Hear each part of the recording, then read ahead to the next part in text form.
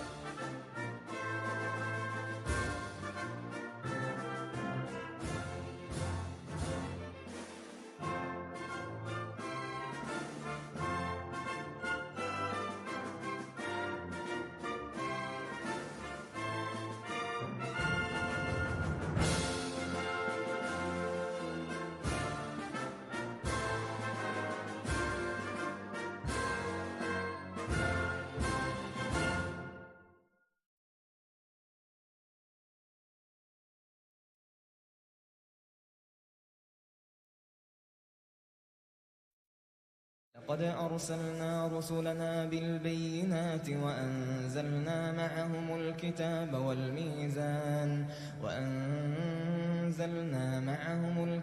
والميزان ليقوم الناس بالقسط وأنزلنا الحديد فيه بأس شديد ومنافع للناس.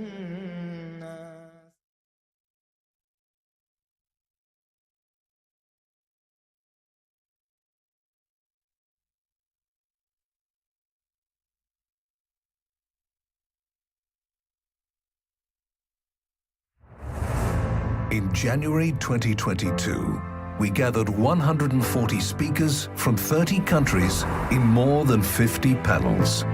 This is just the beginning.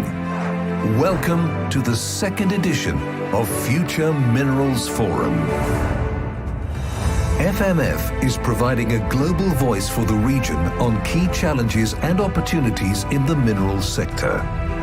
Yes, minerals are, along with metals, vital for tackling climate change as the main ingredients for energy transition and industry's decarbonization.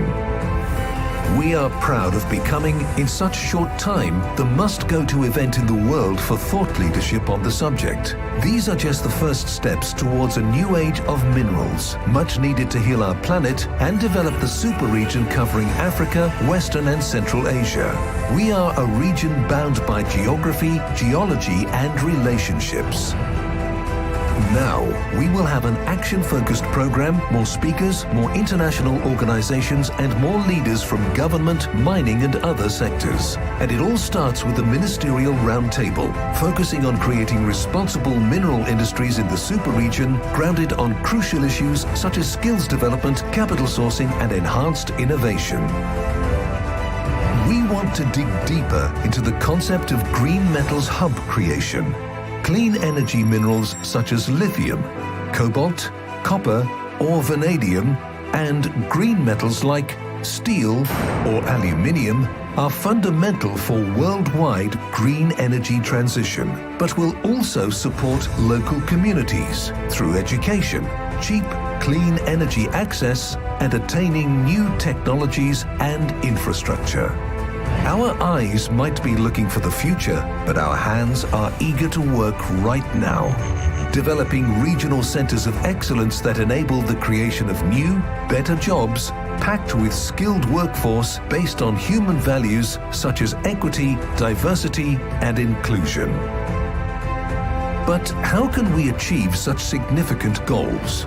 Well, through something as strong as steel and much more valuable than gold. The power of human collaboration. Working together with the brightest minds from around the world and served by state-of-the-art transformative technologies, Future Minerals Forum is set to shape the path towards brighter tomorrow, a path that leaves nobody behind. Minerals are no longer a commodity. They will be our life support for years to come. The clock is ticking, and now is the time to act. Join us in providing the solution. Minerals will grant us our future.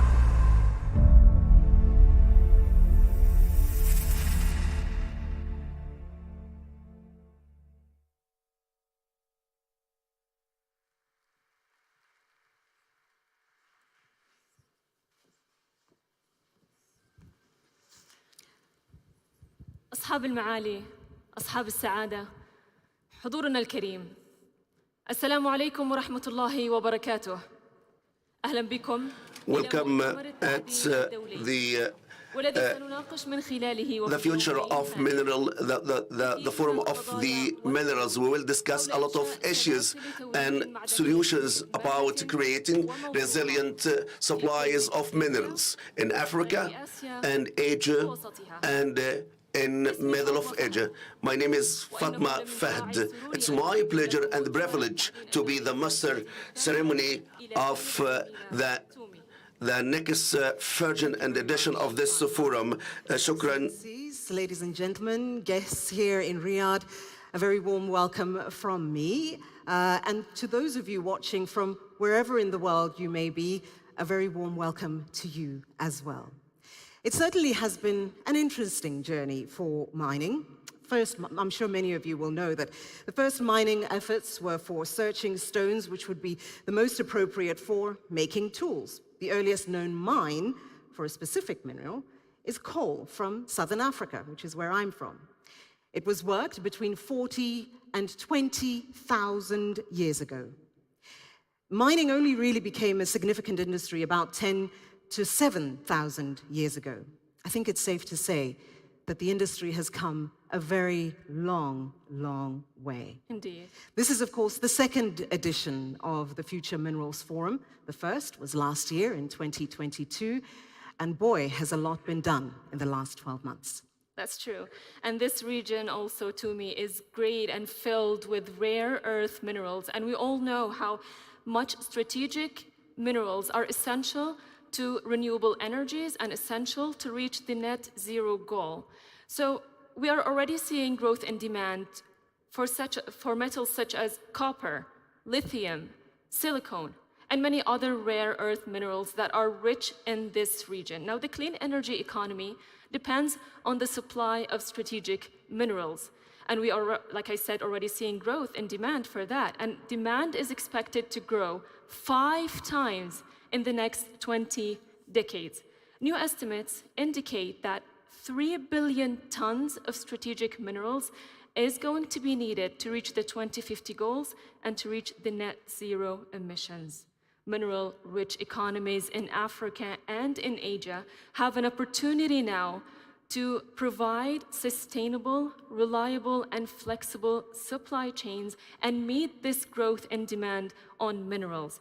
Saudi Arabia, with its vast, untapped mineral wealth, estimated at about, I believe, $1.3 trillion, has a great opportunity and a position to become a player and a leader player in this field exactly. And not only that, but also Saudi's strategic location in the heart of a mineral-rich region has also an advantage to have the key role in supply chain that stretches between Africa all the way to Central Asia. Now, that's not just my opinion, but many top international reports indicate that countries of the region, specifically Saudi Arabia, has a great opportunity to play a big role in this mineral field, and a global role, actually, in providing essential strategic minerals to the world. That's why today's forum is exceptionally important and necessary to have a conversation, a dialogue about the importance of investing in mineral resources and providing sustainable, reliable, and flexible supply chains in the mineral industry to me. Well, certainly what we want to make sure is that over the next couple of days, we're not only having important conversations, we're not just talking about the industry, but we're also making sure that we're looking forward to the future. We want to see what can be done, and perhaps most importantly, exactly how it's going to happen. In this country, there is certainly one person who's quite responsible for that particular effort. So before the two of us spend the next 10 minutes telling you about the mining industry, I think we should rather put our hands together for His Excellency Bandar Al Khuraif, the Minister of Industry and Mineral Resources of the Kingdom of Saudi Arabia. Your Excellency.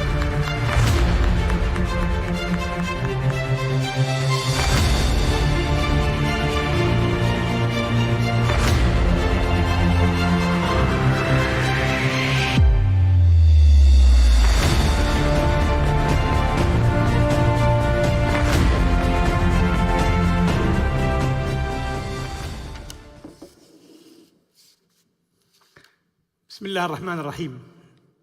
الحمد لله رب العالمين والصلاة والسلام على أشرف الأنبياء المرسلين نبينا محمد وعلى آله وصحبه أجمعين. Household. أصحاب السمو. Your Excellencies, distinguished guests, يشرفني. it's my honor and the privilege to open the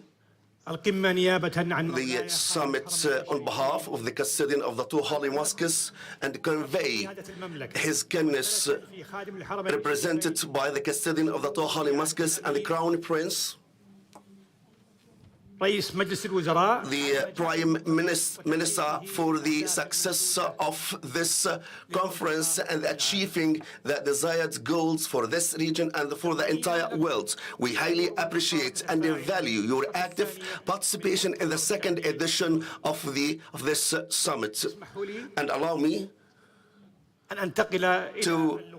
to shift into English. Distinguished guests, ladies and gentlemen, on behalf of the custodian of the two holy mosques, King Salman bin Abdul Aziz, and Crown Prince and Prime Minister, His Royal Highness Mohammed bin Salman, I would like to welcome you all to Riyadh, to the second Future Mineral Forum. I would like also to convey our leadership's commitment towards the success of the event and the subjects that it will address. The Future Mineral Forum is an initiative that was created to bridge the gap that was identified during researching global mining industry while building our mining strategy. A large region stretching from Africa to Central Asia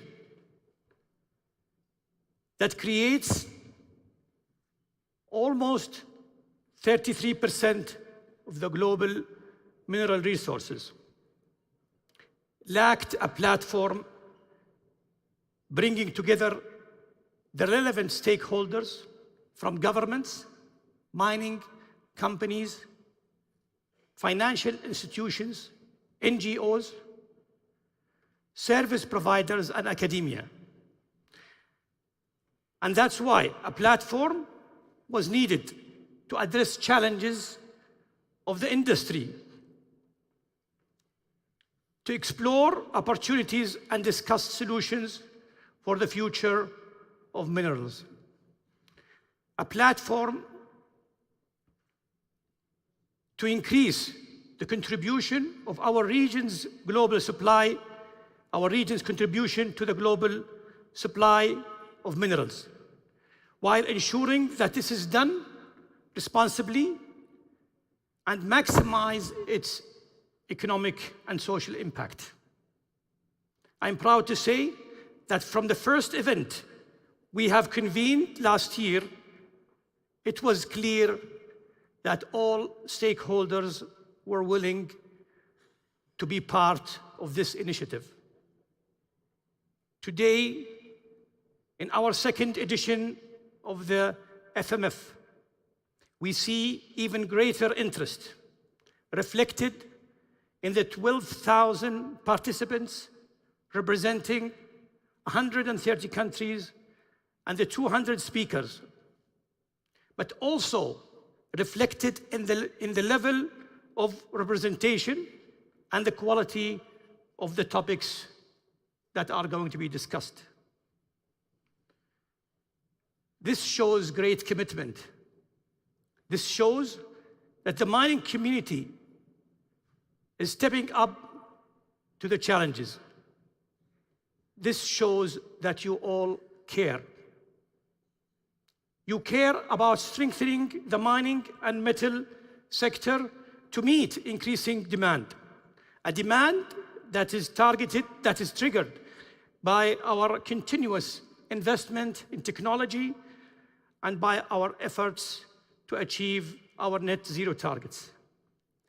But most importantly, it shows we care about how we can do mining responsibly. How we can ensure that mining is a sector that develops economies as well as societies while protecting our environment.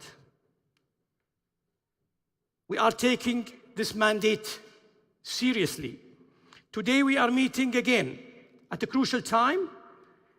It is time for accelerating access to critical minerals, time to scale up mining in our super region and globally, time to create sustainable mineral and metal value chains. Yesterday at the Ministerial Roundtable, an impressive 60 countries plus 10 international organizations have identified the potential of the region to meet global demand of critical minerals, have also addressed the challenges and committed to collaborate and work together for the better future of mining. For the next 2 days, Riyadh will be the center of global mining industry. We will advance the sector's dialogue and agenda. We will learn about the latest industry technologies and advancements. We will network. We will discuss investments and partnerships. And most importantly, we will do business. We have come, you all have come to the right place in the right time.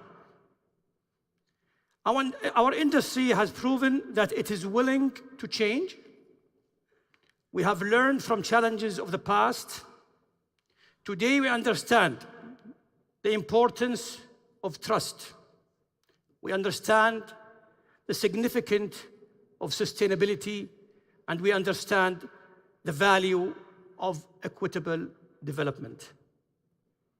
If I may speak for the industry, I think it is fair to say that we have learned and that we are willing and able to build a brighter future for mining. This makes me proud. We all can be proud. To win global future, to win our global future, we need to realize the mining potential of our region. I think our potential is tremendous because our future is mineral intensive. Minerals underpin almost all sectors of the economy today, from technology to renewable energy and to food security. We definitely need to address the quantity challenge, but also need to ensure that the quantities have to be produced with quality also. We will build stronger supply chains. This is where our vision comes. This is where our vision comes into play. The minerals and metal sector in our region can be a disruptor. We have what it takes to meet both challenges. We definitely have the quantities in the ground that meets the quantity challenge. and we can adapt new technologies of production and processing. Also, technologies that are more efficient and more sustainable. With that, we can also meet the quality challenge. In addition, we need to create integrated value chains from exploration to manufacturing to finished goods. I'm proud to say that we have here in Saudi Arabia great examples. We have built an entire industrial city for processing and finishing aluminum. From the raw materials, bauxite, to the final added value product used in automotive industry and food packaging. This has encouraged us to design one of the most competitive, leading, legal and regulatory framework, aiming to accelerate and de-risk investments, as well as incentivize downstream.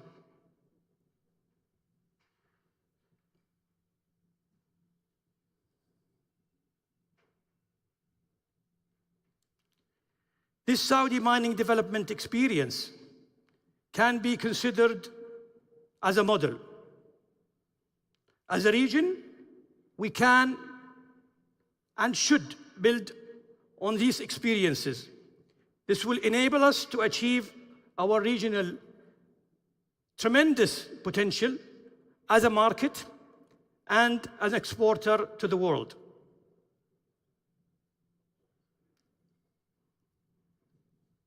To achieve this, we should build and maintain trust. We should provide that we are a reliable partner, and most importantly, our actions should reflect what we say. Let's make the most out of our opportunity to develop our region, a development that will improve the planet and better the lives of everyone. The Future Mineral Forum is definitely the right platform for these important discussions. Thank you for being here. Thank you for being part of this impressive initiative. I encourage you to attend as many sessions as you can and share what you learn with your network. I would like to close by also thanking our team in the ministry headed by His Excellency Khalid al-Mdefer for the excellent work to bring the attention to this event. Also would like to express my thanks to all the ministries who have helped in making this happen. Today, the Saudi government works collectively to make things happen on the ground, to make the life and the journey of investors as smooth as it can be. Thank you all. Enjoy your time in Riyadh and have a nice and successful conference.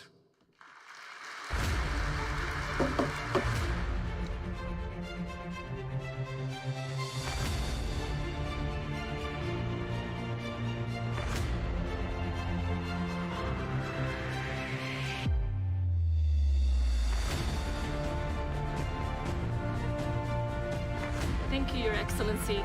What a great address and great remarks. Indeed, building trust between countries is essential to have this growth in the mining and mineral world going in the future. And also, a bright future in the mining brings calmness to all humanity, I believe, Your Excellency. So that being said, ladies and gentlemen, what a great scene we are having here today. Preparing for conversations, opinions, solutions exchanged between one another. So we're achieving a sustainable, flexible, and reliable supply chain of the mining industry. And not only that, but also investing in the resources of mining in the region, stretching, as I mentioned earlier, from Africa all the way to Central Asia. But before we get into all this serious talk and all the serious information, how about we indulge ourselves in a different kind of appreciation of the mining industry? Let's enjoy our time and have this extraordinary show. Please enjoy.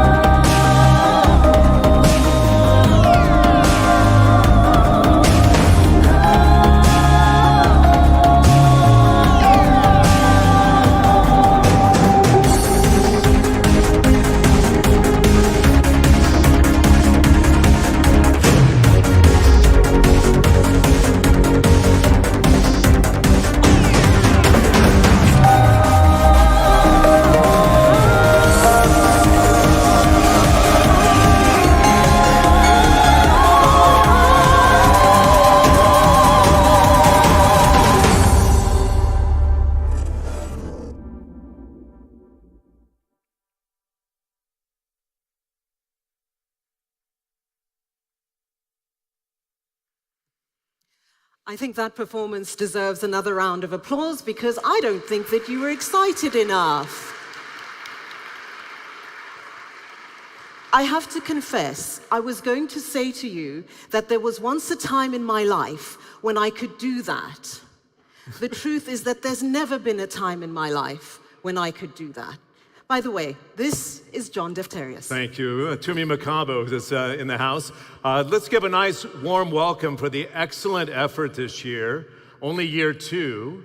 You may not know this, but last year I had to do it remotely because I got COVID right after Christmas and I couldn't fly. Okay, let me stand over Yeah, no, here. I'm okay this year Okay. after all these different injections, but it's nice to be in the house again today, right? It's It a absolutely phenomenal is. change. I think there's a tremendous energy around the possibility. This particular event, I think, has been extraordinary, not only in terms of being able to bring the people together in one room in the way that it has, but I think the conversations that are going to be had over the next day or two are quite significant and fundamental as we begin to chart the way forward for this industry. So I'm certainly looking forward to those discussions. And if you start coughing, don't be surprised if I stand a little bit further away from you. Don't worry, I'm because- bulletproof. I've got a 3-legged trip here, starting in Saudi Arabia. So I'm here every 4 to 6 weeks, and I'm happy to be back. I was trying to put this in context of the bigger picture. Yeah. And I'm a passionate follower of the Silk Road, and I think Saudi Arabia has positioned itself, particularly in the mining industry, at the heart of the Silk Road. So from Central and Eastern Africa, with that arc coming into the Middle East, to the Gulf, to Central Asia, most think it's a moniker, something to hope for. But if you look at the assets that are needed in mining today, from a production side, to me, as you know, but also refining, this is the time straddling east and west and north and south. So it's an exciting moment to advance the conversation. And I've been in energy for 30 years, and a missing piece of the puzzle with regards to the conversation has been the role of mineral resources to deliver on the energy transition. So one of the things that the Future Minerals Forum has done expertly, I think, is to start to bridge the gap between the environmental community, the CEOs of the global mining companies, and the realities of what we need for energy resources and hydrocarbons, but also to have a successful transition. It's vital today, and I think people are starting to wake up to that challenge, but I think we have a role in that discussion. There's absolutely no question. I think what's really encouraging is the commitment that is coming from this region to do exactly what you described. I'm certainly excited by it. John and I could easily stand here and talk. We're former colleagues from CNN. So John, I'm going to ask you to come over this way. Thank you. There's a dirty secret. Tumi and I never met in person before. So we only saw each other in the box on the screen. So it's nice to be able to co-anchor the roundtable, if you will. Is that a dirty secret? Yeah, That sounds terrible. No. Anyway, so we're going to kick off the day with, as you can see, quite a large number of people whom I think we're all going to be very keen and excited to hear from. So. I don't think we have enough people in the house. This is extraordinary as an event. Knowing I did it remotely before, I could only hear all the activity. It's good. Seeing is believing, as they say in the kingdom. And it's also fascinating, and I had this conversation with His Excellency Khalid Al-Faleh behind the scenes beforehand. What's being undertaken just in minerals alone is a major accomplishment, right, Tumi? Yeah. But to think that it's being done in tourism, it's being done in manufacturing, it's being done all across the transformation sectors that are going to be driving the next wave of growth. When you think of the kingdom, you think oil is king. I think if you give it another 5 years, it's going to be important, but not the heart drivers of future growth in the kingdom. Let's get to the panel, shall we? Yeah, I think maybe we should. Okay, perfect. Let's bring in the Minister of Investment, His Excellency Khalid Al-Faleh. Give him a warm round of applause. Thank you very much. Dominic Barton, who's the chairman of Rio Tinto PLC. Dominic, if you can please join Marna us. Kluti is president of Ivanhoe Mines, joining us from South Africa. Jeremy Weir is the executive chairman and chief executive officer of Trafigura Group. And let's welcome Robert Wilt, is the chief executive officer of the mining giant here, Ma'aden. Let's give a nice warm welcome to all of them to the stage. So, as you know, we've got a pretty full house here, right? Please If take everybody your wants to seats. take a seat. We've asked for real direct answers because we have 50 minutes together, and we want to get to the heart of the conversation that Tumi and I were talking about, and His Excellency Bandu Al-Kurayev so expertly laid out for us in the opening comments. If I can start with you, Minister Al-Faleh, I was looking at the building blocks of various sectors, and it's good to have you on the panel because as the Minister of Investment, I talked about the different pillars driving future growth in the kingdom. It's quite extraordinary to think in one country you can have 6 giga projects and then have them as diverse as tourism to the mining industry. There was a mining law passed in 2021, but in the overarching theme of what needs to be done in the kingdom here, and His Excellency talked about trust, it's a combination of the ease of doing business, the right legislation, and not overlooking ESG, environmental social governance, to allow the global investors to feel comfortable when referring to trust to invest right now. When it comes to the mining sector, do you think that the formula is right in the collaboration you have within the cabinet to bring that global investment? Well, thank you very much, John and Tumi, and let me just reiterate what His Excellency said, welcoming everyone. It's amazing to see so many people here physically and online, converging in Saudi Arabia, where we're connecting, as we discussed before the conference, north and south, east and west, and bringing decision makers, bringing investors, bringing advocates for a better future for humanity, whether it's an investment, as we saw in the FII, the best attended conference. A few weeks ago, my colleague, Minister of Tourism, Ahmed Al-Khatib, hosted here in this venue and in Riyadh, the world's largest gathering of tourism ministers. Today, we're talking mining and underpinning of all economic sectors, as correctly articulated by His Excellency Al-Kurayev. In a few weeks, we'll have biotech globally converging here in Saudi Arabia to find solutions for humanity in healthcare delivery and vaccines, biotech in general. And a few weeks later, we will have LEAP conference addressing technology, AI, and those enabling technologies that are also so critical to mining. So what we're doing in mining, and mining, by the way, in Kingdom, is integrated with industry. It's integrated with logistics under our biggest and most comprehensive vision realization program, NIDLIB, and it's of course integrated with the energy transition. The Kingdom is the world's safety valve for energy, whether it's conventional or going forward, unconventional or renewable energy, solar, wind, hydrogen, ammonia, in all of its colors, as well as any emerging technologies that are being researched, developed, deployed, and applied in mining and industry. I would just mention that the context of what we're meeting, as mentioned by His Excellency Al-Kurayev, is quite key. We're living in a world where there is both an expected tremendous rise in demand for mining in general, but certainly critical metals that will be key to electrification of the global economy, but there is also a critical shortage of supply, as well as concentration of supply, both in terms of where the mines are, as well as in the refining, processing, and delivery of the mines in terms of the supply chain re-engineering that is happening globally. With the energy transition, decarbonization, economic pressures with an impending recession, rising interest rates.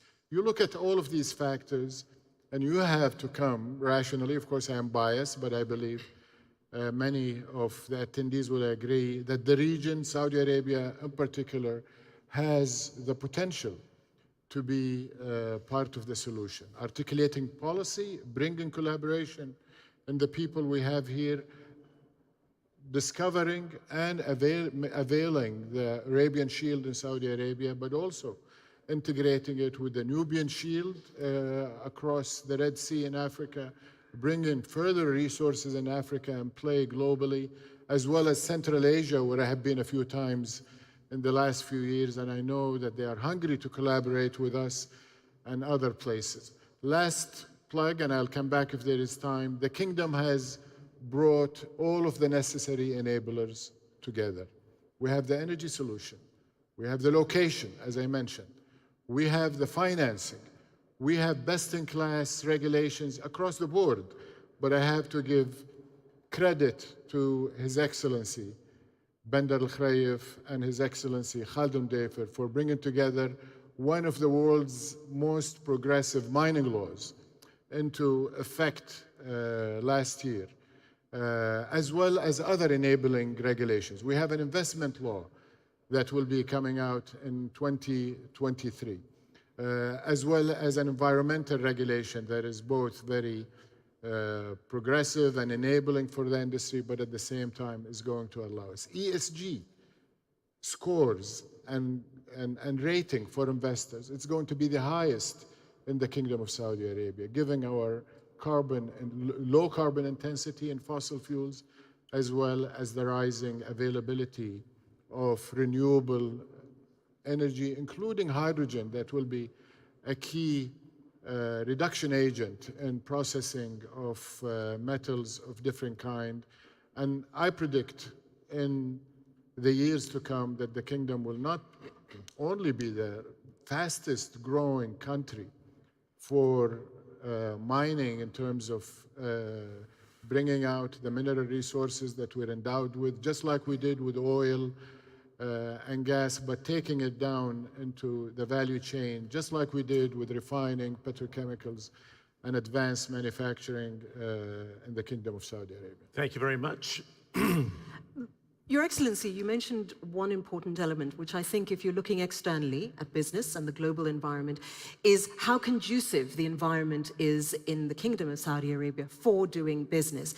But if I can perhaps come to you, Dominic, there are two elements, I suppose. On the one hand, one could say, if you're looking specifically at the supply chain, you kind of need to do everything at once. The flip side says that may not always be possible. So which elements, in your view, from a business perspective or from a supply chain element perspective, are the lowest hanging fruit when looking at dealing with the supply resilience question specifically? It's a great question. I was going to say everything, all of it. But you can't say everything. I know I can't. But I think it just, first of all, I just say I want to thank our hosts in the Kingdom of Saudi Arabia for convening everyone, because to me, that gets to the issue. This, I think, is one of the most critical issues of our time, is this gap. And you talk about resilience, it's for the world. We have a humongous gap between what we need, and if we're going to do the energy transition, to where we are. We're going to have to spend somewhere in the order of $275 trillion between now and 2050 if we want to meet the Paris climate goals.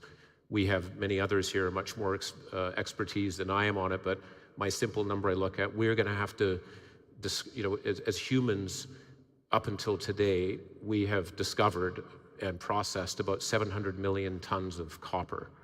To meet the Paris climate objectives in the next 25 years, we're going to have to find another 700 million tons of copper. That's the kind of gap we're talking about. And that's where I think this confluence of it's mining, it's the environment, and energy all come together. So in doing that, I'm biased, but I think the critical area right now is actually being able to source those materials. It's one thing for Tesla and the EVs to talk about how, where we're moving, there's a consumer pull. But if we don't have these minerals, these critical minerals, we're not going to get there. And it's harder and harder to be able to find those minerals. And it's more difficult when you do find them to actually then be able to bring them into the system. So I recognize my biases. I think the most critical area is how we can find and be able to unlock and deliver that into the system. It's a little bit like you read my mind, because Marna, I'd like to come to you. when you're talking about being able to access, off-take agreements can be one of the areas that's a bit challenging, because we've seen in the most recent past that when agreements are made in advance, it's not necessarily that there is always a shortage of supply in general. It's sometimes because the supply is already taken by someone else. How do we deal with that? Do we need to think differently about how we do off-take agreements? So, to me, I think the off-take agreements are sort of at the back end of this process. If we look at exploration that Dominic was referring to, and what Ivanhoe went through as an example, we were in DRC for the past 26 years looking for the discovery of a copper asset, and we made that discovery. But as Robert would like to say, we became an overnight success after 26 years of hard work. It takes time to find these tier one assets, and then to develop them is even harder. We built this mine during the pandemic on time, on budget, which is unheard of. But it's because of collaboration with our host government. It's the ease of the policy, it's that continued dialogue. And it's also collaboration with the government. We had public-private partnerships in terms of bringing hydroelectricity to the mine. And then you get to ultimately selling your product. And we were fortunate because our offtake was with our partners. But the demand is so great that people are basically falling over themselves to get to the offtake. And how do you equitably distribute your offtake to ensure that all the countries have equal rights to these offtakes and have the ability to secure a local supply for themselves? And I think Saudi Arabia is very well placed in that regard to be a catalyst and a hub for distribution to other regions. Well, it raises an interesting question, because the panel is about the resilience of supply chains and the shock that we suffered from the Ever Given getting stuck in the Suez Canal. It started there and got worse because of the pandemic. I think it'd be good, Jeremy Weir, if you can give us a sense from a global trading firm of whether globalization can be healed again, or is it truly the next wave of the next quarter century where regionalization is going to dominate, and you see the supply chains being rebuilt, and it offers an opportunity for the kingdom as a regional player from Africa to Central Asia. How do you see it early, post-pandemic, in that view? Yeah, thank you, and a good question. And I would also like to thank our host for putting together this excellent forum. Before COVID started, we sort of, I think the focus really on supply chains was delivering materials at the lowest possible cost, and also, extreme efficiencies and squeezing every dollar out of the supply chain. COVID highlighted a problem around logistics, about delays in ports, etc. like that. And then we had the conflict that we have in the Ukraine, which is further damaging, if you like, the supply chains in terms of we're getting regionalization, we're having political influences on supply chains, which is making it extremely complex. And on a forward-looking basis, we have certain regions which have very large processing and mining capabilities, and what this, if you like, these issues of COVID and the war in Ukraine has shown us is that countries and companies aren't willing to rely on single suppliers. They want multiple suppliers from multiple regions. They want to know where it comes from. And so therefore, this is placing a lot of pressure on the supply chains around the world, across the whole commodity spectrum. And to sort of say, are we going to be able to unwind and revert back to a pre-COVID level? Personally, I think that's going to be very, very difficult within the current environment. So therefore, we have a lot of pressures, on this particular aspect in terms of supply chains. I think the Kingdom of Saudi Arabia is ideally placed. First of all, it's obviously developing a new industry, but more importantly, from a mining point of view, it's obviously has a great vision, but also it has energy. And we also need to focus not just on the mining side, but also on the mineral processing side, because there's extreme deficits in some metals in terms of the metal processing capacities. So therefore, as a country, in terms of where it's geographically located, the energy supply, but also in terms of the financial aspects and the governance within the country provides, if you like, an excellent forum and a platform for this to be addressed. Good. If time permits, it would be good to get into the geopolitics, because the number 1 and 2 powers of the world are asking the kingdom to take sides, for example, when it comes to energy, and can it maintain that balance between 2 superpowers? Robert, I've got an instinct for news, and so does Toomey, but Am I correct in saying Ma'aden as a giant mining company and Ivanhoe Electric, Marna was talking to me about it behind the stage, when we talk about collaboration between countries, this is the real deal, is it not? Yeah. It's rolling out today. You want to elaborate, and Tumi can pick it up with you. Sure. So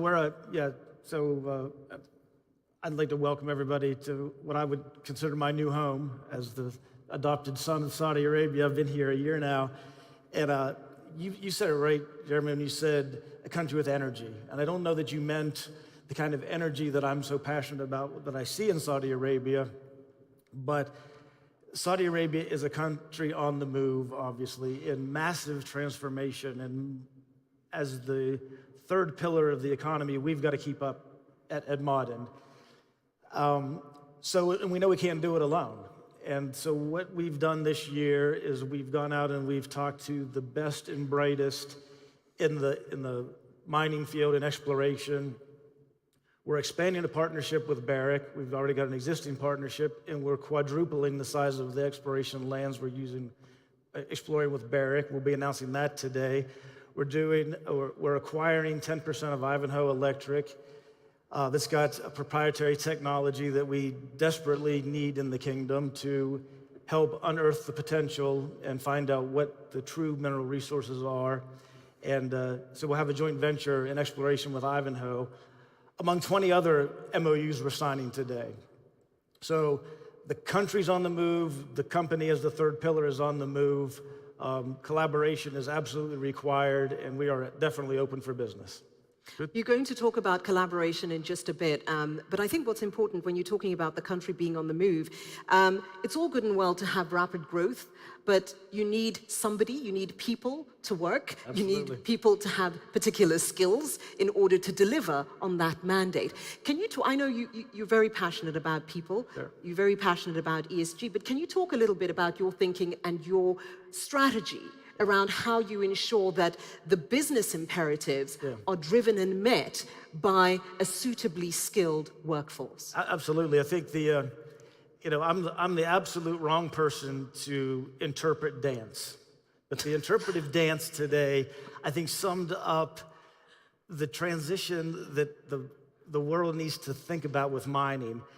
You have a bunch of dirty males started the dance. And by the time it was over, it was a diverse, unique, jazzy-looking group, right? So we've got to change. We've got to change the perception that it's not a dirty, heavy, remote industry. It's got to attract the best and brightest. So one of the things I'm passionate about with Ma'aden is making us the employer of choice in the kingdom. Yeah. I need to triple the size of my workforce just to meet our ambitious targets. I can't do that if people think it's too hard, it's too hot, it's too far away. We've got to deploy technology, we've got to improve the employee value proposition, we've got to improve the image, we've got to get to the kids. So it is a very full court press for Ma'aden right now to build the engine that is going to be capable organizationally with the right people to deliver this. Yeah, it's certainly going to be an interesting... Don't look so confused, John. I think you're still thinking about the interpretive dance. Yeah. But I think it's going to be a really interesting I love this great interpretation. Yeah. I mean, let alone I can't do it on the stage, but to interpret it in that sort of Freudian way, I was very impressed, Robert. That's what I got to say. I wanted to pick it up with Minister Al-Faleh on this, and it's a conversation we've had at the FII, for example. It's extraordinary to think, and it was in my opening comments, how do you have the bandwidth to, say, take on 6 gigaprojects at the same time, and then you need employees at mid-level and entry-level to come into the tourism sector? The diversification away from hydrocarbons and bringing into the renewable space, you need that sort of expertise. And in mining, as Bob was saying, and we're going to be probably adding, 3 to 5 domestic mining companies just to keep up with the exploration that's taking place here. From a Ministry of Investment standpoint, what are you looking for from the global CEOs that are at the table here? When they come in, do you have that, we want to train the Saudi workforce for the future at the same time? How do you get the balance of be able to have the domestic bandwidth to grow? Because it's a challenge. Well, if you look at the kingdom's recent history over the last 8 decades, it's been a record of multitasking, bringing the best that Saudi Arabia has with the best that the world has together, fusing them into a workforce, into an investment environment, joint venturing, collaborating, working together in a very open, transparent, pro-business ecosystem that, quite frankly, is much better today than it was a few years ago with the Vision 2030, but in reality, it's been in existence since the creation of the modern Saudi Arabia we know. Multitasking is not new to Saudi Arabia. We built the oil industry, we built the petrochemical industry, we built one of the world's best infrastructure. I was chatting with His Excellency Al Jasser in the audience about what they've done in transportation. Saudi Arabia today is ranked #1 in terms of the Global Road Connectivity Index.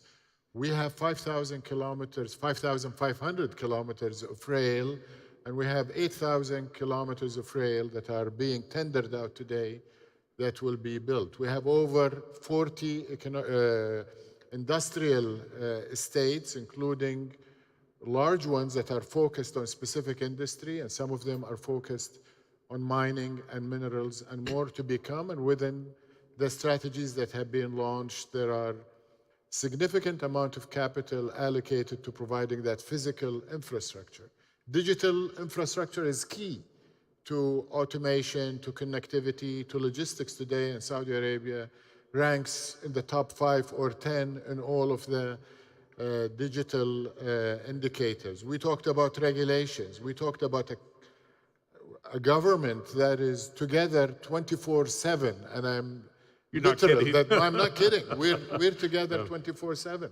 I know as much about what's happening in tourism as the Minister of Tourism, and vice versa in terms of what we're doing in the investment environment. The same with industry and mining and energy.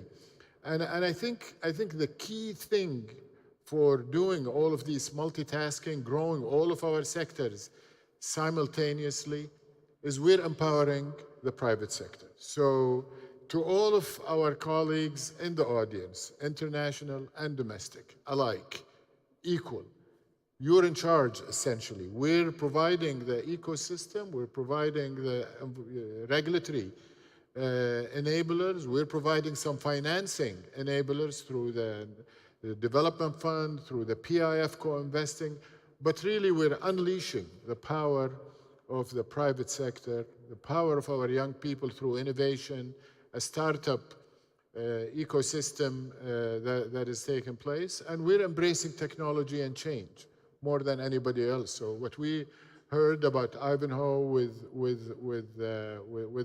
Ma'aden is only the latest example. What His Excellency is doing with the exploration program, airborne, ground level exploration that's been going on for a few years, immediately loading the data on our database, making it available to the private sector. All of these enablers, I think, are going to allow the mining sector, as Bob said, to be the third pillar of our industrialization, while building tourism, while building biotech, while enabling AI to activate all of the key sectors. To make it easier. Yes. Marna, if I can come to you. The minister is speaking a little bit there about this broader coordination effort and this desire by states to ensure that the environment is conducive, not just from a legislative perspective, but an infrastructure perspective. Your experience predominantly on the African continent, you gave an example of the DRC. Let's talk a little bit in the context of the African Continental Free Trade Area, the AFCFTA, and what needs to happen in the context of improving the system to ensure that there is improved supply chain resilience on the continent. Because getting around, I mean, you know, having to leave from Johannesburg to go via this to get to Morocco or whatever, isn't going to help the effort.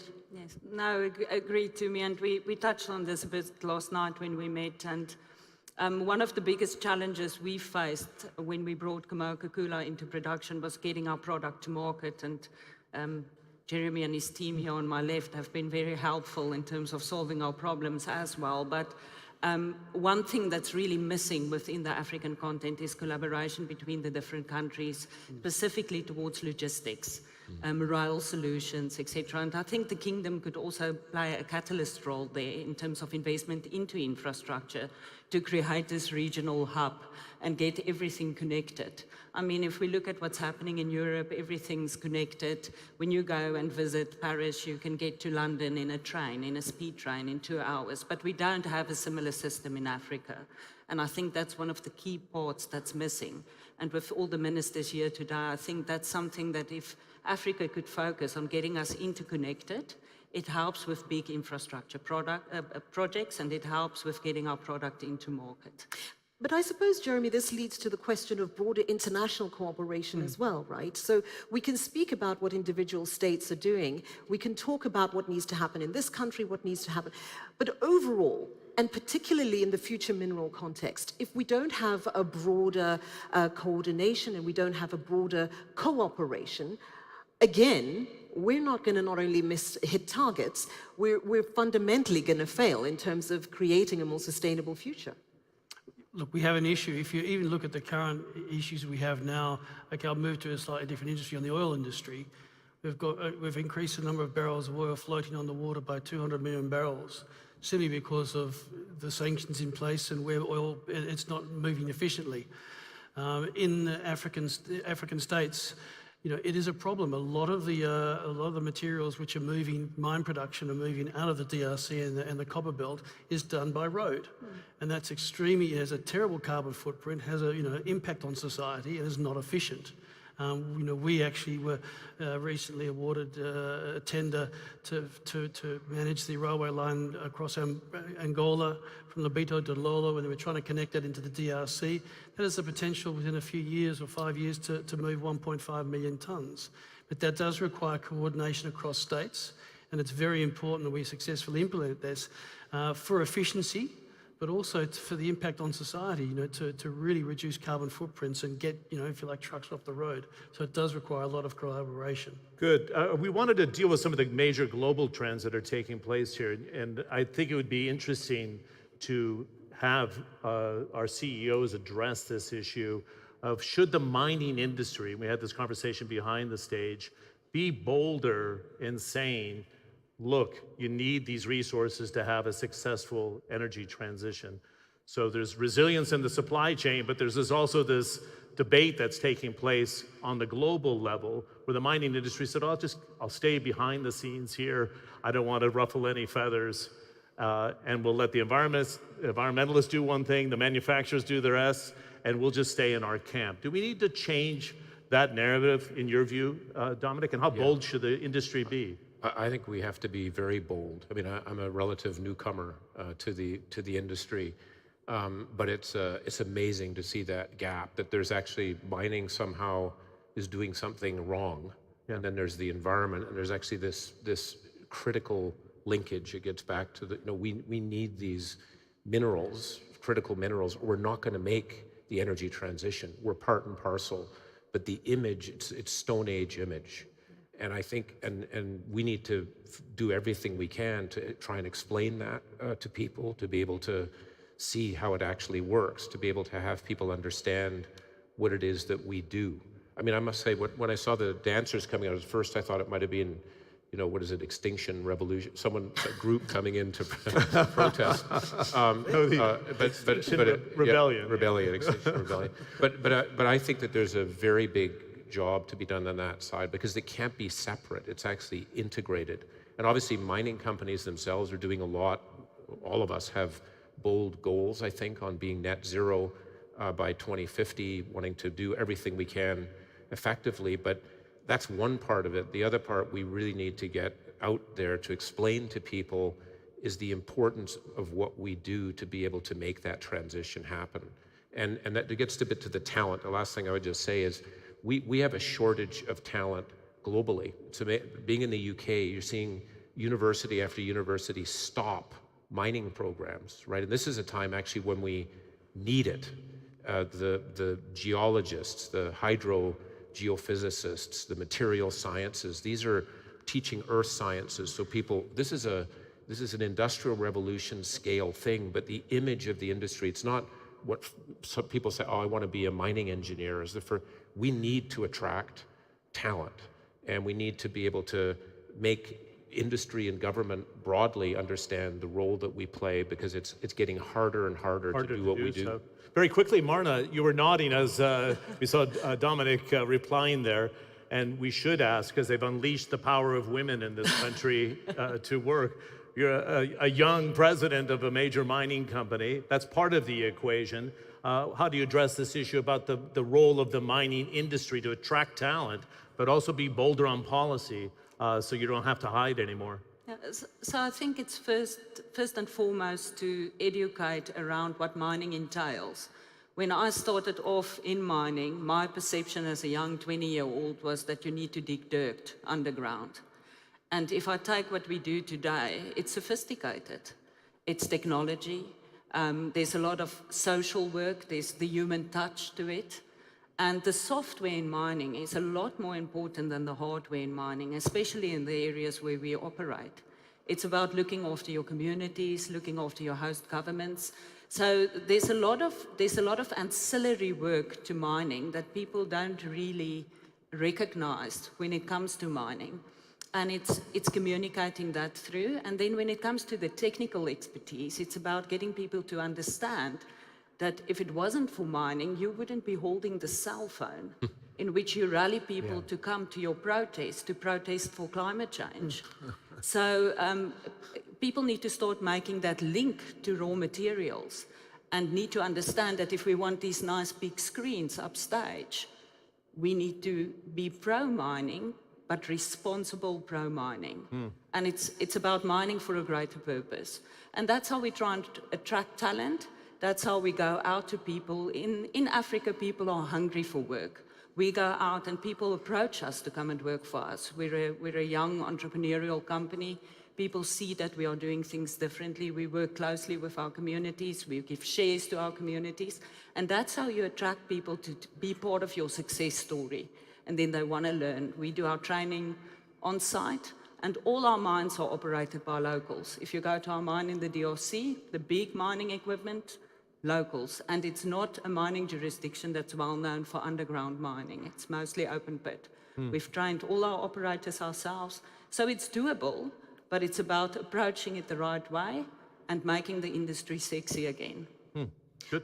Marna has shared a little bit about what responsible mining looks like for her in her environment. What does it look like for you with Martin? Exactly the same. I mean, one of the good parts about ESG and mining is international standards exist. The playbook's already been written. So what good looks like in South Africa, or the Congo, or the US, or Canada, or Saudi Arabia, the standards are established.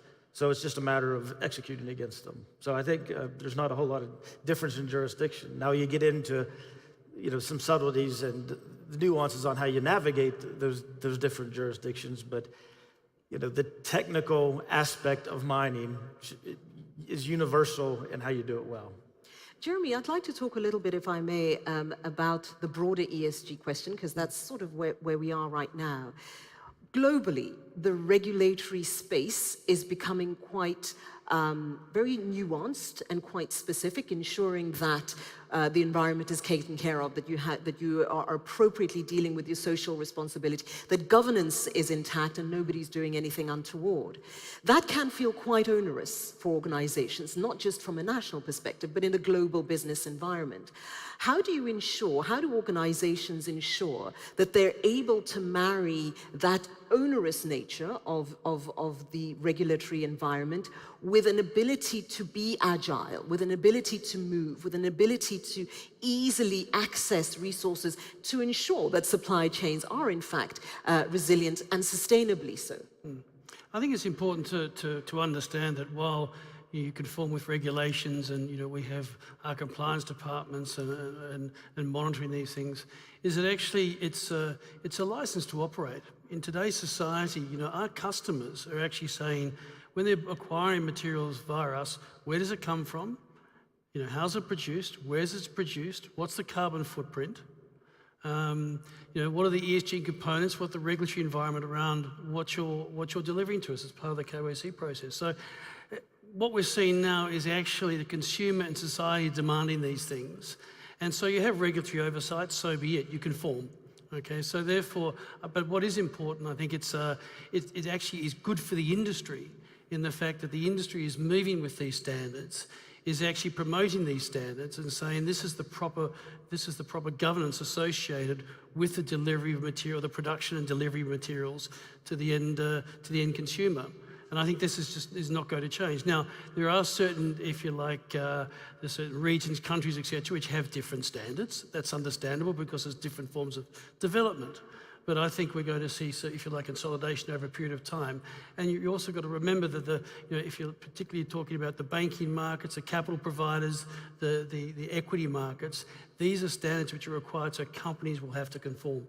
Good. We talked about trust. We heard the comments from His Excellency Minister Al-Karayev.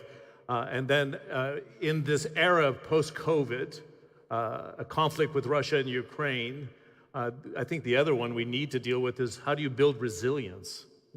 You had to have resilience in healthcare after the pandemic and trust to deliver vaccines and to make the right decisions. How does it apply to the kingdom in terms of building resilience for manufacturing, for the banking system, for cybersecurity? I know these are all key issues today, but you have a resilience initiative, and how does it fit in to the conversation as you try to build the mining sector?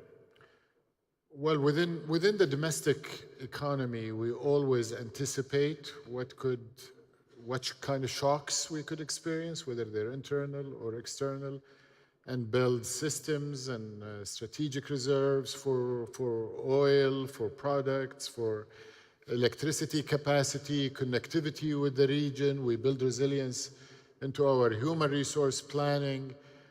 But I think importantly, in this context of this conference and on mining, metals, and manufacturing, we have launched as part of the National Investment Strategy, and it really is a bridge also with the National Manufacturing Strategy, an initiative that was launched by His Royal Highness the Crown Prince in October called GISRI, the Global Initiative for Supply Chain Resilience, and it attempts to bring all of the capabilities of the kingdom to be in the service of global supply chain resilience. So our location, our energy, our macroeconomic stability, our cost advantage, where we believe the kingdom will be a first quartile in terms of lowest cost.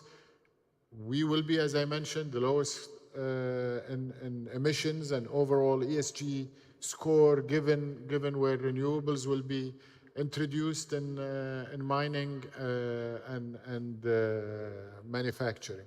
It will be underpinned by a strong regulations, which we already talked about, but equally important, there will be a financial incentive program available to global industry to come here and use, and some special economic zones that are being planned and will be launched in the next few weeks, that will be designed around the needs of the industry to bring minerals from the kingdom, minerals from the region, have massive refining, processing, manufacturing, value add, and then ship the products either as final or intermediate products into global supply chain, taking advantage of what I believe is the most competitive nation for mining, processing, and manufacturing. Right, you could not say as the business as usual post-pandemic, for sure.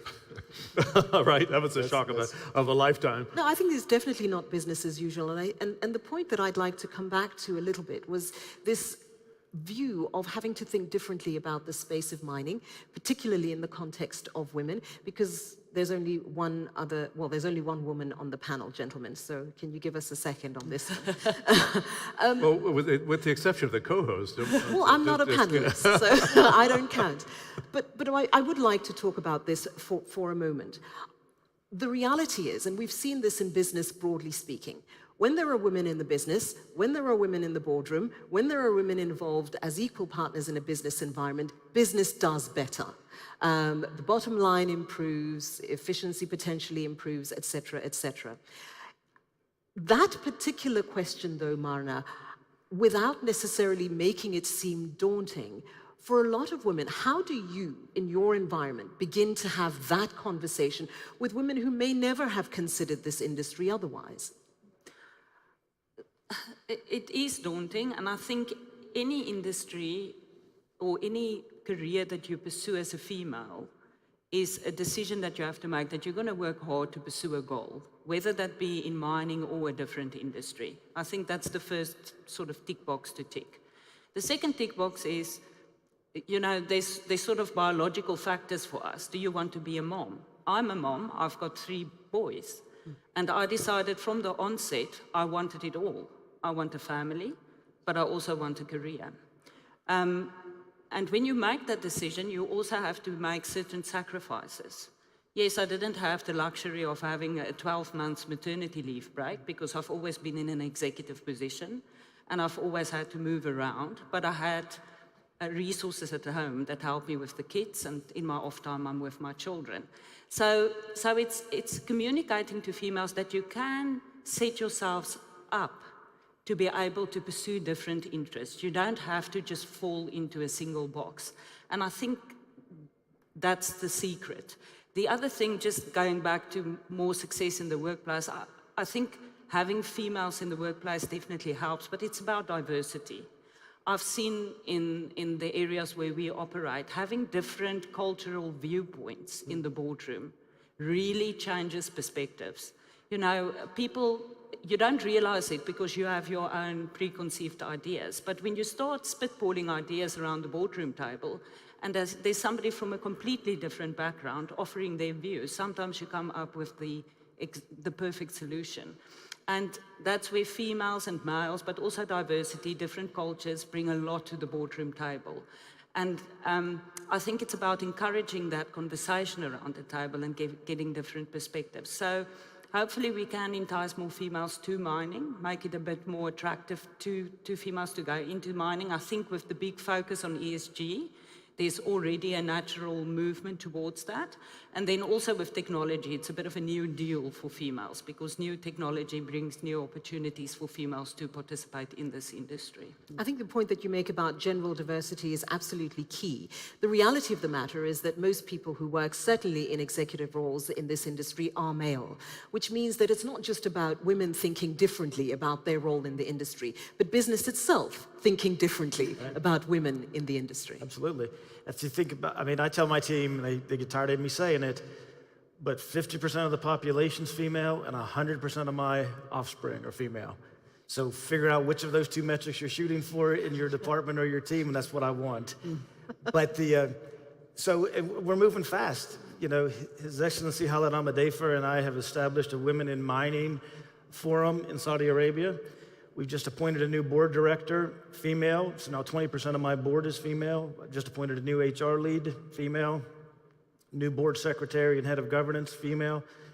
So we are putting we're backing our aspirations with actions and driving that.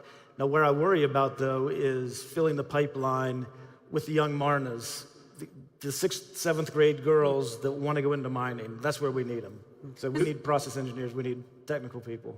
Yeah, well, the transformation in the last 5 years, sure, Bob, as you've noticed in the last year, has been nothing short of a revolution in terms of female participation. We have 5 minutes left to me, and I was thinking in the context of going from the sand, the desert, to the snow, because I think many of these participants are going to be in Davos, and they always like to look at the crystal ball in Davos about the greatest risks. So I don't think we can talk about the mining industry in isolation. I don't know if you want to share with me and Tumi the greatest risk to the mining sector as a result of the downturn we're going to see in 2023. We've got to be very quick. We only have 5 minutes. Do you want to give us a minute on that, and we'll ask Dominic, and Tumi can riff with you as well.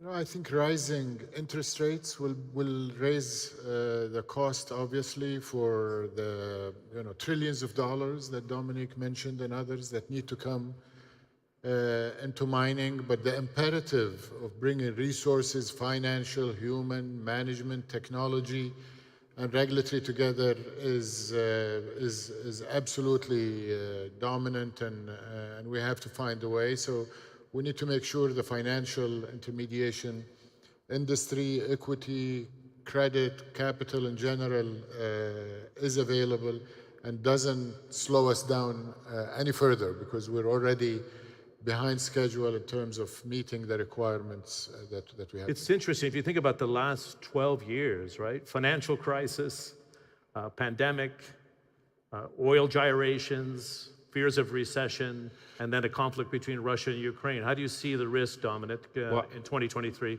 I'm going to try and bundle some, if that's all right. I totally agree on the interest rates and so forth. I think that what I worry about is short-termism, that we're a long-term industry. We're 20 to 30 years out. And the danger is we stop or we block. We don't have enough projects going on right now to even get close to meeting that gap that we talked about at the beginning. And short-term pressures can block that, and then we're going to pay massive costs. So I worry about short-termism in a fundamental industry that's long-term, and that pressure affecting investors, affecting companies in terms of how we think about things, and affecting governments in terms of how they work. So short-termism is what I worry most about. Marna? Yes, I would definitely agree with Dominic. I think it's about getting the pipelines out, and that's very difficult in an environment where it's not conducive for investment into new mining projects. And I think stability, global stability, that's one of the big key factors. We see what's happening between the US and China, and I don't think that is positive, and that could have a big impact on the mining industry. Jeremy?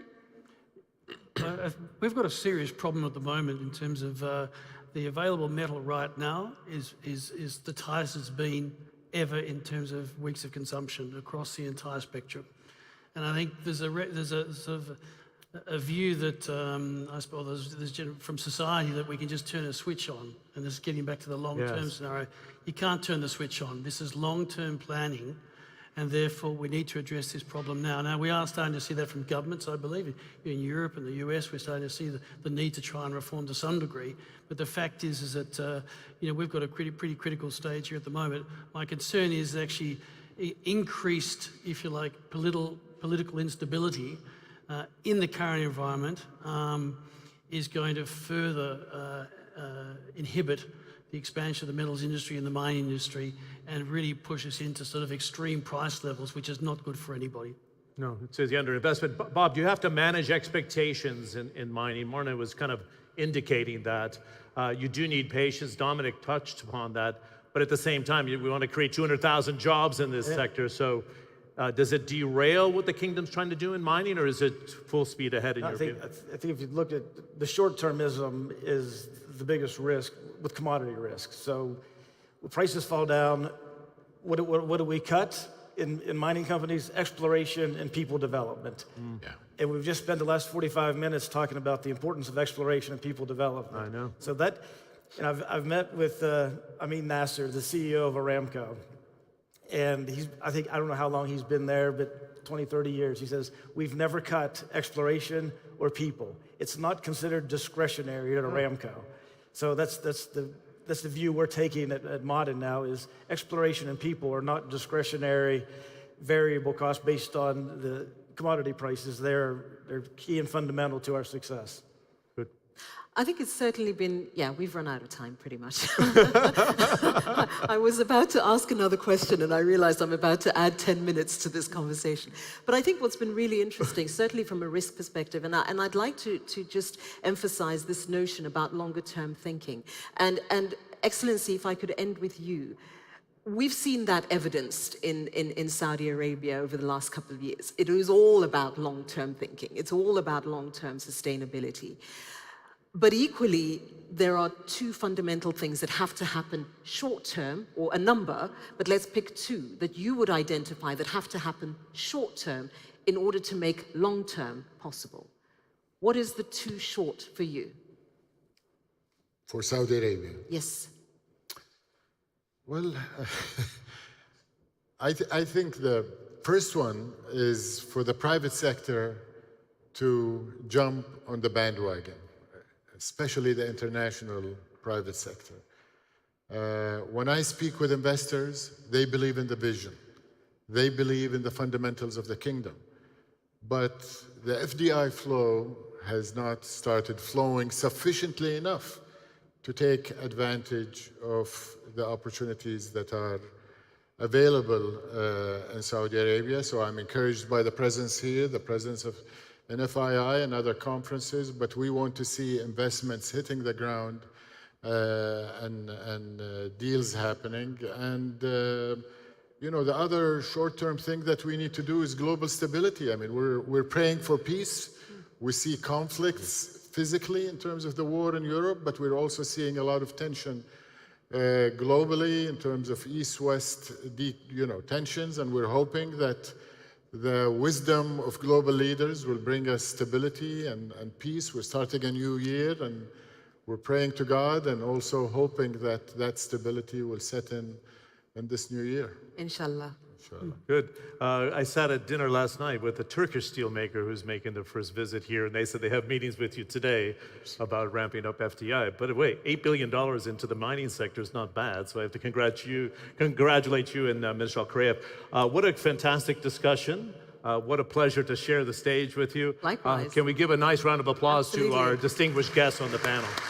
To all of you, thank you so very much. It's been really enlightening, and I think a great start to the next couple of days of discussions. Thanks. Let's keep the energy going. Yeah, Let's keep the discussions going. Thank you to each of you. Okay, so we talked in that session, Tumi, about trying to make sure they can create a hub for investment.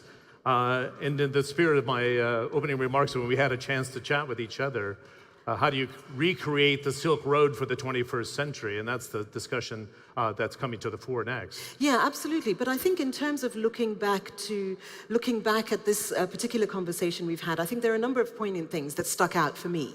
One of the things was towards the end, where this conversation was evolving around how short-term issues are important, but the reality is that it's a long-term industry. So if it's a long-term industry, how do we maintain focus on the long-term nature of that?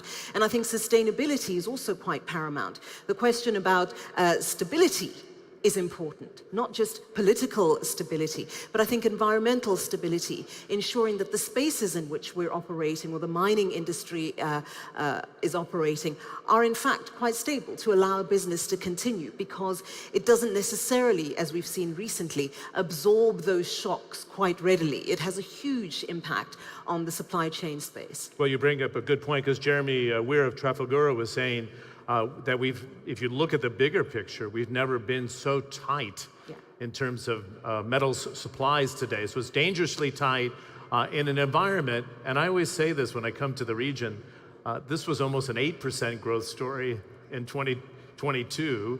The rest of the world was struggling to stay in the growth parameter, and that challenge is going to be even greater in 2023.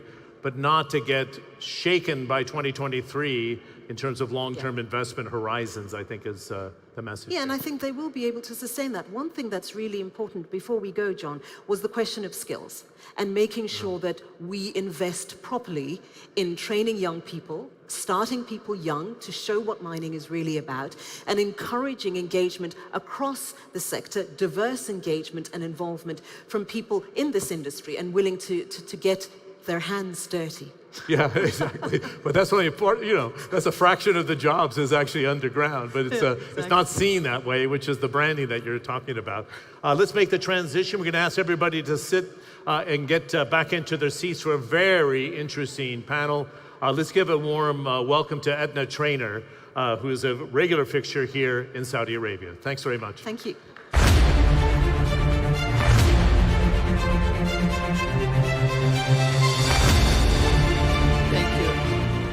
John and Tumi, thank you so much. And again, thank you for that opening panel, some great detail there. And really, it sets the scene for, I suppose, this panel now, which will be in many ways a continuation. We're now going to be looking at the role of government in making sure that the region, and indeed the wider region, is actually more attractive for investment in terms of the mining and the mineral sector. So let me get our panel up here because we do have a lot to talk about.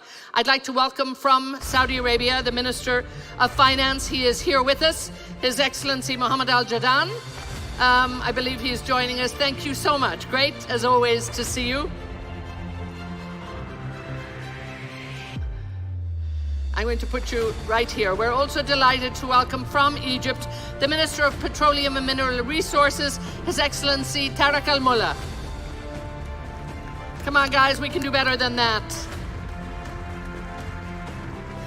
There we go. Joining us from Sri Lanka, His Excellency Nasir Ahmed is with us. Your Excellency, please join us. We're also delighted to have with us the CEO of Barrick Gold Corporation, Mark Bristow, and also the CEO of KAICC Minerals, Andrew Sotham. So this is our dear panel here. We're really going to be looking at and examining how we make sure that the mineral and mining sector is an attractive sector. Thank you all so much. Your Excellency Al Jadaan, we're going to start with you, and I know our audience has been listening to two ministers here, His Excellency Al Fallah and Al Karayaf, have very much set the scene in terms of what's happening in the industry. But when we look at all of the ministries, I suppose, in the kingdom here, it really is about making sure that everybody is aligned, that everybody plays their role. So perhaps you'll bring us up to date in terms of what is the role for the Ministry of Finance. Thank you very much, and thank you, Your Excellency Bender, and welcome to everyone. I'll make it very brief. I think I would expect every other country to be going on the same route. Ministry of Finance is an enabler, supporter of the economy, and in this context, mining industry is a very critical part of Vision 2030. And the government, under Vision 2030, went through a rigorous reform to bring about really a very sophisticated government that enables, that is really using data in a very sophisticated way, in a triangulation way, to make decisions that are informed. And these are based on what is the economic return. And if you look at the mining sector, it has a significant potential for our economy. We support the ministry, we support the industry, and we wanted to make sure that the regulatory framework is there, the budgeting is predictable and consistent. There are a lot of work that has been done between the Ministry of Finance and the Ministry of Industry and Mining to ensure that we provide them with the platform, the enablement, the support that they need, the investors need, in terms of not only the regulatory side, but also the financial and resources side. And all of that, I think it is that combination to bring everybody together and to make sure that everybody is aligned. Your Excellency Al Mullah, we look at what's happening in Egypt, and I'm very familiar, having been to visit you in many panels, particularly when it comes to the whole concept of petroleum mineral resources. You're really looking at them all together. But you've implemented a very much a modernization program, particularly in the mining sector. And you know, in many ways, like Saudi Arabia, you have your focus to put Egypt on the top of the mining world, so to speak. Give us a feel for what you're doing to make sure that you're well positioned.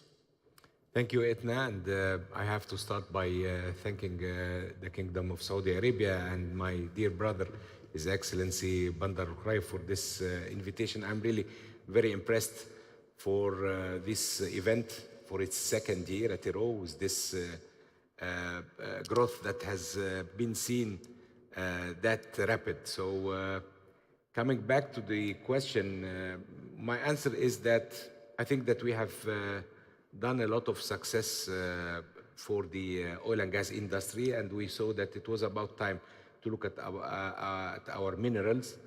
And the reason that is not attracting enough investors. We needed to do some studies, and we discovered that we need to start from the beginning by changing the code, the mineral and mining laws, and to reflect what is the best practice in the world globally. Secondly, we needed to look at the fiscal regime and how it is more applied globally rather than we used to adopt the production sharing. So we needed to change to a royalty and tax, plus some other bureaucracy that we had, like licensing, permitting, and all these are normally things that most of countries have this bureaucracy, but the time now does not allow, there is no luxury in this bureaucracy to last for long. So we needed also to cut these red tapes and to start putting smoother and friendly processes for permittings and licensing. Then we needed to look also at our calibers and our human resources, the capital, yes. Human capital that we have, and we needed to start to bring them up to the international level by introducing some programs for development and training and so forth. Of course, not, part of the important things is to need to make more communication and more promotion and more advertising for what we have, to allow people and to allow the international communities and industry to know what advantages do we have, what minerals that we do have, and how we are actually reforming our industry.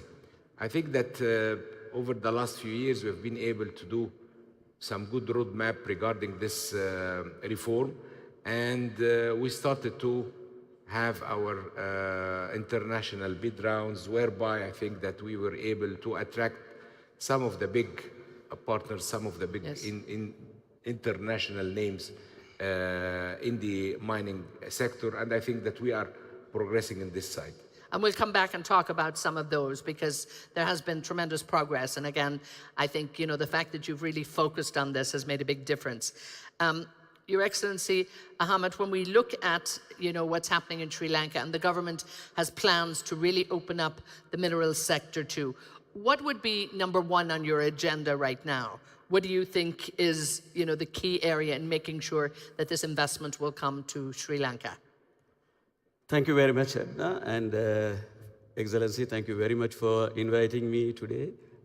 We learned more than what we could give back for this forum.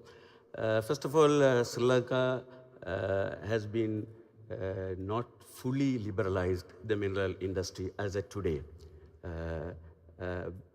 It has been restricted and highly regulated sector in the industry, and where even to export minerals in raw form has been banned by the government. That has restricted completely the industry so far, which we had not grown. However, Sri Lanka's policy, government policy in attracting investment, we are in the process of changing the entire process by bringing new laws and regulations which will open up the industry. That will be more friendly and create the environment in such a way that any investor could come and work within the framework. And also new laws and regulations to be robust, then transparent, and will create a fair playing field for any investors. That is our main law reform going to come. Thirdly, most importantly, so far the government has been doing business with almost in most of the sectors. Anyway, we are in the process of privatizing many SOEs.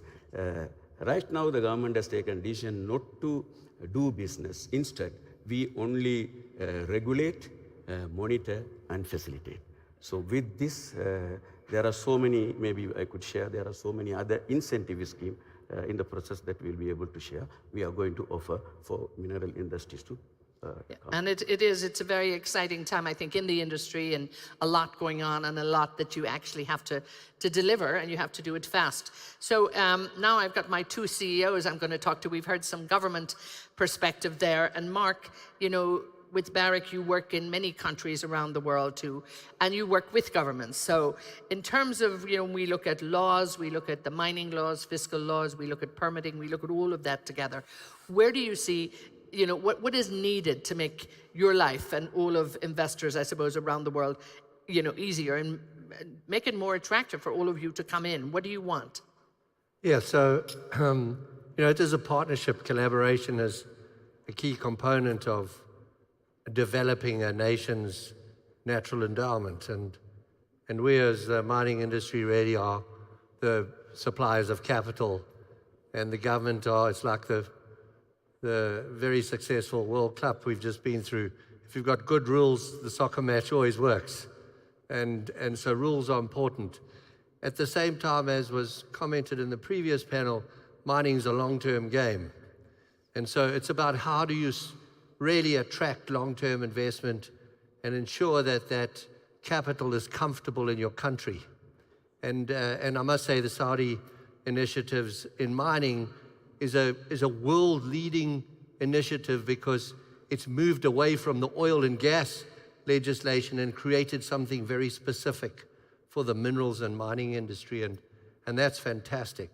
And then the other one is that we see all around the world is the temptation that when mining starts to work, you increase the taxes and increase the taxes, and eventually you destroy the attraction of reinvesting in your country. And I think that is, as we've spoken here, this is a fantastic forum to have that debate. And if we all really are interested in benefiting our stakeholders, and we recognize those stakeholders are, of course, the governments that carry the responsibility of the natural endowment of the host country, the people and communities around your mines, and of course the shareholders that risk the capital, I think we'll get to the right place. And I think every one of those stakeholders have an equal say and a right to benefit equally from a country's natural endowment. And I think ultimately it has to become a win-win for everybody. I think, you know, it's an interesting, you talked there about the danger of squeezing when life is looking good to get more taxes and that, but it really is about reinvesting and making sure that there's extra longevity there. Andrew, you know, KAICC Minerals has been around, major copper player, and what, about 17 years ago, launched on the international market, so really a lot of focus there. Clearly, you're doing something right. What works well with governments that you work with in terms of making sure that it does become the win-win? Well, Kazakhstan's got a long history in mining going back into the Soviet period. And after the breakup of the Soviet Union, it adopted a strategy of attracting FDI, foreign direct investment, for the long term. And it's been very successful in that, and they've got very significant oil assets, Tengiz, for example, and they've also been successful in minerals as well. And to attract FDI long term, and picking up on a point that Mark has just made, you need to have stability. You need to have the confidence of investors in the long term. And mining is a long-term game. You have numerous stages of exploration when you true up the resource. You have various stage gate technical studies before you begin construction. You then have the construction period and then payback period, and hopefully many years of production thereafter. So mining investors look for that stability. Now, stability doesn't mean things can't change. The world moves on. And in Kazakhstan, for example, we've had a new environmental code, we've had a new mining code, we've had tax changes along the way. But these changes have been made in collaboration, in constructive dialogue with business and other stakeholders. And whilst those things have changed, the country's long-term direction of being attractive to FDI has not changed. And as a mining business operating there, that gives us the confidence to continue investing and to invest very heavily in new assets there. And I believe that's the right strategy for long-term success and not reacting to necessarily short-term trends. Indeed, and again, you know, each country has different minerals. It's different, you know, but there's still competition for investment. Your Excellency Al-Mullah, if I might come back to you, you hold the joint portfolio of petroleum and mineral resources. But even as Mark was saying there, and I think you mentioned too, how you really had to look at your mineral laws, revise all of that. And in a way, you've got two separate areas to focus on. How important is it that, you know, the focus on minerals in terms of, you know, making sure that there's incentives there for investment, you know, that it's very, very separate in a way to what you've done in the oil and gas portfolio?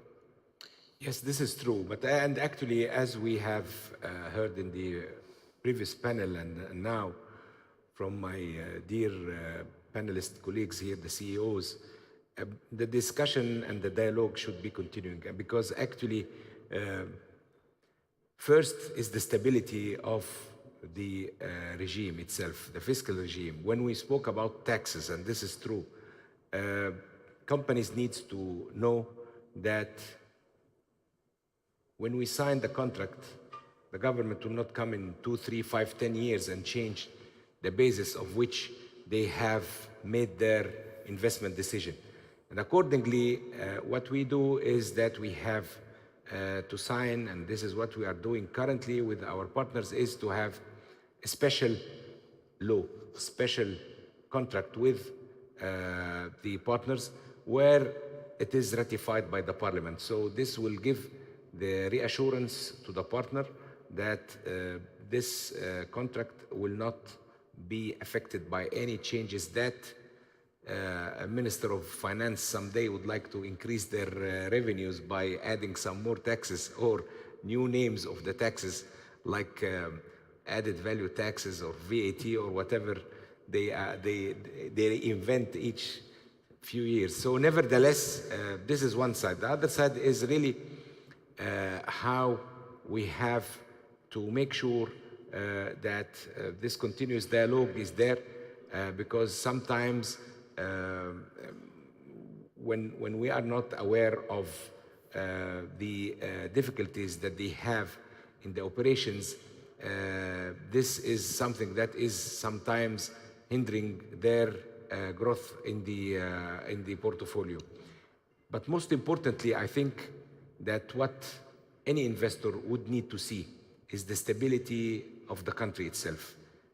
Political stability, economic stability, and security stability. And these are very important enablers, very important ensuring parameters for any investor. Definitely, we needed to have, and this is part of how we are transparent, we needed to have and to be guided by some international third party for, I would say, moderating or mediating the differences when we talk about implementing new regimes, especially, as you said, the best practices applied in oil and gas are not the same for mining. So therefore, we were transparent in hiring a third-party international advisor to mediate and to help reaching this, I would say, balanced win-win position between the parties. And I think that this is something that we have succeeded in doing, and you will be hearing soon, perhaps during Indaba next month in South Africa, some good news about some breakthrough for our latest deals with our partners. Yeah. Exciting news. Good, good. Your Excellency Al Jadam, we look at that stability, we look at the need for transparency, but also, and even as Mark said, capital has to be comfortable. I mean, making sure that there's return on investment. And also, I suppose, you know, encouragement and incentives. What incentives are here in Saudi Arabia to make sure that you're attracting investment? Thank you, and I would like just to comment on Please, what I've please. heard first. First of all, I agree really with what I've heard. I think it is critical that government policies are consistent, are predictable, are long-term, and also it is very critical that when you look at the government policy, you look at the law, as in Saudi Arabia, the mining law, you could see that the mining industry and the government way of looking at it is not actually a revenue play. Mining industry is an economic play. And that is very critical to assess how the government think about it. This is not something that we are looking to extract the last penny from the mining companies. It is something that we are looking to develop the economy through, to create jobs through, to diversify the economy through, to increase exports through, and that will ultimately help the government by, when you diversify, when you grow the economy, you will obviously get more revenues from the whole economy. Second part, I think just going back to your question, if you look at actually the law, the codified law itself, you would see that actually sustainability is there in terms of financial sustainability. So the law provides for a sustainable stream of revenues that whatever comes from the industry in terms of licensing fees, in terms of even penalties, does not come to Treasury. So we have no interest in penalizing the industry. We wanted compliance from the industry.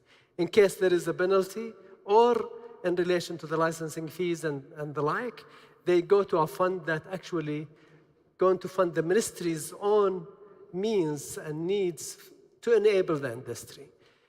On specific incentives, I can tell you SIDF, the Saudi Industrial Development Fund, provides up to 75% of financing mining projects. Mining projects are exempted from customs, so all customs are waived when it comes to their equipment, machinery, spare parts, and the like any other industrial project in Saudi Arabia. There are multi-other incentives under the law itself as codified and under the bylaws. The message that I wanted really to deliver is for a mining industry to flourish, the Ministry of Finance will need to be on the back seat behind the mining industry. It needs to enable the mining industry, and it needs to make sure that the mining industry has the right resources and support it. I think the last also point that I need to mention is there is a very clear vision in Saudi Arabia when it comes to what is called the windfall tax. I think the biggest mistake governments and policymakers make is thinking about windfall tax. And we are seeing it now in certain countries in the world where when the oil industry, when people invested, when it was very difficult to invest, people invested in the oil industry. And now with the prices going up, they are making profits. Governments are saying, okay, now we will tax that profit. But you didn't actually support me when I bleeded, during low prices. So this is actually very short-term, selfish, unproductive thinking in the long term. I think it's just harmful for the economy. Mark, you must be happy to hear this in terms of like what they're talking about. But again, I mean, as a key player on the production side, I mean, how aligned with government policy can you be, and how much of a partnership role can you actually offer as well? So first of all, Your Excellency, what a speech. I think every one of the CEOs in this room will agree with me. That's what you've just attracted all the capital you can get in your mining industry with that philosophy, and it's a good lesson to a lot of the various representatives from other mineral endowed countries. So that's really, for me, the key. And again, I think to His Excellency's point, mining has to be a partnership. It's not a case of one takes and the other one gives. It's got to be collaborative. And there has to be and to the point of, mining is cyclical. And I think to the previous panel's point, the global economy is going through a tough time, and it's probably going to soften. And it's a big responsibility for us as miners in partnership with our host countries to continue to invest so that we are able to deliver the requirements to build a better world, because we all talk about climate change and green energy and all that.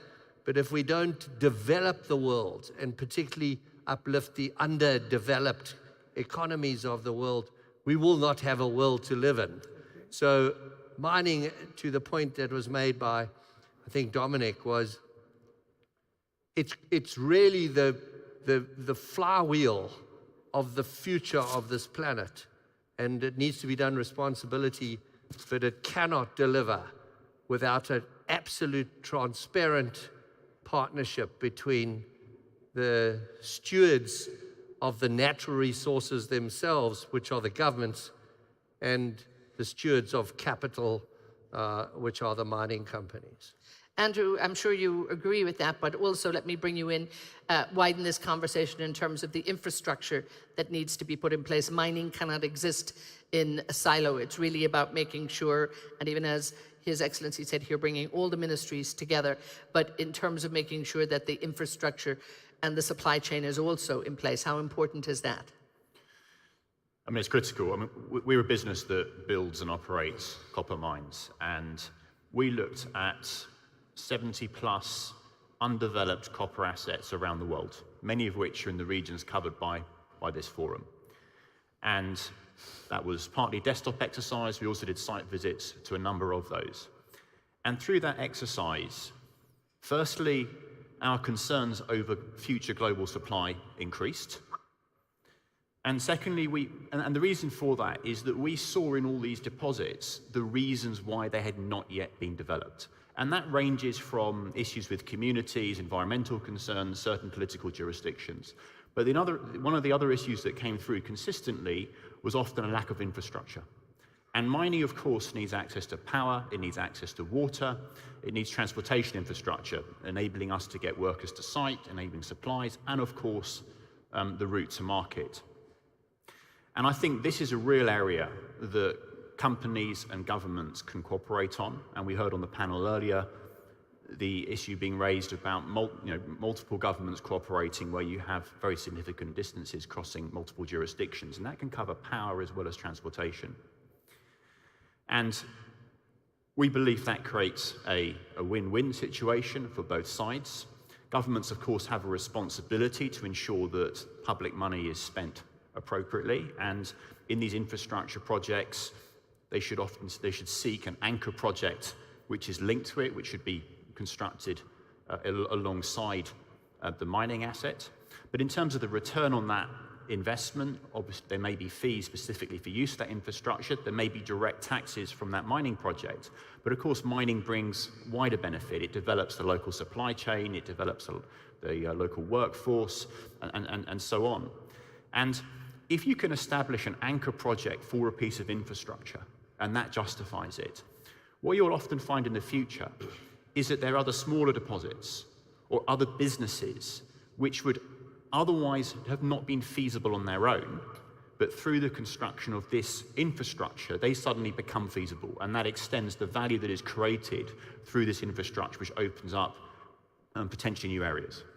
Yeah, because ultimately it is about economic and growth and development, for each country and even in the wider aspect. Your Excellency, Ahmed, we see we have a bit of competition when it comes to, bringing that investment in, and different countries, of course, have different resources, so there will be different focus on attention. But what would the incentives be in Sri Lanka in terms of when you look at investors and they're looking at you? How do you make sure that they're actually focusing on what they can do in your country? Thank you, Edith. Being in the middle, of course, there were, my right side, two political leaders, and on the left side were the private sector concerns. I have to speak from Sri Lankan point of view. While agreeing from both point of view. I tell you that Sri Lanka is definitely going to open the mining industry for sure. And that is the thing that I want to pass this message. Sri Lanka has been one of the most or leader in graphite exporters in early 19th century. And we do have still 400 plus grids available. So since then, that has been blocked completely. We have totally not developed, opened up for the market. So that is the answer to your first question. We are going to open it, and how we are going to open it is definitely we are going to give tax concession completely. When we say we are going to introduce new fiscal policy, tax concession, tax exception, and even tax holidays, whoever wants to come and open up the industry. Where we are going to have partnership, once the industry is developed, if both parties agrees that there is potential and they are making money, in that case that we want to introduce a system after talking with them and agreeing with them, kind of a royalty fee might be maybe a much more better than, or maybe more than the royalty fee what we agree initially. So this is one of the things that we are going to catch up with them. So it's a win-win situation policy that we are going to adopt. A second thing that we are in the process of establishing a mineral zone, processing zone, dedicated for mineral zone, where all the policies will be exceptionally for the attracting the private sector to come in. So where this zone also will be placed, taking few places where the minerals are there into considerations, and that zone not only will give tax concession, also facilitate all types of process. Right now, if anyone wants to open up mineral or get them mining or exploration license, they have to go through 21 agencies. Now, with the new process, that you will get it within one stop shop. Yeah. So and that's what you really have to do. Your Excellency Al-Mullah, you made it very clear that you reviewed the whole focus on mining, got rid of some of that bureaucracy because people don't have time, and quite honestly, the government doesn't have time either at the moment to go through all of that.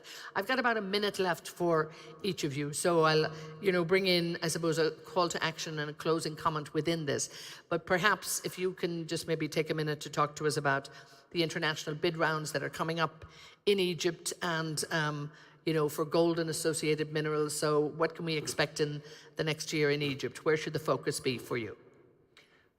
Well, bid rounds will continue to be announced, but as I say, I have to tell you that we are improving the process itself. And actually, from the first bid round, we had some feedback.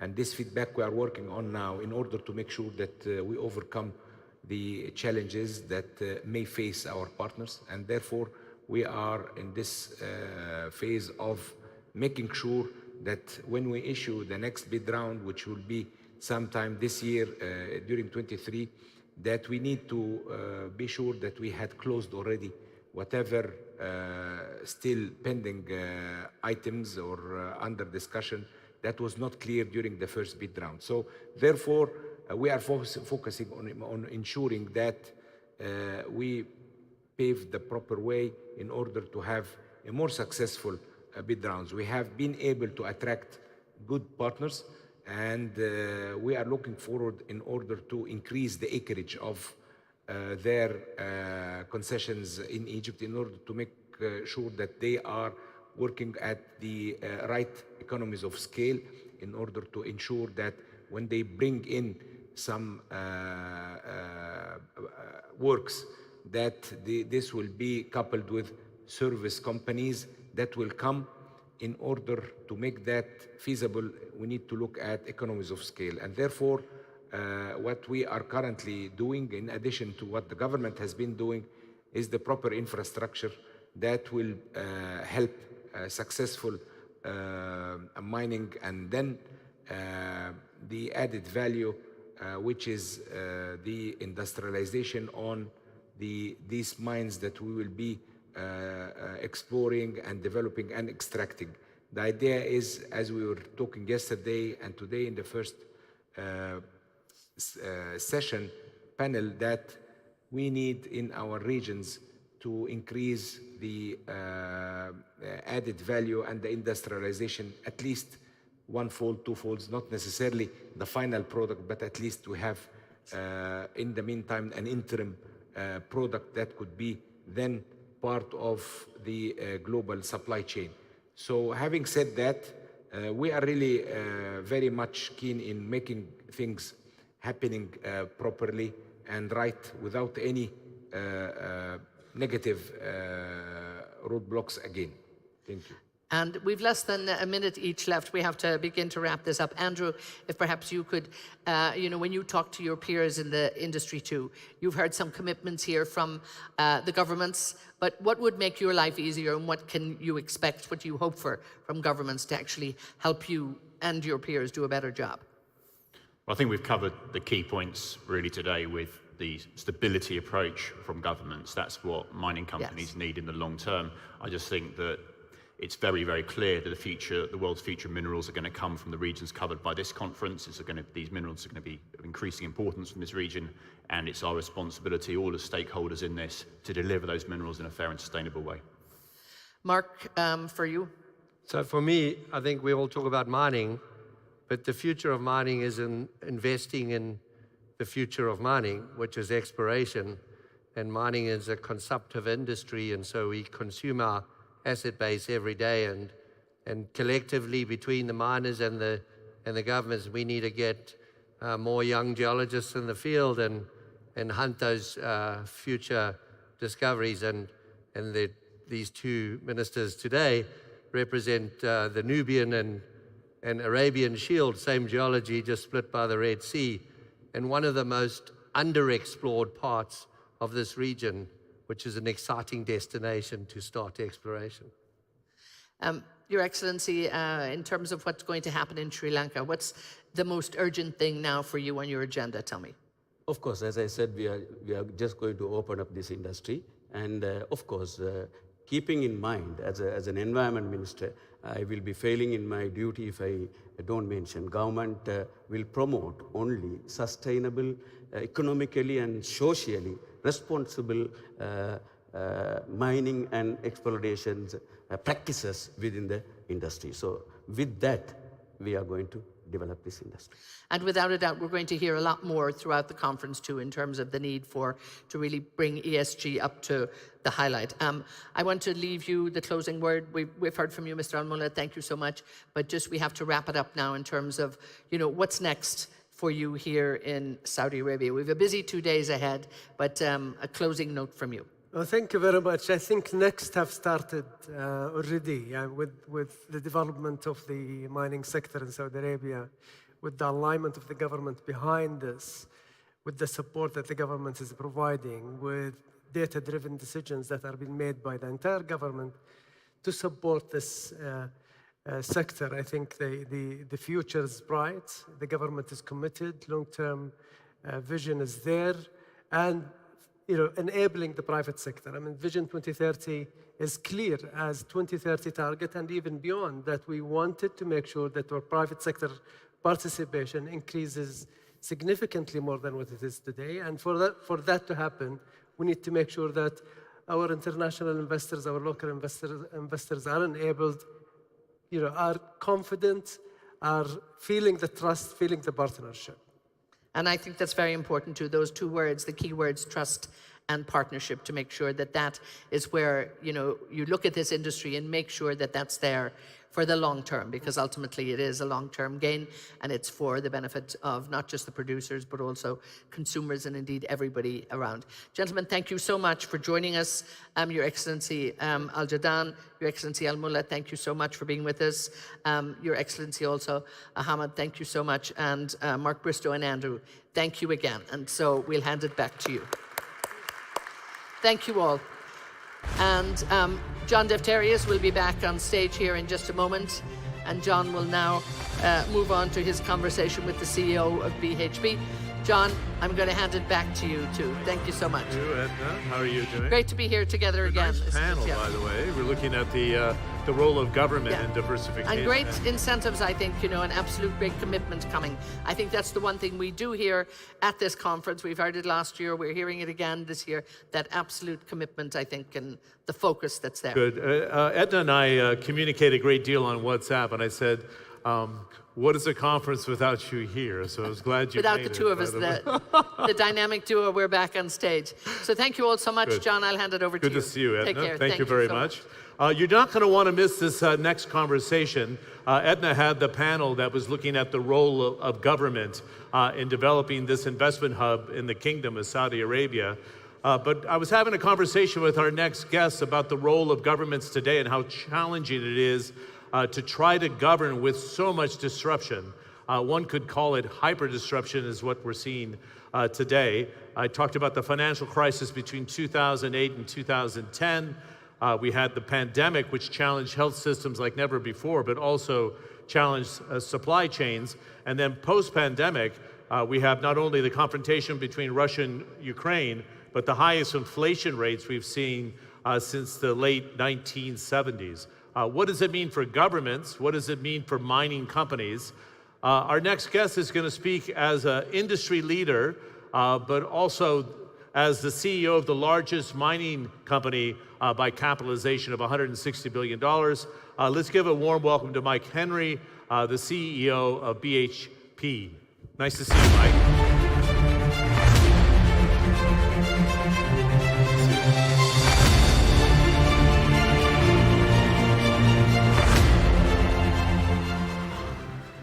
This is great because I'm not going to say it's like speed dating, but we have 20 minutes together. So we've had a really robust conversation in the speaker's lounge. I would invite those in the audience, if you want to move up into the seats, there's no limitations to VIP seating and the rest if you want to get an up close and personal view of Mike. There's a lot to cover in the 20 minutes, and we've talked about the energy transition. Has the discussion or the needle moved fast enough for people to understand the role of the mining and the mineral development sectors to be able to deliver a transition? Or do we still have different camps kind of holding on to their turf and the collaboration not there? Look, so really interesting question, John, and it's how long is a piece of string? So if things move quickly, absolutely. Compared to to the understanding of the urgency required for the energy transition, the importance of mining, if you roll back 2 or 3 years, that understanding just wasn't there.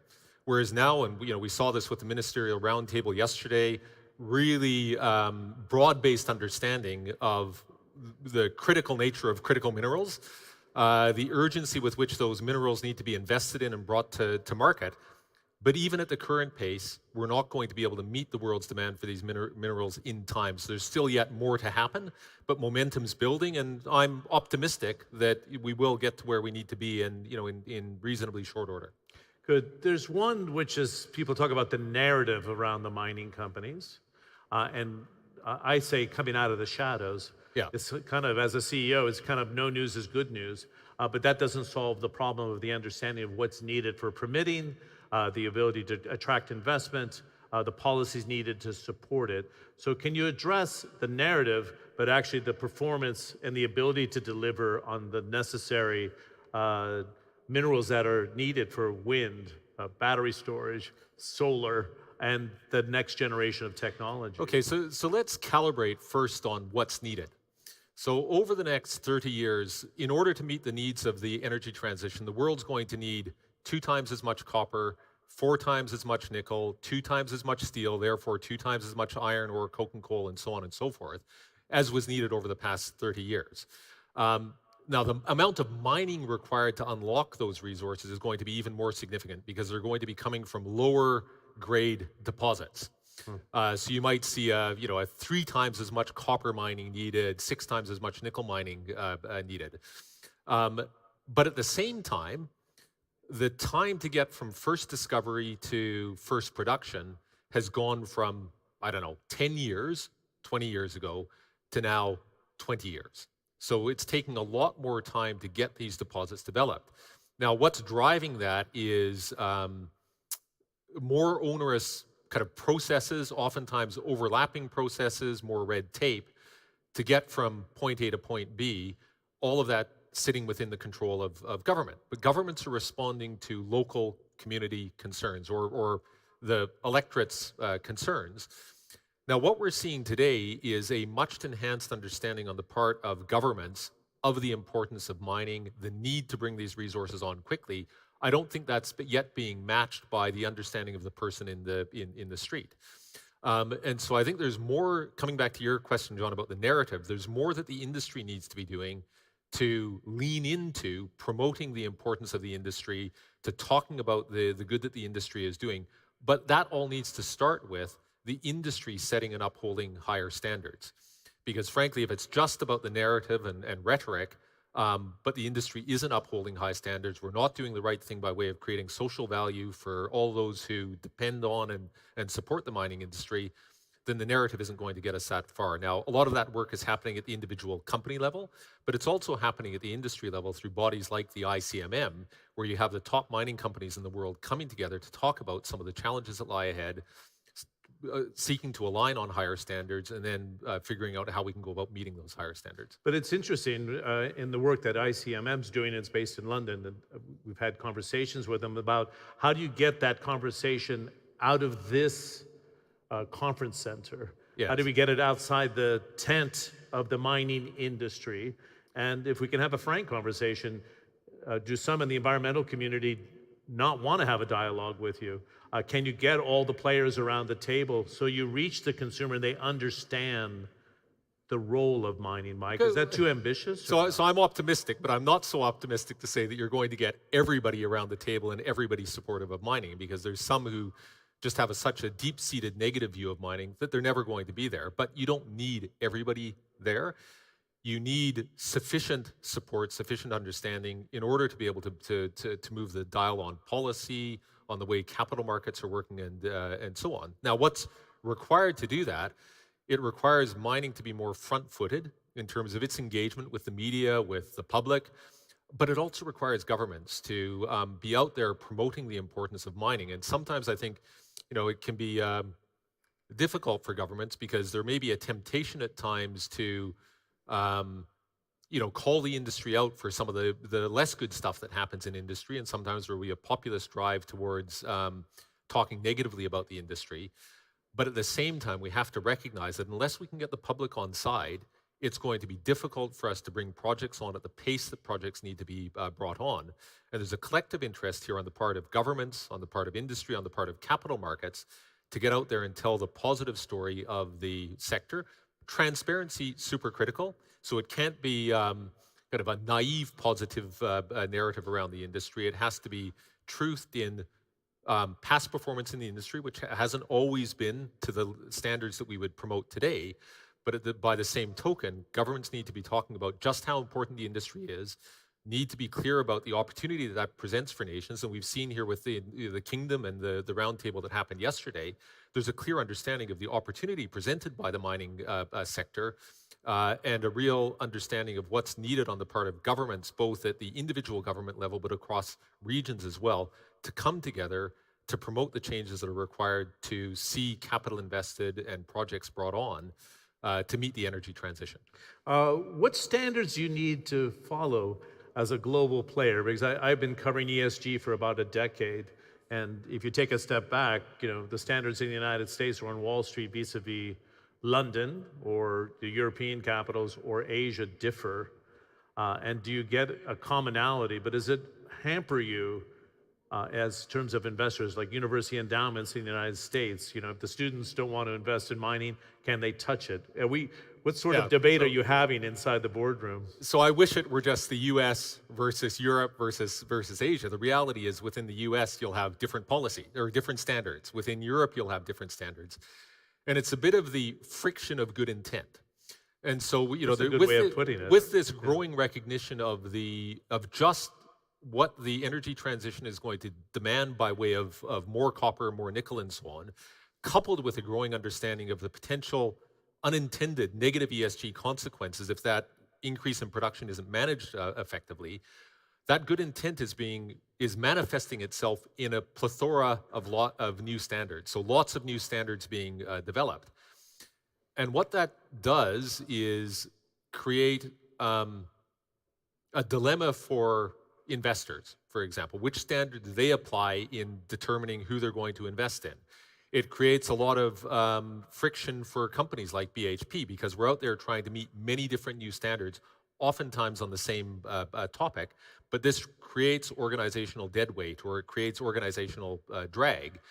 And if I could wave a magic wand, I would love to be able to get governments, standard setters, industry, capital markets, ESG ratings agencies, all around the table to align on the fewer number of high standards that we can all then invest our effort in, because that would allow us to move more quickly. Again, I come back to the conversation that the Kingdom has stimulated yesterday, which is involved multiple governments or senior level government representatives from Asia, from Middle East, Africa, and South America, and North America, to promote these conversations, which are multi-stakeholder in nature, bringing together different parties to align on a fewer set of higher standards that we can all then get behind. Interesting. This is a very challenging times because particularly the OECD countries, they were the lender or provider of last resort during the pandemic, as you know. They opened up the coffers, now supplying subsidies for energy. And I'm living in the UK, it's been quite a major bill, and it's a similar story around the world. What danger does that pose if you can't predict tax policy, for example, and there's a populist fervor, and they're like, okay, we need to hit the wealthy.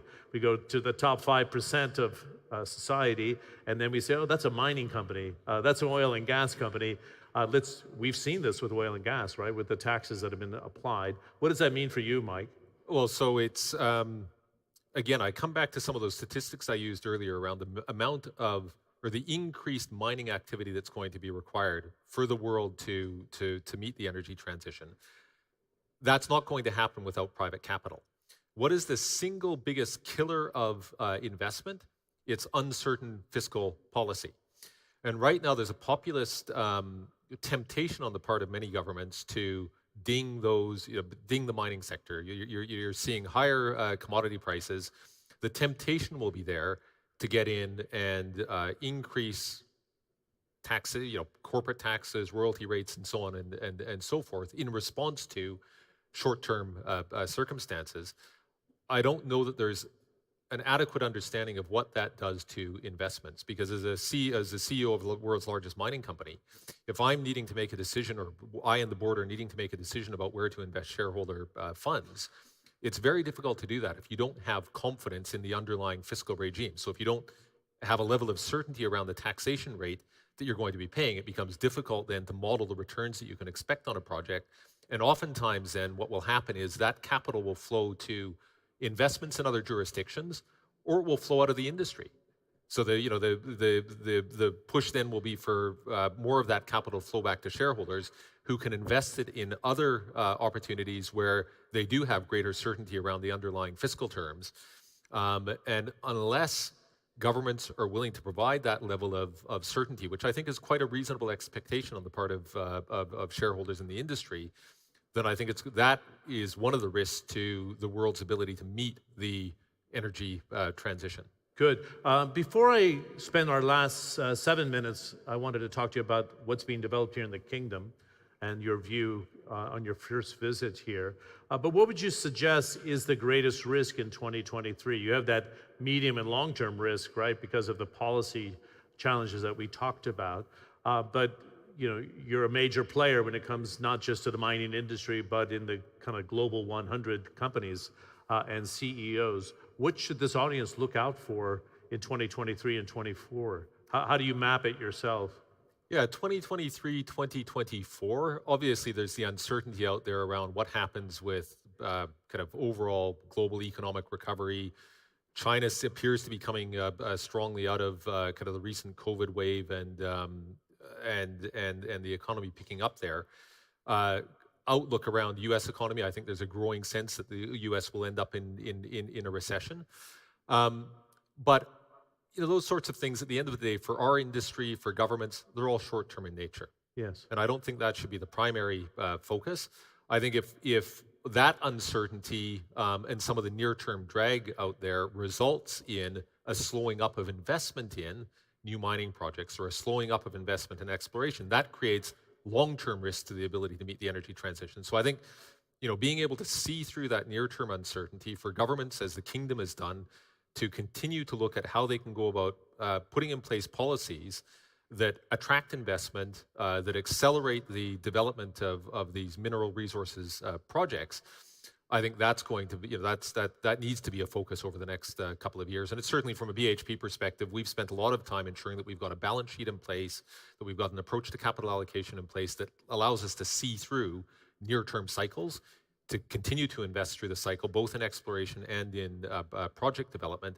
And it's all with that understanding that if you allow your approach to spend and capital allocation to be dragged along by the cycles, that detracts from long-term shareholder value creation.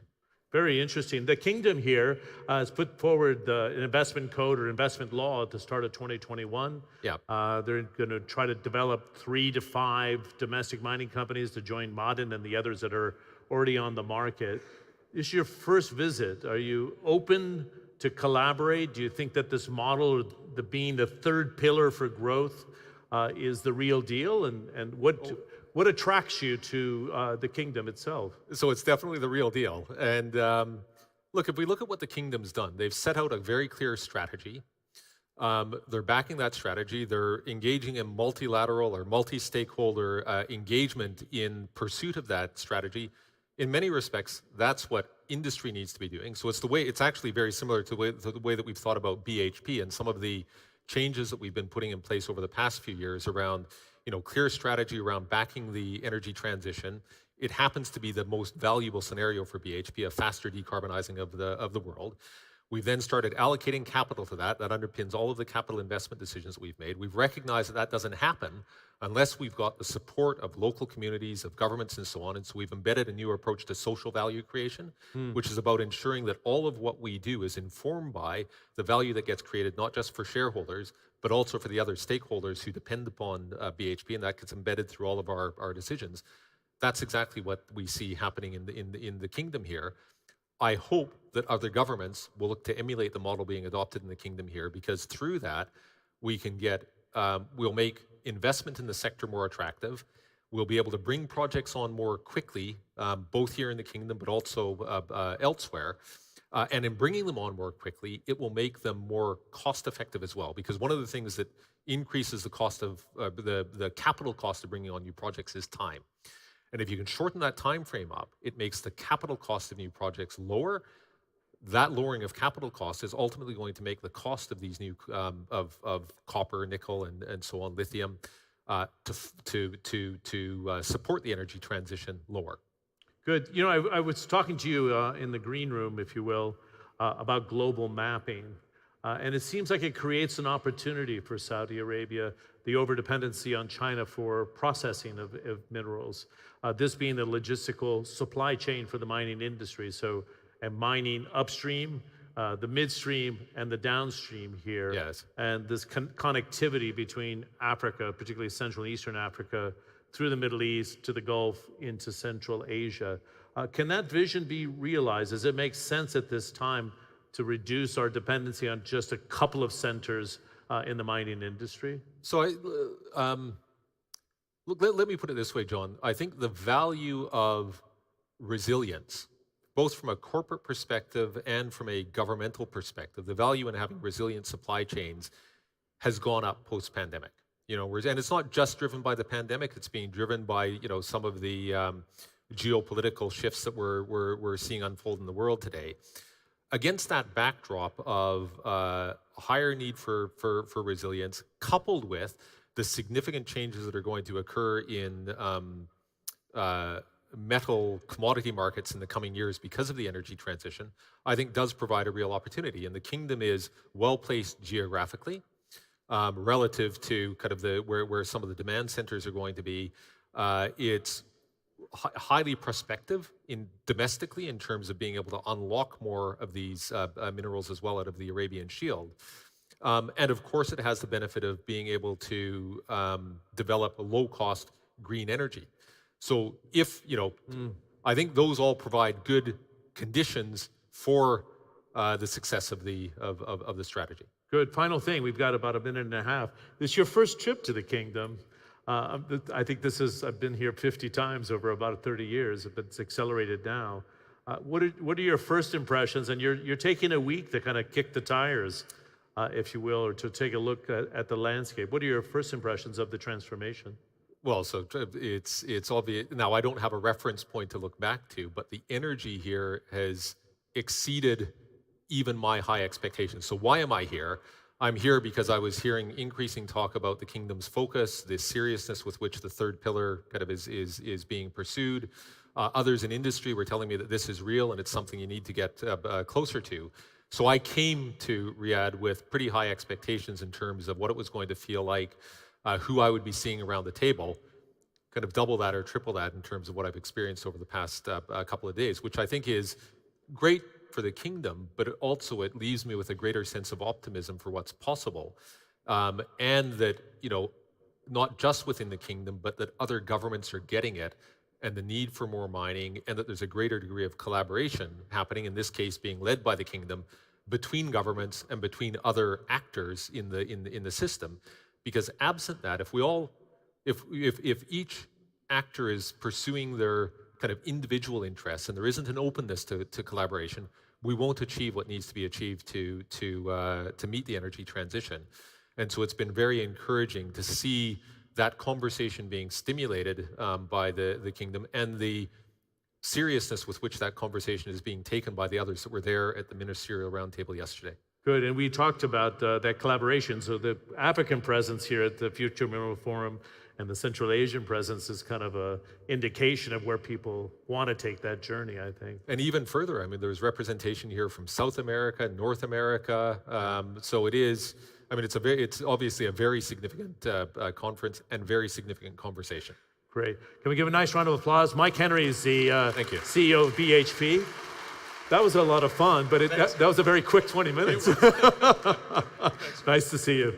Great. The other thing that's fantastic about the Future Minerals Forum this year is that we're getting a chance to hear from so many different CEOs. We had Ivanhoe Mines on the first panel, along with Trafigura and Rio Tinto. We're going to hear now from the co-founder and co-executive chair of Ivanhoe Mines. I think it's going to be an excellent discussion to pick off where Mike left off here. Let's give a warm welcome to Robert Friedland, founder and executive co-chair of Ivanhoe Mines. Nice to see you.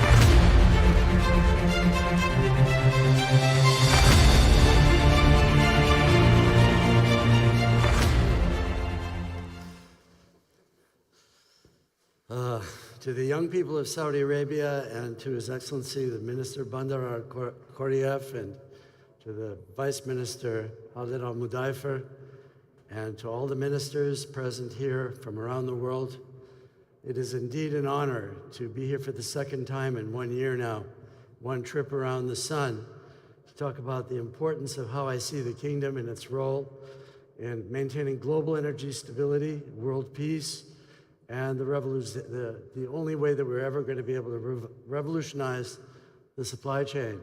I have some slides. I hope they work. We'll give it a try. I want to remind you that last year, we started by saying that we all live on this little ball of iron and silica hurtling through space. We are rotating on our axis at over 1,000 miles an hour, all of us together. But you know, our entire solar system is actually going around the galaxy, the Milky Way, at over 500,000 miles an hour.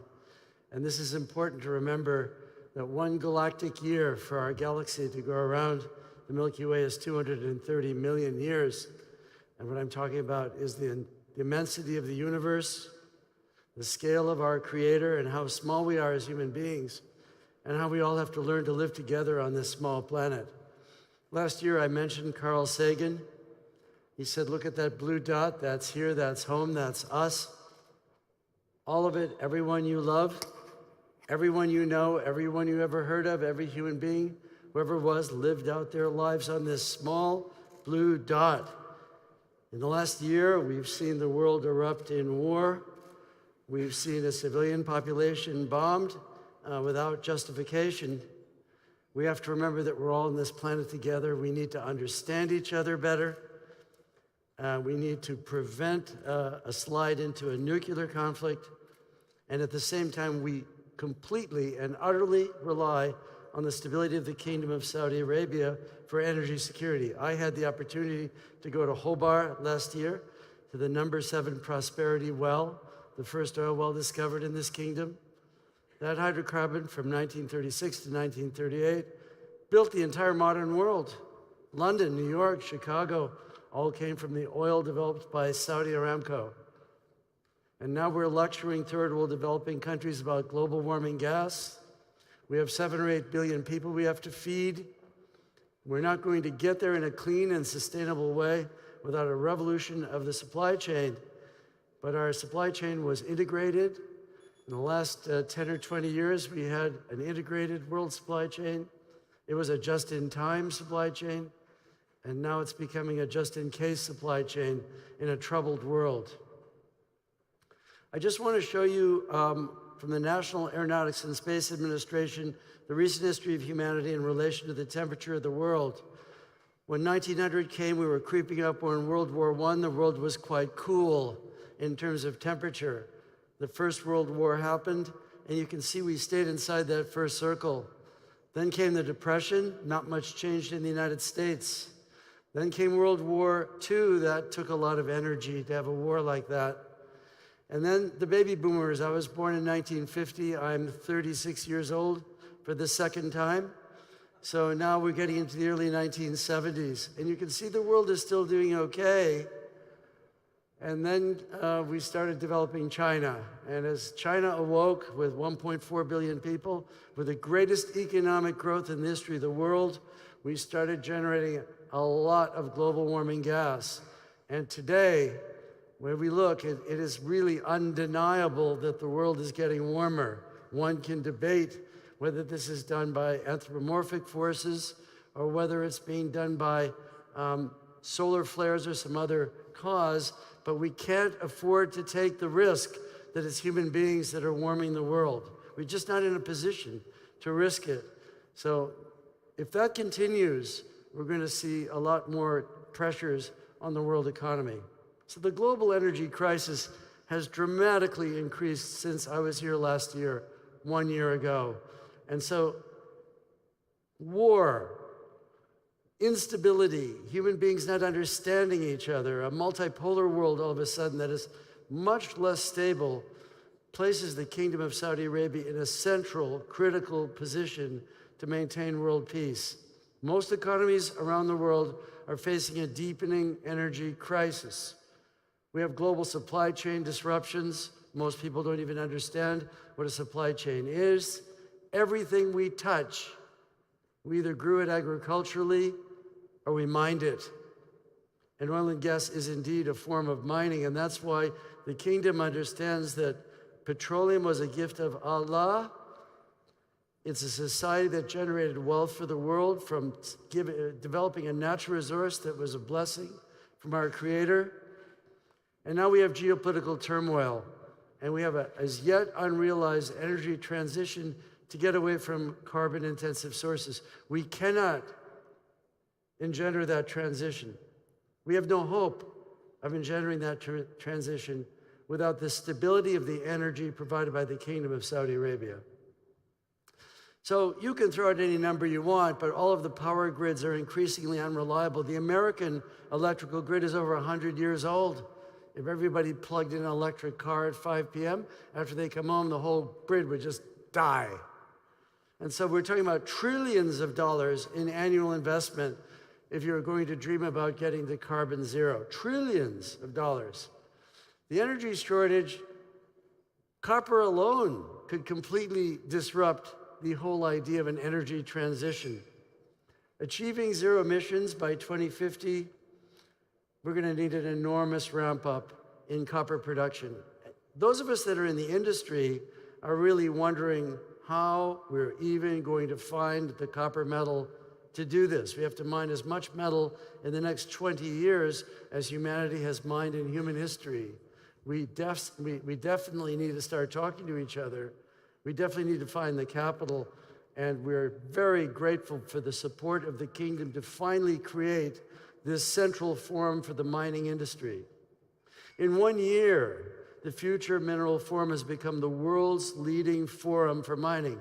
And in 1 more year, it's going to be really crazy. We now have BHP, we now have Rio Tinto here, we have Alcoa, we have all the major mining companies here. 1 or 2 more years, everybody will understand that not only does Saudi Arabia have a unique history of developing the blessings from our Creator, but Saudi Arabia is in the central position to help change the world.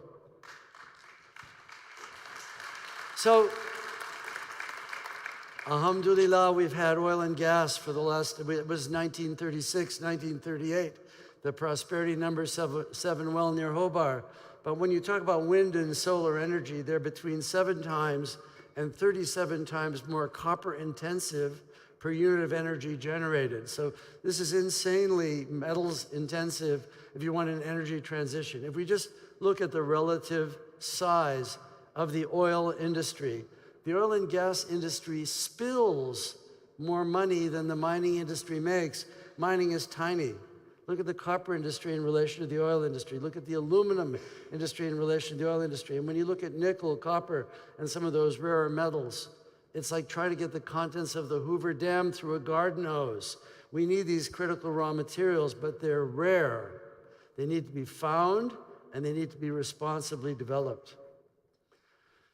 So according to His Excellency Bandar Al-Khorayef, the Minister of Industry and Mineral Resources, they're saying there's $1.3 trillion of resource in the Kingdom of Saudi Arabia. I personally believe that's ludicrously conservative. Only Allah knows what is sitting underneath the sands and rocks of Saudi Arabia. Allah was so kind to provide the oil first, but now that the kingdom is going to look at its own endowment, it's obvious that this old cold craton is enormously endowed in mineral potential.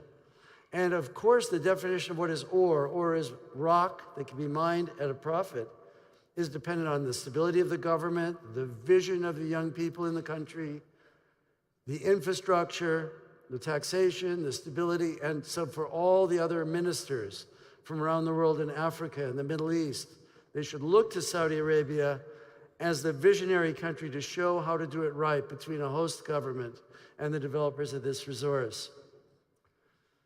His Excellency Khalid Al-Mudaifer, the Vice Minister, says that the kingdom wants to reduce mineral imports by 65% as the kingdom builds electric cars, for example, or develops biotechnology or a tourism industry. Everything you do, everything you touch, we either grew it agriculturally or we have to mine it.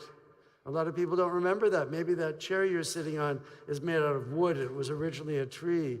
But that plastic bottle, that's mining. That water you're drinking came from mining. And the very development of the hydrocarbon is dependent on mining. I'm so happy today to announce that in only 1 year, we've reached a 50-50 agreement with Ma'aden.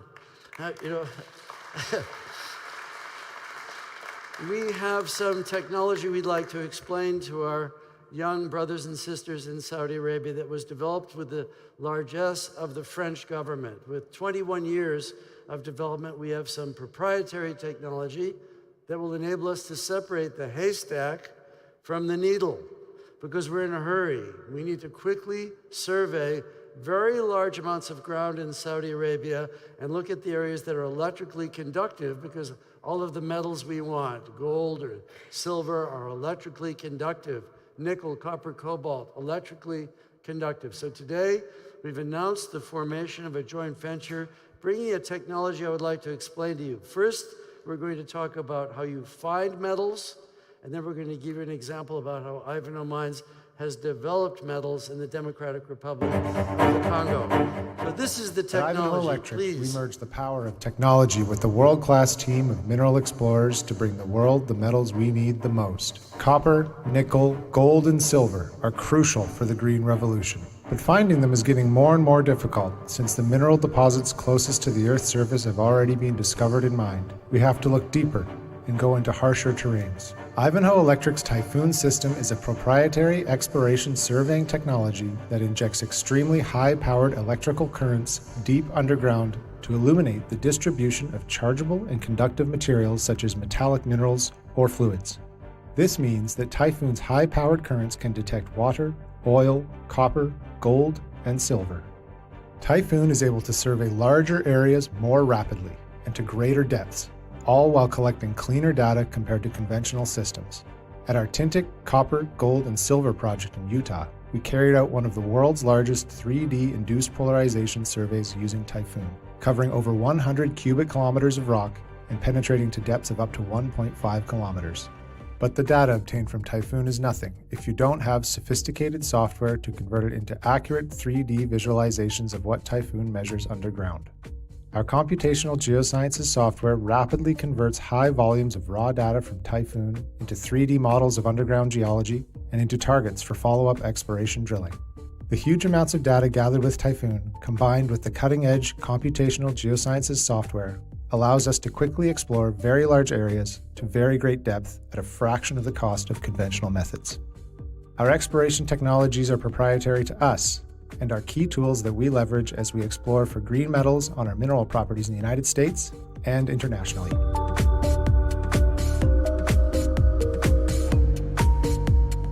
So, I don't know if you could hear that, but what this technology is doing is taking 20-kilometer long wires, putting the two ends into the earth, and injecting bolts of electromagnetic energy at the output of a nuclear power plant. If there's copper or gold or minerals, it lights up like a Christmas tree, and we can see it non-invasively without drilling. We also see water, and I believe water will become one of the most valuable commodities of all to human beings because water is life itself. Water is the color of the Saudi flag, the oasis. Water is life. And so while we are surveying for metals, we will also be surveying the kingdom for water. And so we're very happy to team up with Ma'aden. We're happy to be looking at Ma'aden's historical lands, and then together we will look across the kingdom. And today we announced that we will work on a minimum of 48,500 square kilometers together. So this exploration technology entails Typhoon, the transmitter, and computational geosciences, the artificial intelligence software that takes terabits of data and turns it into clear three-dimensional imagery. That will enable us to find the electric metals, and of course, we also need energy storage. And Saudi Arabia is very rich in vanadium metal, which we use for grid-scale batteries. All of the heavy crude oil in Saudi Arabia that is burned is very rich in vanadium, and so that's another blessing that the kingdom has for grid-scale electrical storage. In Santa Cruz, Arizona, we're using the exact same technology to look at deep copper under several hundred meters of gravel cover, and this duplicates the conditions in Saudi Arabia. The sand cover over your geology is very similar to what we're doing in Arizona, where we're developing the second largest undeveloped copper mine in America. Amazingly, this project in Arizona is only 5 miles west of Lucid Automobile's electric car factory, which was financed by the PIF. And so the new CEO at Ma'aden is named Robert. That happens to be my name. And where we're developing copper in Arizona is only 5 miles away from the PIF's electric car factory. That proves that we're all standing here or sitting here by the grace of Allah, because you couldn't make up this sort of coincidence. Now, Ivanhoe Mines has been in discussion with the kingdom as an example of how one can go to a great endowed area and where the kingdom can help developing nations. There's 90 million young people in the Democratic Republic of the Congo. The median age is only 18.5 years of age. We're employing young Congolese women and men And we came here because if we came from another planet, it's the Congo that has the richest endowment of copper in the world. In fact, for copper, Katanga province in the Democratic Republic of the Congo is the same as Saudi Arabia is to crude oil. So this is a picture of the Kamoa-Kakula mining complex, and I'd like to give you an idea of the history of this complex, because once you find a mine, you still have to build it. So Ivanhoe Mines is working at Kamoa-Kakula in the Congo, developing a very rich zinc mine in the Congo, and developing a giant precious metals mine in South Africa. I had the pleasure of seeing His Excellency Gwenda Matashi here from South Africa. This is, in fact, the largest precious metals mine in the world under development. Let's have a look then, looking from right to left as in Arabic. First, you have to explore. First, you have to go into the desert and find something. This is not easy. And once you've made a discovery, you have a development stage mine like Kapushi, or you're actually sinking shafts and doing development like we're doing at our platinum, palladium, gold, nickel, and copper project. And then finally, you have production growth. And a mine like Kamoa-Kakula currently has reserves for 170 years. Given that I'm 36 years old for the second time, mining is an industry that is really looking at the next generation and the next generation and the next generation and the next generation. And we are highly confident that this piece of land that was given by the Creator to the Kingdom of Saudi Arabia is as highly endowed in minerals as any location in the world.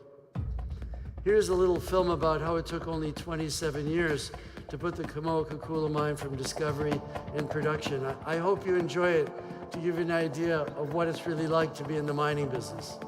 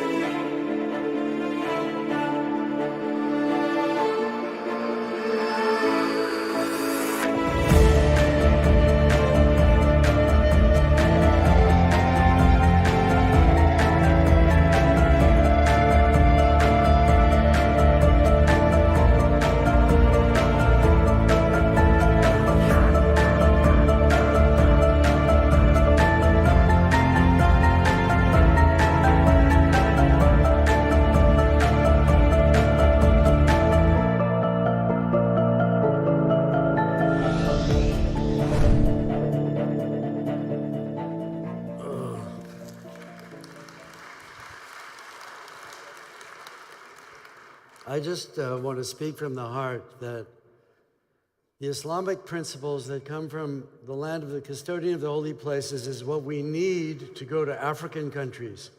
It's what we need to go to Islamic countries all over the world and find a better way to develop mining.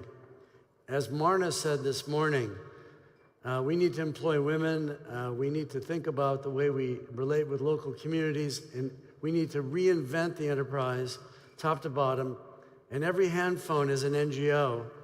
The industry is constantly under scrutiny. We need to have a financial system that rewards producers of copper that do clean copper at a higher price. Just like you're familiar with sweet and sour crude, we need to see differential pricing in metals.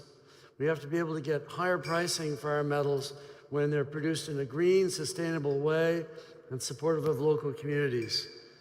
My dream is that the Kingdom of Saudi Arabia helps revolutionize mining throughout the developing nations.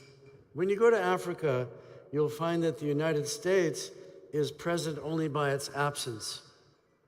And in the Kamoa-Kakula mine, we had an enormous benefit from our Chinese partners. Zijin and CITIC, two major Chinese companies, made sure that the Chinese supply chain supported our development throughout the COVID period. I'm very happy to see that President Xi came to Saudi Arabia and that he recently said it's a bad idea for people to threaten nuclear war. I think China, the United States, these big groups that are in conflict desperately need Saudi Arabia to keep everybody calm and to find a way for the world to cooperate, especially the developing world, especially South Africa, especially the Democratic Republic of the Congo, or His Excellency, the Minister from Guinea, which is so well endowed in iron ore and bauxite, for example. So this forum will definitely become the leading forum for the development of metallic minerals and its relationship to the revolutionary nature of the electrification of the automobile. This forum will forever, without doubt, be the place where anybody in the mining industry has to come, and for that, I'm indebted to the Vice Minister and the Minister himself and the support of this enlightened, young, and dynamic government. And I thank you for the opportunity and honor again to address you.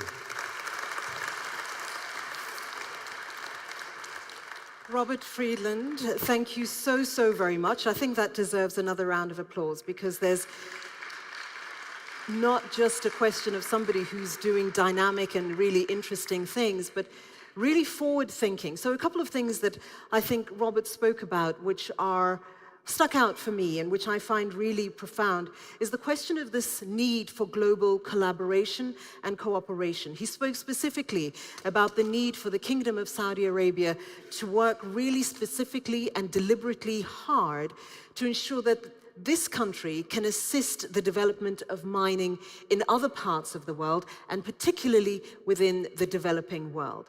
What also struck me about what he was speaking of is this need for innovation, not just for the sake of innovation's sake, but the reality is that we're not just doing this for our children or our children's children, that mining is something that actually very directly determines what happens with our children's children very far down the line. So certainly some very profound and significant remarks from Robert Friedland. I'm looking forward to more that he's going to be sharing with us over the next couple of days. And speaking of looking forward, it is now time for the next panel discussion. This particular one is entitled How G20 Countries Can Support Critical Mineral Supply Chain Development. We spoke a little bit about supply chain a little bit earlier, but how does that work in terms of ensuring that G20 countries support that process? And to help us navigate this particular conversation is my fellow countryman. Please welcome Riyadh Dhawan, the President and CEO of the International Council on Mining and Metals. Riyadh.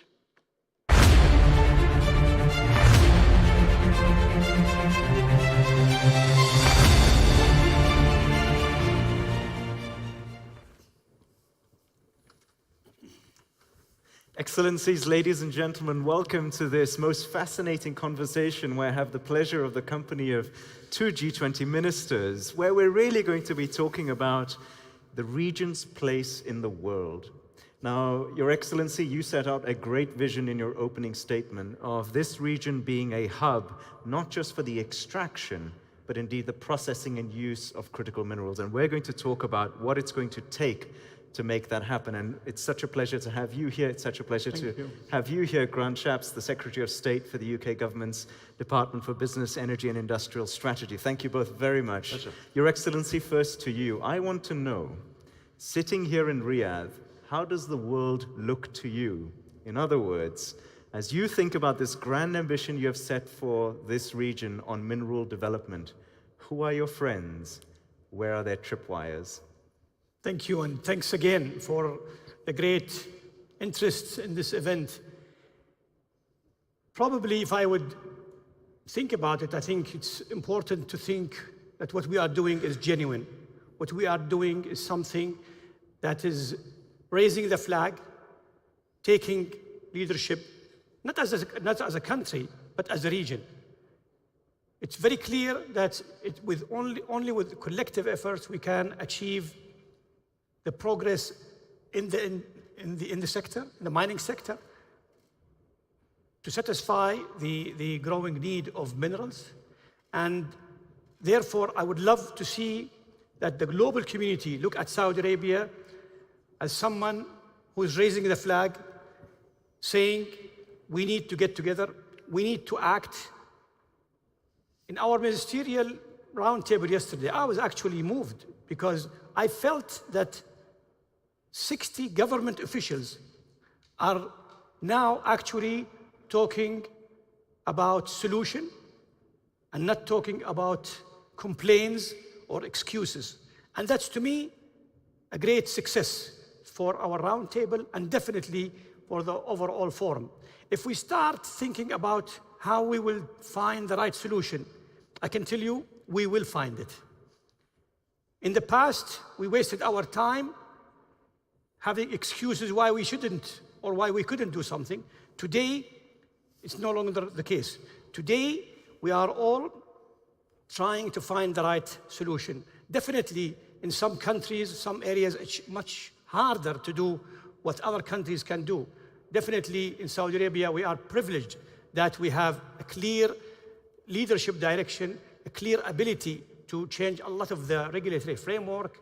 We have also probably the right combination of the minerals, the energy that we need to process these minerals so we can actually do the processing, and the demand, local and area that we are in as a country is a great location also to access different markets. But I can tell you, every country will find its own niche, will find its own reason to actually put their effort together and find the right way to do what is needed and to do what is necessary to be done. So that's probably my long answer to your short question. I can tell, Your Excellency, you are an optimist, but I'm going to come back to you with asking about where that story could unravel. But before that, Minister Shapps, the UK is one of those countries that His Excellency describes as having taken active steps on critical minerals. Tell us about how the UK views critical minerals, their importance, and global cooperation on critical minerals. Well, first of all, can I actually say thank you very much and to His Excellency and to everyone for such a warm welcome this morning. It's my first time in Saudi Arabia. It's been somewhere I wanted to visit all of my life, so it's wonderful to be here. And you brought the British weather with you. And Thank you, the Mr. weather. Shapps. You kept it cool, so the temperature is what I'm used to, so thank you for that as well. And it's wonderful to be here and also to meet His Excellency again. I just think that the United Kingdom, I was having a look at when the London Metal Exchange was set up, and the answer is 1855. So the prices that are set there and have traditionally set the prices of some of those big traditional metals are now helping to set the world prices for the new critical minerals that are going to supercharge the global economy as we switch to this green revolution, electric vehicles and electric so much else, nickel and cobalt and lithium and all the rest of it. And so clearly, the United Kingdom has a big heritage in all of that, but there's more to it than that. London, not just setting those prices, but also being one of the two big financial centers of the world, also has a big role in helping to finance and fund. It's not by coincidence that some of the world's largest mineral and extraction firms are headquartered in London and are on the FTSE. So you've got all of that.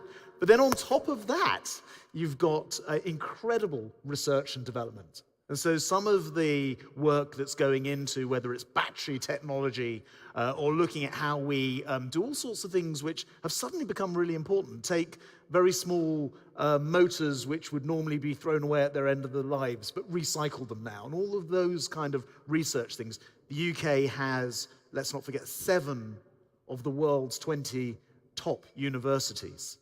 More Nobel Prizes presented to the United Kingdom anywhere outside of the US. So the science, the technology, the research and development, and then on top of all of that, this will have an ending to this answer, why the UK. On top of all of that, ESG, I've heard mentioned from the stage this morning already, the rule of law, all of the things that the UK is so known for. So bringing all of that together, I think, is one of the reasons why we are well placed on this.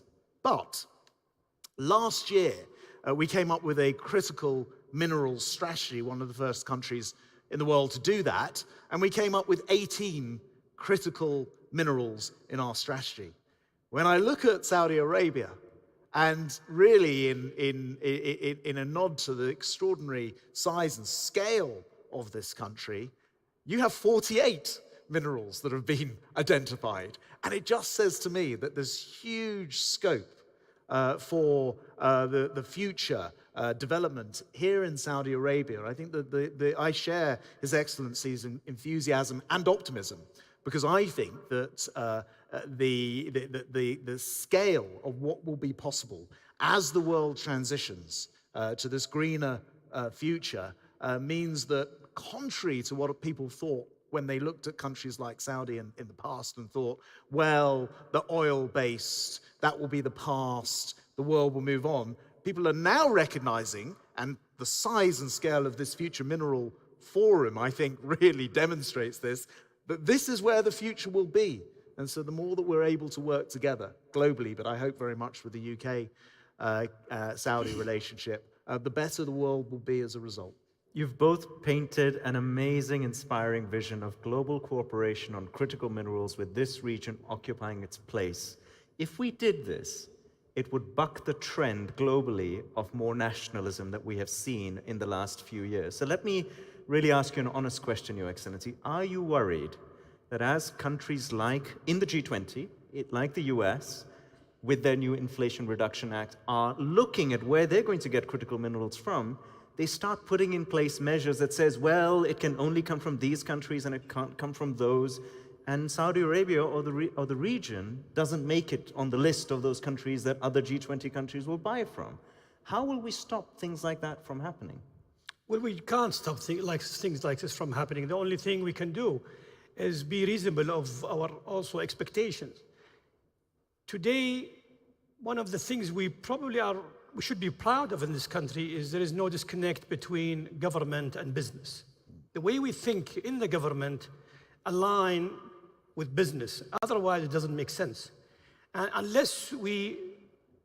when we plan future trends, unless we involve everyone, it's going to be a wishful thinking. So yes, we do have to be worried. I'm not saying that it's a garden out there.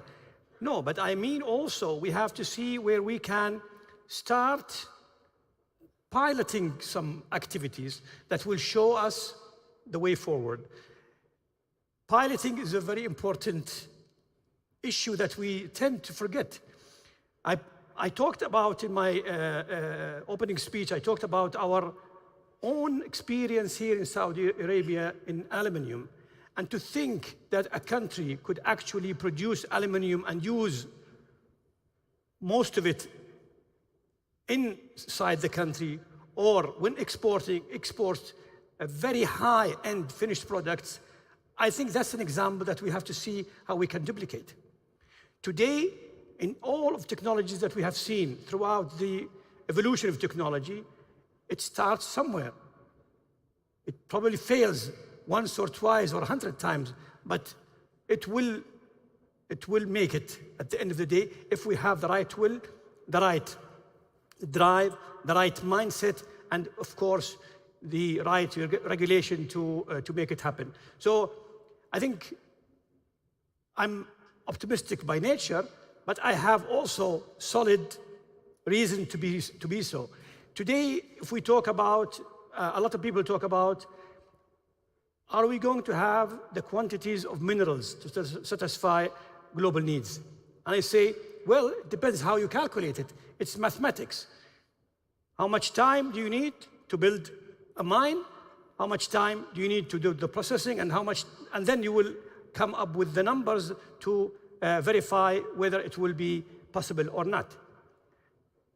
And this is, to me, the wrong thinking. We have to see how we can disrupt the whole thing. So if I ask you to move from this venue to the airport, knowing the traffic in Riyadh, you will tell me 45 minutes. But if I tell you, well, I have a chopper at the top of this building to take you, then it's a change of mindset. So this is the thing that we are trying to say, that we need to see how we can change the vehicles we are using. We need to change regulations. It's nonsense that investors will need to take 7 to 10 years to have a license. If we can shorten this to 6 months, imagine how would that change the formula that we are doing. So we need also, at the end of the day, we need to keep that positive spirit. Otherwise, we will go back to what I was trying to say earlier, complaining and getting reasons why we shouldn't do things. And I totally agree with His Excellency. I really appreciate the UK's efforts. UK last event didn't make it because of the pandemic, but we were immediately also contacted by the UK government and by the embassy here to get into talks of how we can work together. And exactly what we see in the UK as a financial hub, as also an area of science and development, will be a great asset to what we are doing. And definitely the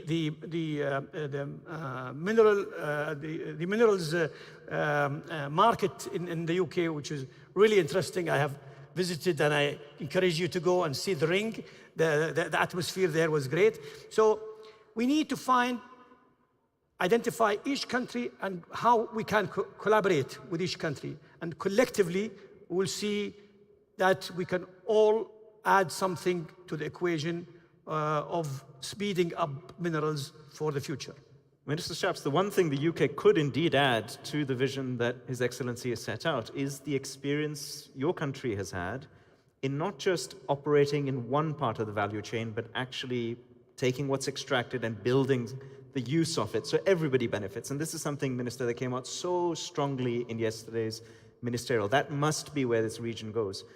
How did the UK do it? And is that a strong basis for cooperation? Yeah, I think that's absolutely right. I mean, if you think about the UK and our industrial approach, I mean, of course, it was the first country in the world to industrialize. And as a result, we sort of went through that a long time ago, and then have ended up having to reinvent ourselves and our economy many times over. The UK famously now is much more of a service economy. But as I mentioned before, and His Excellency just referred to, the areas where we've really super specialized have been in science and research and education and all of those high value areas, which are going to help to lead all of the future industries, whether it's advanced manufacturing, critical minerals, life sciences, biotech, and so it's been, for us, it's been that movement. But if I may just address your previous point as well, which was really about what's happening with globalization,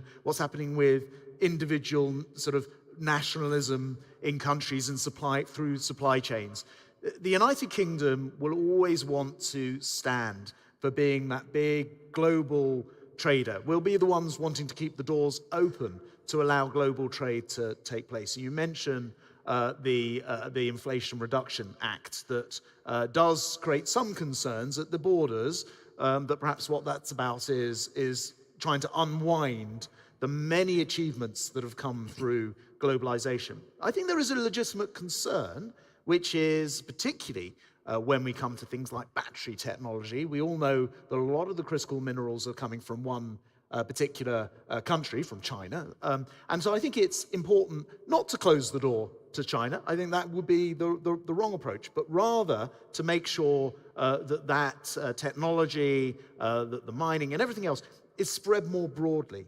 And that is where Saudi Arabia has an extraordinary lead, not only geographically in terms of size, but location-wise, being on the bridge, in the Middle East, in the Gulf, in Africa, near Africa, near Europe, out to Asia. I mean, you couldn't invent a better place on earth than Saudi Arabia to be in this marketplace.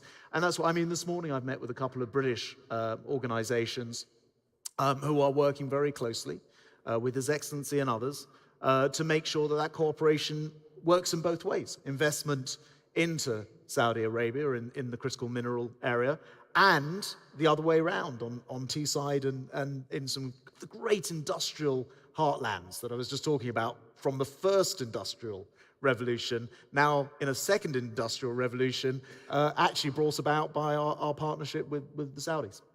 So, Minister Shapps, the UK is willing and open to do business globally. I presume Your Excellency would tell us for sure that is also your vision, that Saudi Arabia is open for business globally. It's across the G20, but across the wider world too. Definitely. I mean, today Saudi Arabia offers, I used to be a businessman, maybe you know this, and when I see the opportunities that the country offers, it's just tremendous. Again, the combination of the natural resources, oil, gas, and minerals, the location. Now, most importantly, if you see clearly what we are actually doing in our country is developing the most important asset that we have, which is our human capital. Everything we do today is focusing on developing the human capital to be a global citizen. This is one of our aims. By doing so, we are also creating the atmosphere for investors to come to Saudi, look at Saudi as a great local market, but also as a great access to different markets. As His Excellency rightly said, we are beautifully located. Logistics are also great. We are investing in that. Connectivity. Also, we are betting in technology. Technology today needs governments more than ever, because today governments need the right regulation, the right infrastructure in connectivity, and also the right drive to make that connectivity enabling the adaptation of new technologies. Without that, we will not be able to get the best. And so if you look at this overall combination of Saudi as an investor, this is a great place to invest. And you have a football team that beat the final, the Yes. winners, and Cristiano Ronaldo. Thank you for bringing that up. Minister Shapps, you will have the last word, and it will be a quick one, which is simply to ask you, this is your first visit to the region, what is your vision for cooperation between the UK and Saudi Arabia on critical minerals, but perhaps more broadly too? Well, Saudi doesn't only have a football team that manages to beat the Argentinians, who then go on to win the World Cup, but also a very good football team doing very well in the Northeast in Newcastle. So it's a double win. Look, I think, and we have a very long-term historic relationship, and I think it's never been closer than it's becoming now. There's a huge amount of joint interest, and actually, as His Excellency was saying, the human capital and the investment, and you only have to look at the way that the number of women in the workforce is now shooting up. I think I saw in a very short time, from 11%, I think I saw to 37% in recent figures, shows how the human capital is now being properly deployed and the advantages that's having to the economy and to citizens. So I think we're only in the foothills here of the extent to which we can work together to improve the lives of our citizens, but also citizens globally through our partnerships. Well, that was an uplifting session. Thank you, Excellencies. If your vision is right, then cooperation rather than conflict will be the basis for critical minerals with this region at the center. Please join me in thanking the two. Thank you very much. Thank you. Thank you.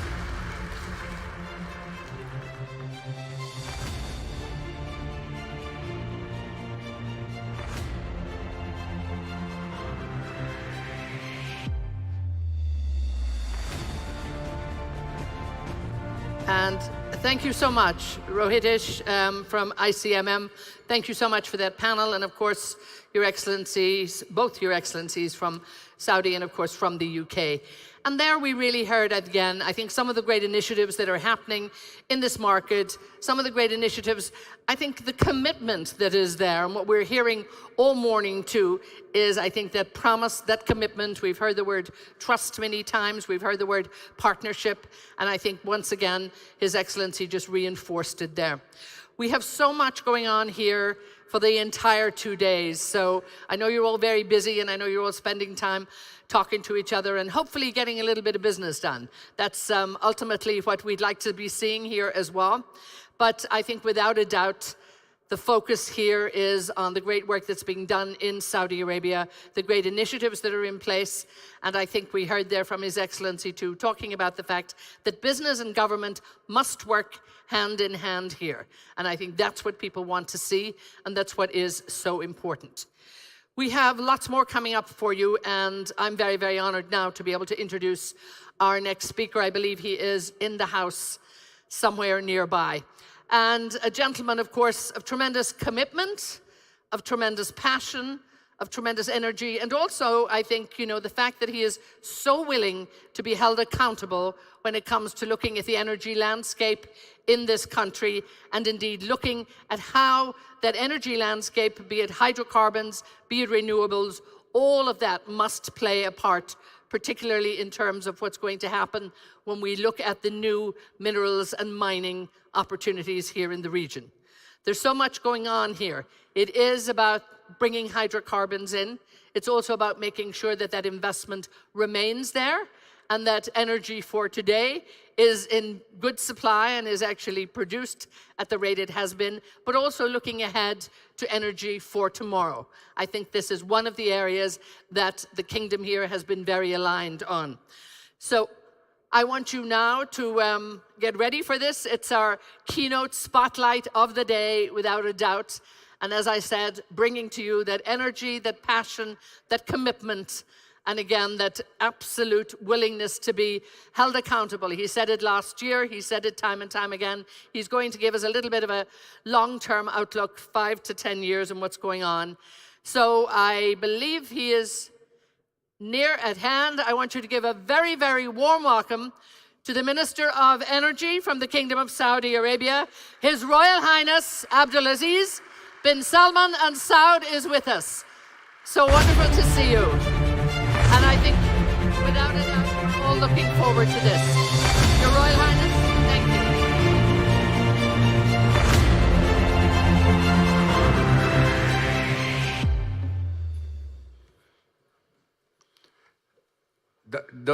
Assalamu alaikum. Don't believe much of what Athna said about me.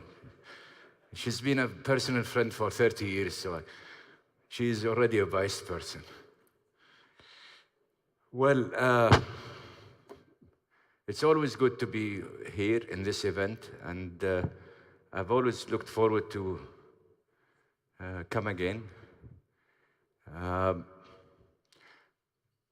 I've been reprimanded by the team I work with that we write you speeches, we put all the right things, the right messaging, and at the last minute you decide to abandon the good work that we put for you, and you end up in a clumsy way speaking your heads off without being committed to the script that we have written for you. So they went into a serious scaremongering last night and this morning by saying, unless if you keep to the script, We shall never write you speeches anymore and let you fail and fail miserably before any audience you might speak to. So I've decided to behave I've decided to behave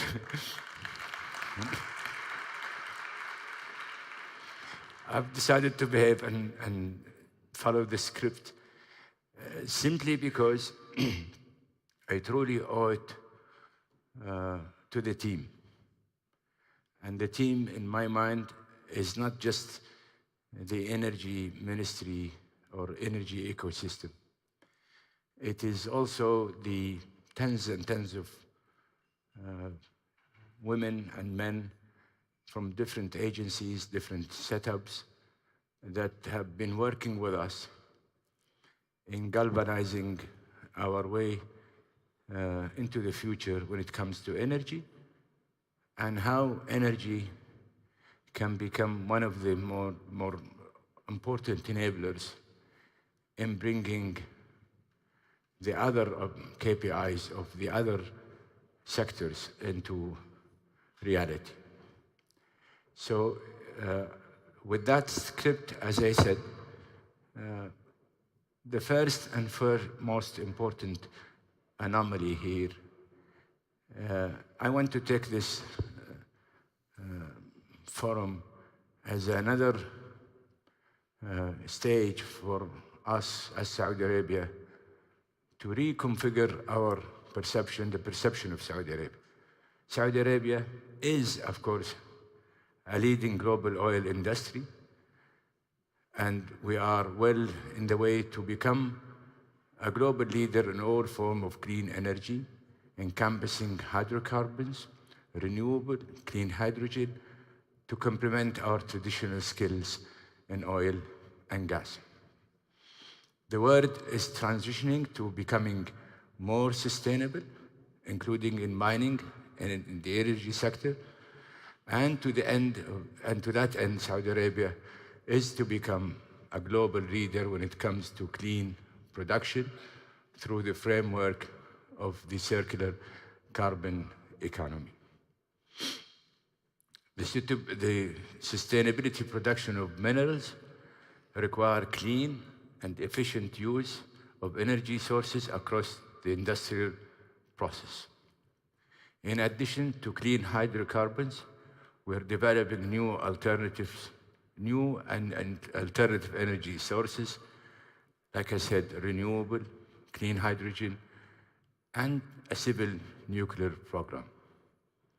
The Kingdom Renewable Program is among the most ambitious in the world, with the milestones, developments in wind, solar power in the Kingdom, and I will tell you a lot about our export ambitions when it comes to power, and more profound when it comes to hydrogen, clean hydrogen. We have launched the Saudi National Atomic Energy Project, which we call it SNEP, to introduce its first nuclear energy program. Our crude oil is already among the least carbon intensive in the world, and we have invested significantly in projects for carbon capture, utilization, and storage. We just made a few announcements a month or so ago, and they will keep coming. When it comes to clean technologies, to manage the greenhouse gases, all new gas power plants in Saudi Arabia, starting with a forthcoming tender on the 20th of January in Taiba and Qasim, will be carbon capture enabled. Clean hydrogen is a focus of our investment, as I said, with the largest clean hydrogen hub in the world is planned in the Kingdom.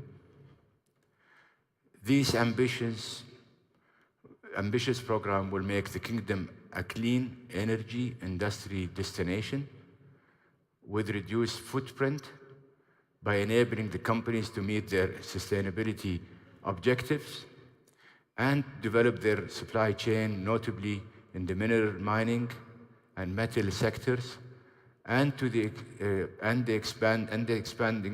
expanding areas of sustainable materials, where our chemical skills are put to good use. Today, we want to show you the great opportunities the Kingdom can offer to partners in this endeavor. As collaborators in the development of our natural mineral resources to help achieve sustainability, we are working in a seriously big, ambitious localization program and therefore localization opportunities. The Kingdom, thank God, has abundance of metals and minerals now greatly in demand in the world, and is developing the structure and the partnership that can exploit them to our best advantages. Saudi Arabia is committed to the development and securing the key metals and minerals needed for the localization supply chain and to pursue the goal of cleaner energy. This represents a clear opportunity to localize our supply chain. It also, the Kingdom is enabled to plan not only to exploit minerals domestically, but also to hedge globally to ensure the availability of strategic metals. The Ministry of Energy, in collaboration with the Ministry of Industry and Mining, the Public Investment Fund, and Ma'adin, are working to secure strategic supply chain of metals, critical and rare earth elements.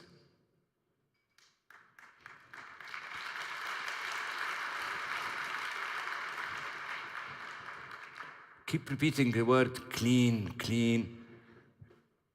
We're so excited that we will probably have it not only, but dry clean energy.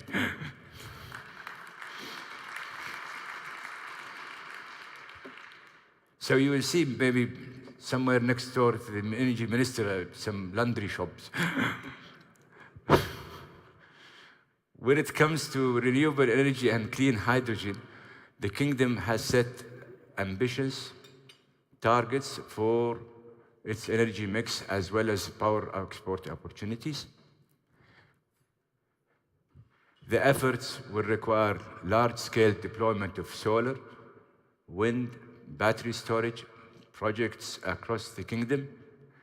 Manufacturing these components will also create a demand surge for minerals like copper, aluminum, zinc, nickel, lithium, and silicon. And let us also not to forget that Saudi Arabia will soon become home to electricity and other fuel efficiency vehicle manufacturers, which will depend on minerals and rare earth metals for many of their components. Saudi Arabia also aspires to become a global hub for green metal industries such as green aluminum and green steel, which represent yet another opportunity for investments. On the nuclear program, the Saudi National Atomic Energy Project has two major components. The first is building the nuclear power reactors, and the Kingdom, which include two commercial large nuclear power reactors. It's the first, and we want to make sure that we understand the technology before further expanding into that approach. But the more important element is the second, which is trying to exploit our uranium resource the Kingdom that the Kingdom possesses. Recent explorations of activities showed a diverse portfolio of uranium in different geological locations, in different locations within the Kingdom, such as Jebel Said, Al-Medina Al-Munawwara, and Jebel Graya in the north. Along with uranium, rare minerals such as tantalum have been identified in a significant quantity in the kingdom, unlocking even greater investment opportunities. So whoever is going to be working with us on uranium will have that accessibility to all of these. I just gave one example of the other minerals, but there are quite a few. The kingdom intends to utilize its national uranium resource, including in joint ventures with willing partners, in accordance with its international commitments and transparency standards for the entire nuclear fuel cycle, which involve the production of yellow cake, low-enriched uranium, and the manufacturing of nuclear fuel, both for our national use and, of course, for exportation. We have a sustainability program, which is to how do we convert hydrocarbon molecules into other materials as a way to diversify our own hydrocarbon uses from the traditional markets and traditional uses to a new means of monetizing these molecules. So Saudi Arabia will use hydrocarbon resources to produce more sustainable materials that will be used hand in hand with the metals to produce the components for the energy sector. They will also be localized for products like solar panels, wind blades, as well as the equipment necessary for mining and metal industries. We are here today to invite the mining industry to explore further the uses of polymer materials and to collaborate with us in this opportunity to reach out to our ambitious sustainability target. In all of the above, as many here will know, mining is an mining is an energy-intense industry, which will require competitive pricing for its power sources.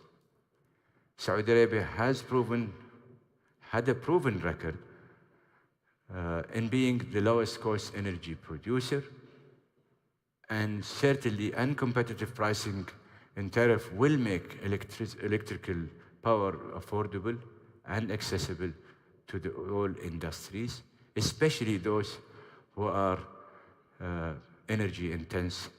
And we have a competitive tariffs that will allow this to make us somewhat glow when it comes to comparison with others.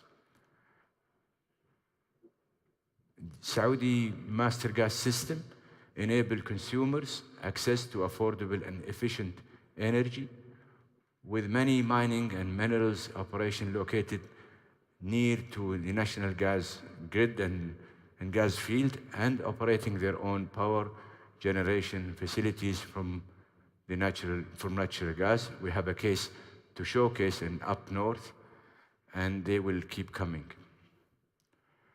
As I have been saying, achieving sustainability in mining and minerals is a global effort.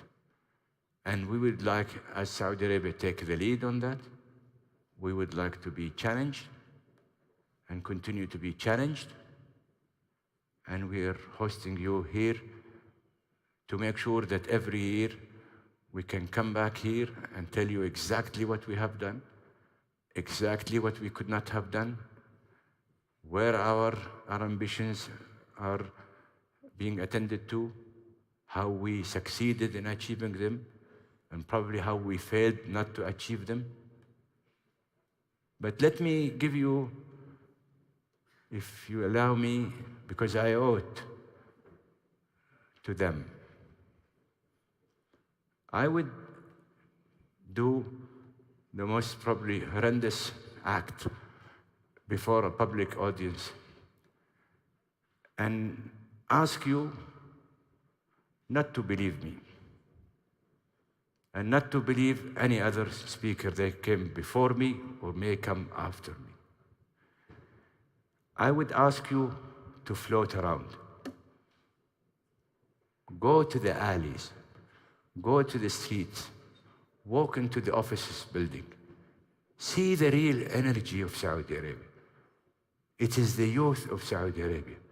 It is the women and men that are making these things or will make these things a reality.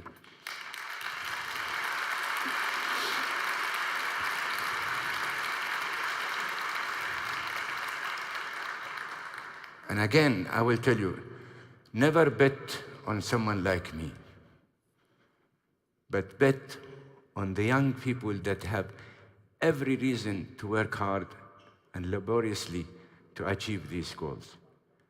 Because I will not be there to see it, but they will be there to feel proud that they were part of the new Saudi Arabia. And they are the creator, with our leader, the new Saudi Arabia.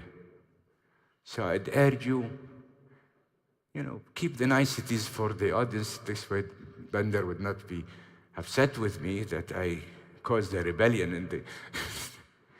But tonight, make it an issue. Float around. You will see young women in Saudi Arabia, fluent in so many languages. You will see them in their offices at night. You will see them abandoning their families and working hard to get this job done. You will see people that they're so polarized, they don't know which is weekdays and which is weekends.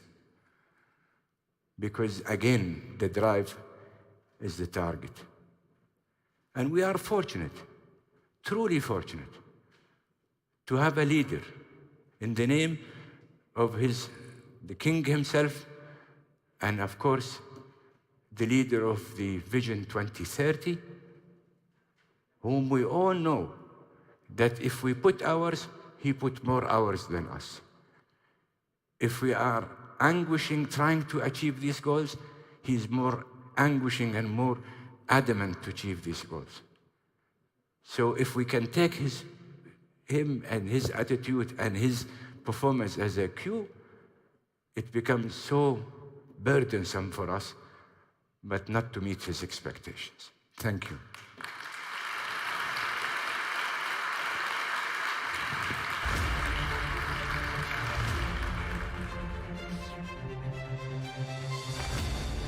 And once again, His Royal Highness, thank you so much. And not alone, I had talked about his energy, his passion, his commitment. The one thing I didn't mention is his absolute belief in the youth of this country, as he mentioned himself, and his support and his allegiance to make sure that the new leaders of Saudi Arabia are here among all of you. And again, his invitation that all of you come and see exactly what's going on here in this country, and to make sure that you as investors are actually happy with what is happening here. So once again, His Royal Highness Abdulaziz bin Salman Al Saud, thank you so much. And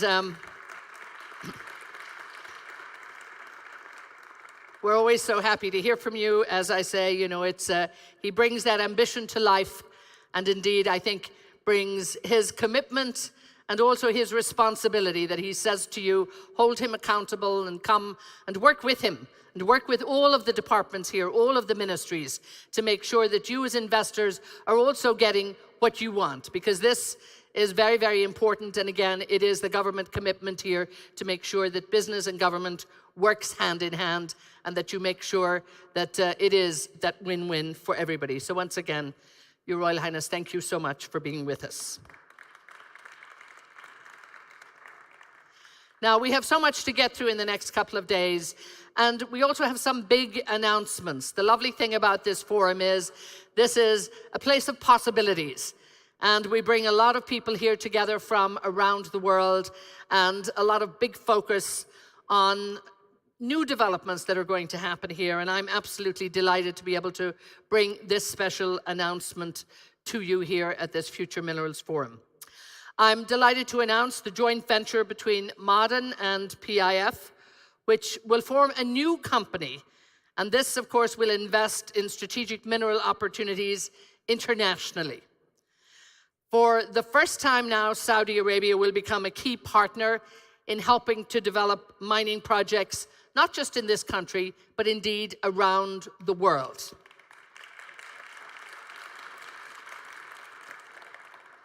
Ma'aden will be the majority shareholder, holding 51% of the new company, with PIF holding 49%. Now, a lot, of course, in terms of what they're doing, and we can tell you so much, but you will be hearing a lot more. The new company, without a doubt, will radically strengthen Ma'aden and PIF's ability to access opportunities globally, particularly in iron ore, copper, nickel, and lithium, all, of course, necessary for the energy transition. And this comes at a very, very crucial time. It comes at a time when supply constraints are growing. And also we look at demand, absolutely growing here for strategic minerals, and unfortunately creating uncertainty about the future.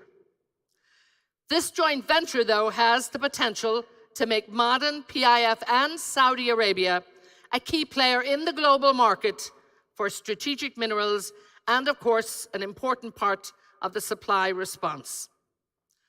It will do many, many things, and of course, more important than anything else, it will help secure mining as the third pillar of Saudi's economy.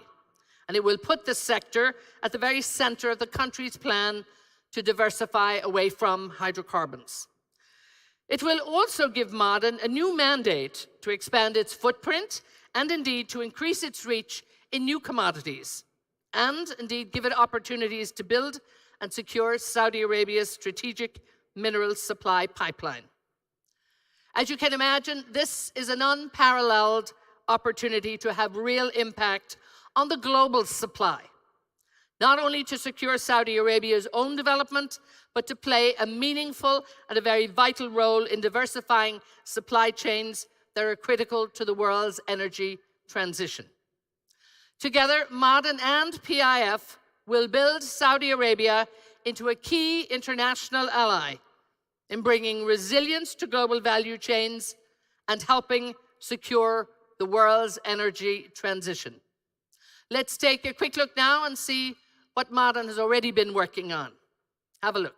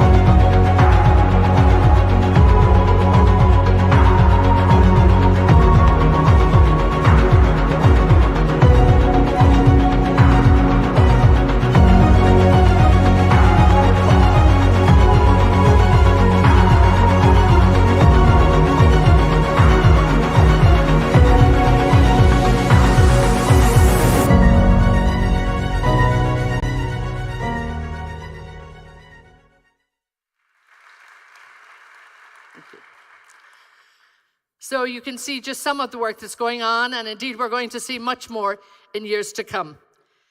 We are looking forward now to a little photo opportunity, which is so vital. And I do want to invite some key players to join us here on the stage. I would like to welcome back, first of all, the Minister of Energy, His Royal Highness, please, if he might join us on the stage. We have quite a list here, so let me get going. And please come and keep him company. Minister of Investment, His Excellency Khaled Al Fallah, please join us. Also, the Minister of Industry and Mineral Resources, His Excellency Balder Karayev. The Vice Minister, I believe, is with us here from Mining Affairs, His Excellency Khaled Al Mudaifer. Wonderful to see you again, sir. Thank you so much. Again, now I'd like to invite the Deputy Government and Head of MENA Investments for PIF, Yasid Al Humaid. Yasid is here. Wonderful to see you. And from Ma'aden, the CEO, is with us, Robert Wilt. So I think we have everybody here. And let's have our photo opportunity, and we'll exchange our folders as well shortly.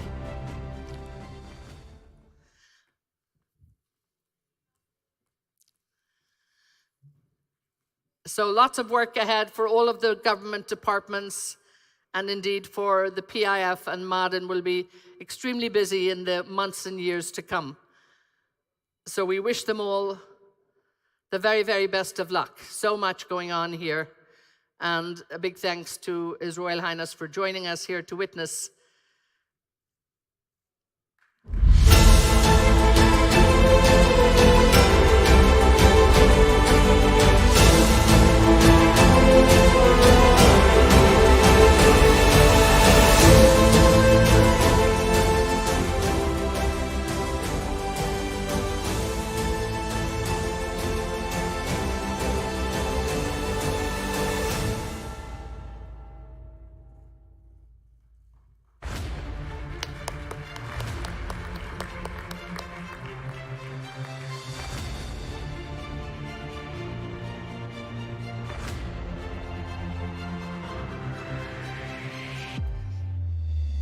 Once again, gentlemen, we wish you all the very best. Thank you so much. Good luck with the great work ahead. And indeed, we're delighted that we're going to see more of PIF and Ma'aden. So that very, very historic event here, it all started here at the Mineral and Mining Forum. So we're absolutely delighted. The Future Minerals Forum witnessing this tremendous event here. So great words of encouragement to all of you, and thank you so much. That brings our morning to a conclusion. I want to thank everybody who's been here, to all of our great speakers and our moderators and all of you for joining us for the morning. We have a very, very busy afternoon, so please take just a little time. If you may be back here sharp at 2 o'clock, we will get started for the afternoon, and we have a full afternoon packed of information and tremendous engagement for all of you.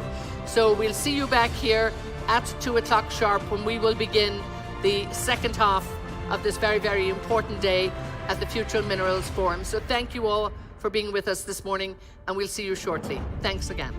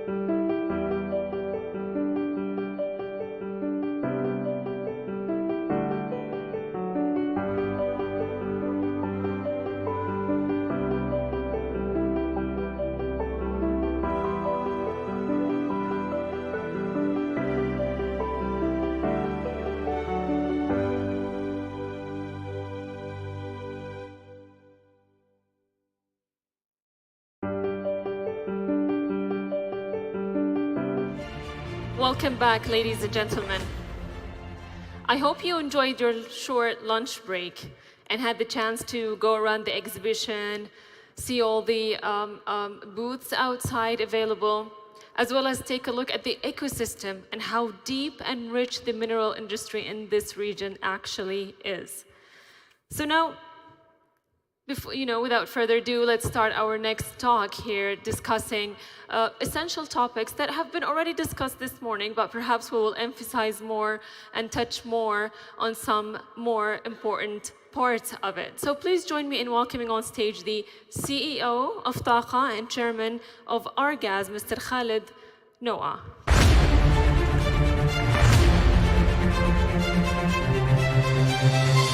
Welcome, Mr. So I hope you enjoyed your lunch, Mr. Khalid. Absolutely. Wonderful, wonderful. Lunch was great. The whole forum is amazing, frankly speaking. It really is.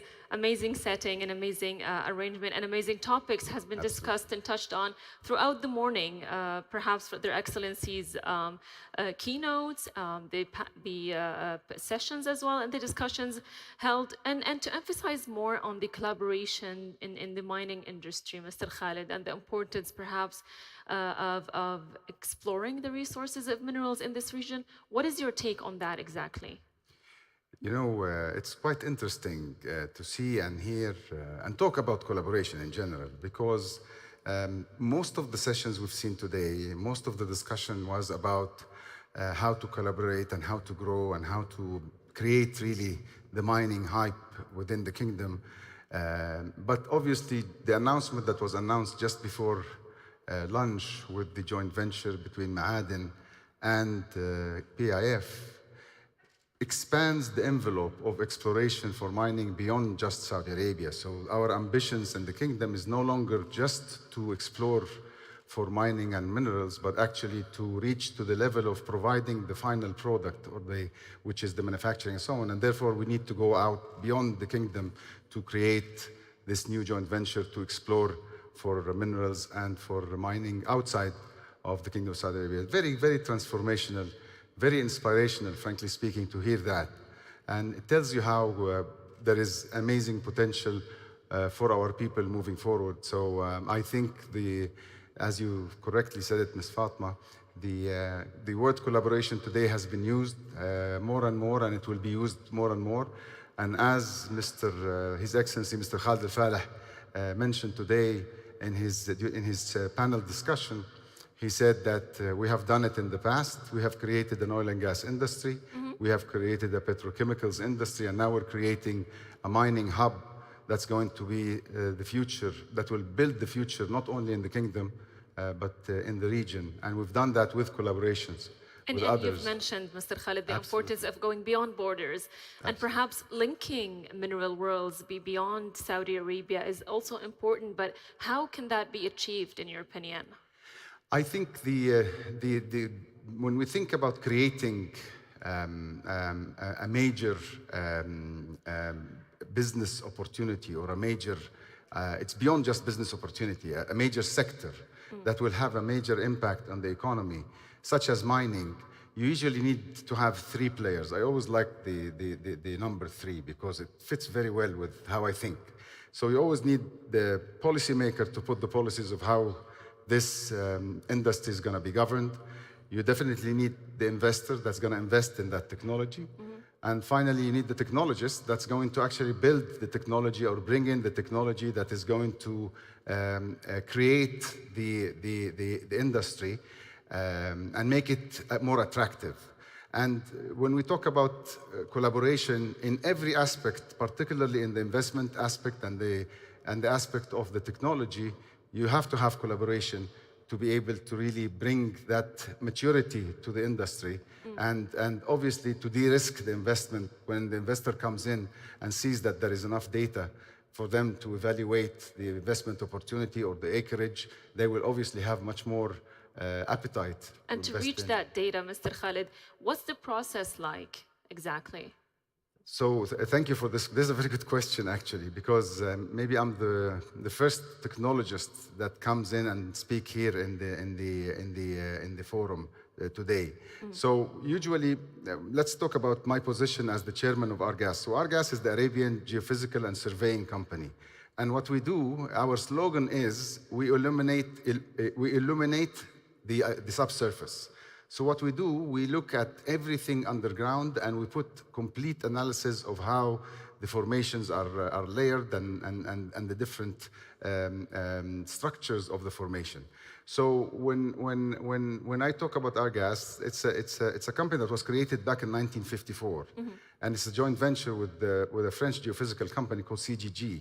We're talking about 1964. That's 56 years old company that has created the industry of oil and gas. It was part of the journey of Aramco in creating the oil and gas industry. And today it can be part of the journey of creating the mining industry of the kingdom, because it is the same thing. When you apply a technology to be able to understand a little bit more how the subsurface looks like, all what you need to do is maybe design a different seismic program, or maybe collaborate with another company that will be able to bring in a technology specific to the mining, where it actually move the data from geophysical data into geological data, and then take it to the next level where you start drilling wells and having cores of the minerals itself, and you create the geochemical modeling. So it's more of it's like when you have a cluster of data that is somehow scattered, and you try to bring it in, improve its resolution, like TVs and stuff like that, where it becomes much easier for investors to be able to look at the data and say, okay, fine, I am going to, or we are going to invest such and such amount of money because this data makes sense. So this is where, to answer your question in a way, we do have today in the kingdom the means to manage bringing up data and building enough data rooms to de-risk, to create some sort of a business model for investors to come in, and investors being locally or internationally. And that being said, Mr. Khalid, how can we, so to speak, encourage collaboration between companies inside Saudi and companies outside of Saudi? A very excellent question as well. So when we talk about collaboration could be a simple form of a technical service agreement or enhanced technical service agreement. Today, His Excellency Engineer Tariq Al-Mullah mentioned about the bid rounds that they have launched, and he mentioned that they have learned from the bid rounds and they have taken feedback from the bidders, and they're going for a second bid round to be able to. So there is no limit of how you can collaborate. Obviously, the higher the risk, the lower the appetite to share that risk between the collaborators. And obviously, as the more data you have, you'll have more interest in collaborating at a higher risk. And obviously, the highest risk of collaboration is in the form of a joint venture, when both partners come in, inject capital, inject their own, and create a company, like what was announced today. So I think in order for collaboration to really mature from the small collaboration agreement that's written over a piece of paper with 5-6 terms in a term sheet, to a partnership with commitment over a long period of time, is going to happen, obviously, when there is enough data and enough information. And can that information and data and technology, you emphasize the importance of technology, Mr. Khalid. Sure. Can all that contribute to perhaps lowering the risk where the risk is high? For sure, because you know what, it's everything has to be commercial. When we say we're going to, for an example, mine for cobalt somewhere in the kingdom, the cost of exploring that mineral and the cost of producing it had to be commercial, because by the end of the day it will be sold in a market. So everything has to go back into a commercial value chain that the technology can bring or cannot. You know, it all depends how you're going to build that commercial model to de-risk the investment and see actually if the investment makes sense or not. All right.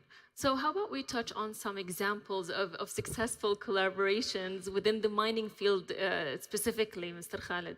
I don't have an example of within the mining field, but I do have an example within the exploration field. So when we started in the Arabian Geophysical and Surveying Company, when we started branching into the mining industry, we started looking at what are the different technologies that we really need to start looking for. And obviously, one of the big technologies that is going to make is a big game changer, obviously. It has been implemented in the kingdom before, which is basically what we call the airborne surveys, which is using airplanes or drones to be able to survey, whether you do magnetic surveys, electromagnetic surveys, or gravity surveys, and so on. So we collaborated with a company. We signed an agreement that's exclusive, and it's going to be part of one of the major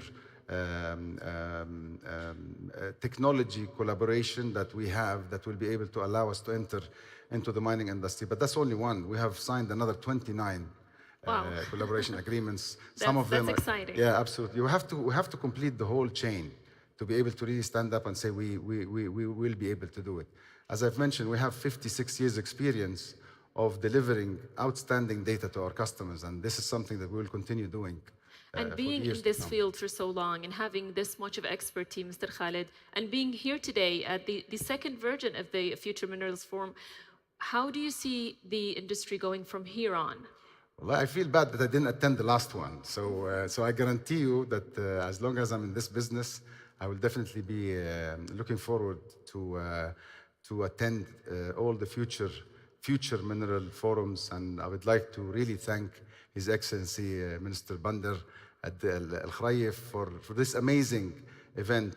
I have seen so much transparency, so much of very positive energy from the speakers as well as from the participants. And obviously the last thing that Prince Abdulaziz, His Royal Highness, what he said at the end, don't believe me and don't believe anybody that is going to come and speak here, go out and feel it. Everybody can feel the positive energy. And these are the type of forums that is quite interesting to come and attend and learn and live through the whole experience. It really is, Mr. Khalid, and there's still much more to come throughout the afternoon and throughout tomorrow as well. Thank you so much for your time. We've come to an end at this amazing full conversation. Thank you. Thanks a lot. I thank you again. Thank you. Enjoy the rest of your evening. Thank you, ladies and gentlemen. Now, we're still going to continue this conversation. We still have a lot going on. I'm going to hand over to my colleague Tumi to further emphasize the importance of creating a roadmap, so to speak, for the mineral industry with her panelists. Please put your hands together for her. Thank you so much, Fatma. Thank you very much for that wonderful conversation. I hope everybody did indeed enjoy the break. What's been really interesting about today is that we've had an opportunity this morning to speak a little bit about the bigger picture, the vision about where it is that we're trying to go to. And throughout the morning, we touched on some key points, which I think will be important in helping us to deliver some of that vision, not just in the context of Saudi Arabia, but of course in the context of the whole world. This is not my future. This isn't just Saudi Arabia's future. This is the world's future. However, intent is only one thing. We need to take that intent and turn it into action, because in doing so, we're able to deliver a reality. So I'm going to be facilitating a conversation in just a few minutes about just that. We'll be placing a spotlight on various elements of the mining sector, but what's wonderful is I don't get to do these things alone. So I'm going to ask you kindly if you can please put your hands together for His Excellency Khalid Al Mudaifir, the Vice Minister for Mining Affairs in the Kingdom of Saudi Arabia. Your Excellency. Dr. Mohammed Al Sagaf, the President of the King Fahd University of Petroleum and Minerals. Dr. Sagaf. Mark Davies, the Chief Technical Officer of Rio Tinto. Avery Hambro, of Global Head of the Thematic and Sector Investing at BlackRock, will be joining us online. Roy Harvey, the President and Chief Executive Officer of Alcoa. Gentlemen, please take your seats. And Benedict Sobotka, the Group Chief Executive Officer of the Eurasian Resources Group. Gentlemen, please do take your seats. And thank you for joining me. So as I mentioned to you just a short while ago, we're really trying to figure out exactly how it is we go from the conversation and what we wish to do to exactly the action so that we can have delivery. I mentioned we've got Avery Hambro, who's the Global Head of Thematic and Sector Investing at BlackRock. He joins us online. Welcome to you. I'm going to get straight off the bat speaking with you, Your Excellency, if you don't mind my doing so. I would like to get a sense of your view around exactly what some of the learnings have been from the environments that we're in now. For example, Saudi Arabia, when it comes to transforming mining. What can we take from their story thus far? Yes, thank you, Tommy. Thank you very much. Let me start by thanking everybody being here today, and sorry for the delay. We had a glitch. Thank you very much for being around in the Future Mineral Forum that is growing from a year to year in a double last year's. For transformation, Tommy, to happen, it requires more than mining. But for government to be transformed, it requires leadership, vision, a plan, and commitment and a will from the top, and persistence for the change. And in Saudi Arabia, we have all this in His Royal Highness, Prince Mohammed bin Salman, who is the leader of the vision, who have made the plan, and he is continuously following up through the center of government. In addition to this, of course, you need a good strategy. That's what we have developed, benchmark the world, brought the best minds, learned from history, learned from mistakes, learned from successes, and we developed a strategy that deliver for the main stakeholders, the society around the communities, the economy, and of course the investors. For investors to come, the focus is always the 5 main factors that any investor in mining would look: geology, security of tenure, stability of a policy, and of course profitability of operation, in addition to availability of infrastructure. So we have marched on all this, and we have delivered mostly all of them. Geology, we cannot change what's in ground, but we developed we put our 80 years of knowledge and information, of reports, of survey into a national geological database, and we opened it for a free, easy access on a digital platform. In addition, we are doing the world's most ambitious regional geological survey that will cover this Arabian Shield, which is around 700,000 kilometers, geophysics, geochemical, and mapping. It will cost more than $700 to $800 million, and we will finish it in a record time in 2025. But by today, we are 2 years into it. And whatever information we get, we are going to put it in the National Geological Database. On infrastructure, Saudi Arabia has the best infrastructure around the world, the best roads, the best electricity network. But more than that, we are investing in Saudi Arabia more than $160 billion in the coming 5 years to build roads, ports, railroads, so we can serve investors in the mining, but also in the other sectors. This is a big undertaking. Security of tenure, policy stability. We had issued our investment law. We learned from everywhere. South Africa, the main law firm was among them South African, and also from Canada and Australia. We learned, and we developed one of the best latest, the word latest, but one of the best or the best law around the world for investments that provide for security of tenure, clarity, transparency, low administrative discretion, and ensure that investors have a license and have it for good without any change, but with their permission. And profitability, we made sure the fiscal part of our mining investment law is the lowest in the world. There is nowhere in the world the maximum income tax and mineral rights is only 25% at a cap of the net profits. This is competitive. So these are the 3 main factors, and we delivered on them. And I think what's interesting is that it's really a holistic approach, right? So it's not just one thing or doing one thing at a time. It's how do you get all these moving pieces to work together in a dance, if you will. Evie, if I could come to you online, you're the global head of thematic and sector investing, which means that you're really focusing on where is a good place to do activity and how do you make sure that that environment remains conducive for you to continue investing in that space.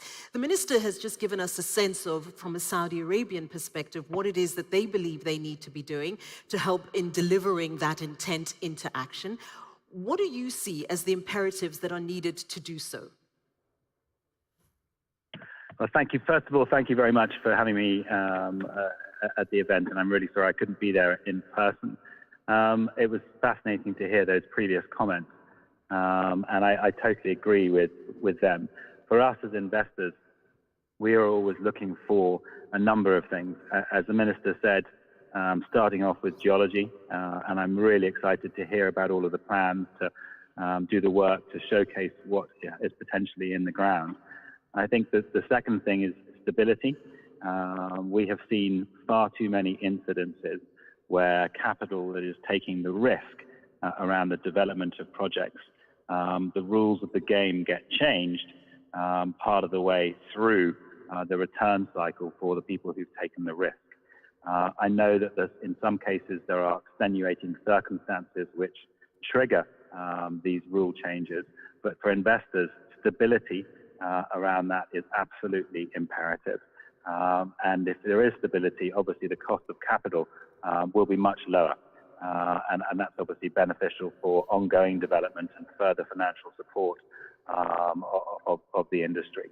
So for us, that's an essential one. And the third one is obviously everything to do with the environment and ESG.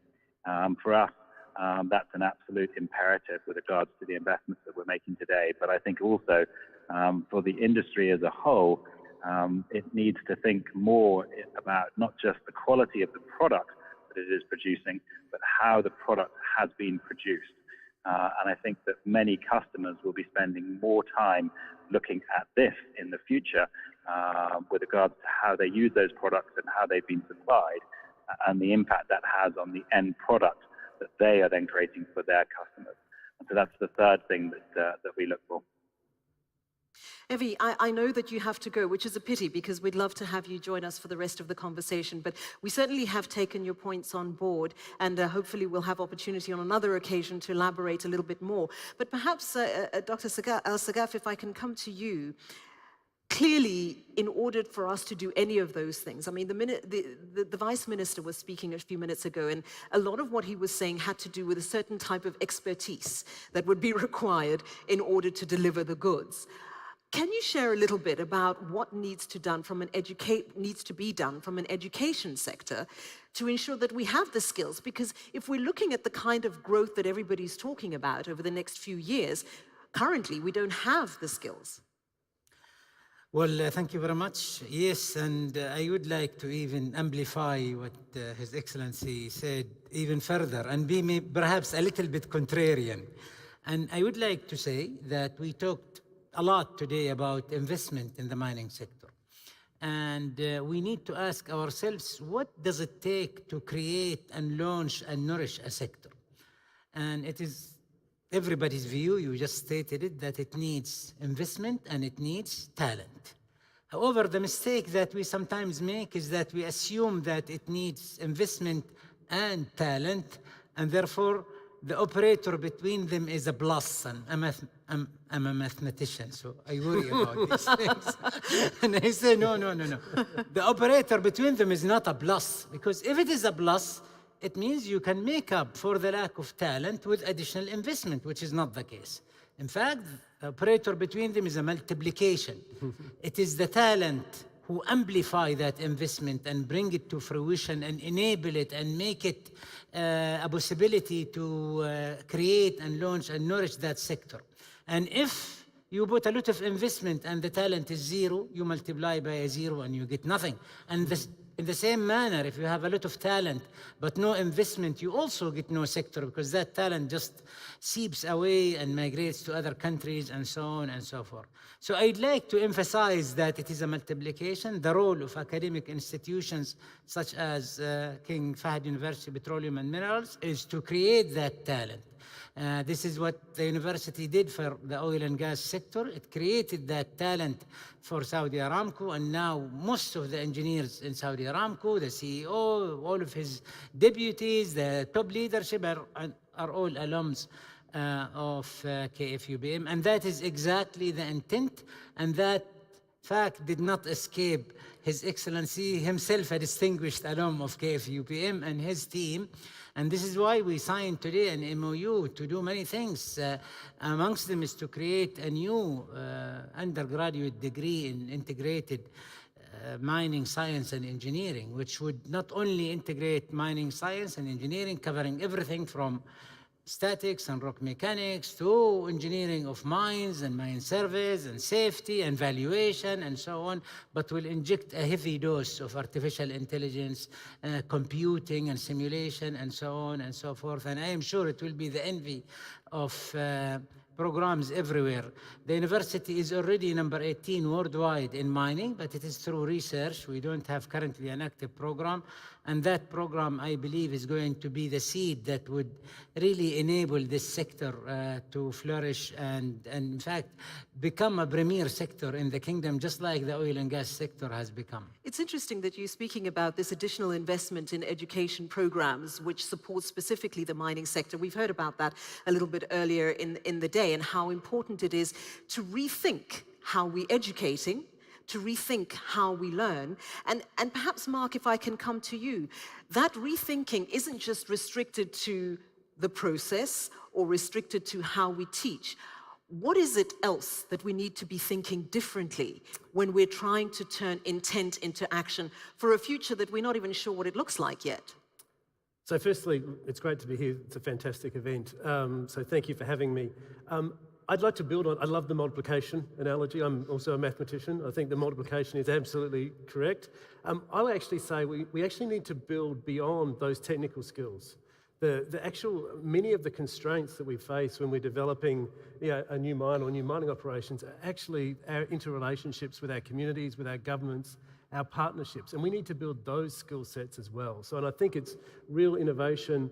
We need the technical skill sets, which are scarce in many parts of the world, and an opportunity to build those is fantastic. But we also need to build that ability to work in partnership, to really listen, to work with our communities, to work with our governments, and to find win-win solutions. And that's a different skill set. It's a different form of innovation. Definitely different form of innovation. But it can also be a tricky thing to do, right? Because we're not exactly always sure. Benedict, if I can come to you, we need to do things differently. That is the bottom line. We've heard that for today. We've heard that in other events. We're hearing that all over the world. We need to think differently. We need to do differently. What does differently look like? I guess before you think about doing something differently, I think you first have to start doing something. And that's where typically projects stop, right? The idea is great. So the why is great. Everyone understands it's important. We need more minerals, green energy transition. We've heard this 1,000 times during this conference. The what is pretty clear. We know what we're going to need to mine and how much. But the how is not clear. And I think that's the real challenge, is how do you actually now deploy the capital, the resources, the intelligence, the technology? How do we deploy? And I mean, this is a team sport, right? This is not like football where Messi and Mbappe decide the game. Here, you actually need all 22 players. Don't talk about that. That's together. A very painful conversation. Find other analogies, Benedict. But it's a team sport. You probably agree, it's a team sport. And to give you an idea of what we've done here in Saudi Arabia, I think Saudi Arabia has when the kingdom applies its mind and its resources to a plan, I think it is impossible to beat it in its ability for execution. Right? And what we've seen here is 2 years ago, we opened offices in Riyadh and in Jeddah. We applied for large exploration areas, which we've been partially granted, and we're very proud of that. I think there's great potential in those. We've hired local people. We found fantastic employees, and honestly speaking, we found particularly some very talented women in this country, very engaged, very proactive, very well educated, very hardworking in general. I think the work ethic here is very exceptional. But now we have to go and deploy. And the deployment will mean we'll have to cover very large areas of land. This has never been done before. There's many government agencies that have a say in our ability to go and deploy the money. This is not a capital allocation problem, and there's enough money. Right? This is about getting the money on the road. And getting the money on the road means you have to go and deploy technology across large areas. For example, one thing we've done is here, we're going to pilot this year a revolutionary remote operating vehicle fleet that will do grab samples on these large areas. This will be a first for Saudi Arabia, it'll probably be a first for most other geographies as well. It's called Gudelius, we're very excited about it, which will dramatically reduce the time for sampling large areas of land, which is exactly what we need here to get the reflection on the metallurgy. So it's this is a place where you cannot just have the resources to deploy, but I think you've also got an environment which is very supportive and open for new technology, which allows the kingdom, I think, to leapfrog some of the things that have been done in other countries. And we know, I mean, developing businesses in mining is very hard. I mean, we went from 0 tons of cobalt. We're now one of the largest cobalt producers for battery materials. We went from 0 tons of cobalt to 26,000 tons this year, right? That's enough to make about 4 million electric vehicles. It's by far not enough, but the execution challenge to go from 0 to 26 is tremendous. Yeah, it's tremendous. And not just money, a lot of things have to come together. This is a team sport. And what I've seen here in the kingdom, and Mr. Al-Mudafir is a perfect example of this. This is an ecosystem environment that wants to help investors succeed, and we're very appreciative of that. Your Excellency, if I can come back to you, and then perhaps, Mark, I'd like to chat to you a little bit about the innovation question. So to both of you, it's going to be a similar one. But I think the question when people are looking about Saudi Arabia, I'm going to use myself as an example. So I was invited to come to Saudi Arabia a few months ago, and I thought, okay, this is going to be interesting, because we all read the news, and we all see what's in the news about Saudi Arabia does this and does this. I was literally taken aback when I arrived, not just in terms of what I found, but in terms of the thinking and the attempts and the commitment that the leadership of this country has put in terms of reaching either 2030 or net zero 2060.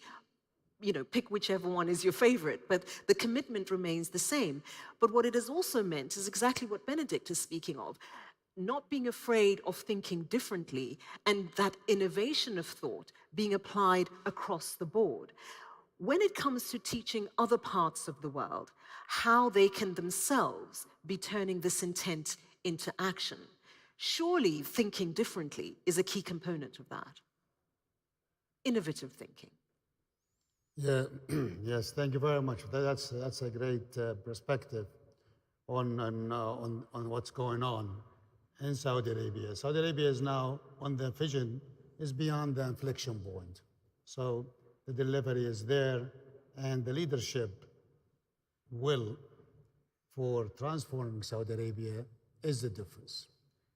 And this is a very important point. You have mentioned it, and it's clear. Without that vision and will, we will not be here by now. The second one is being marching in a new land. The objective is to have an ambitious nation, a thriving economy, and a vibrant society. An ambitious nation has to do something, has to do different, has to deliver in different. NEOM, the NEOM projects, also the National Industrial Strategy, the National Investment Strategy are all ambitious. And every time we have an ambitious, and we think we are ambitious, there is more to do. On the other side, it's very important to gain trust by delivering. And this is really where the difference that is there, and that's where the measurement of KPI and other is going on. So trust from investors, trust from communities, trust from society is a must thing, and that's what we have delivered on, or the kingdom has delivered on through the leadership and the strategy and the vision in the last 5-6 years.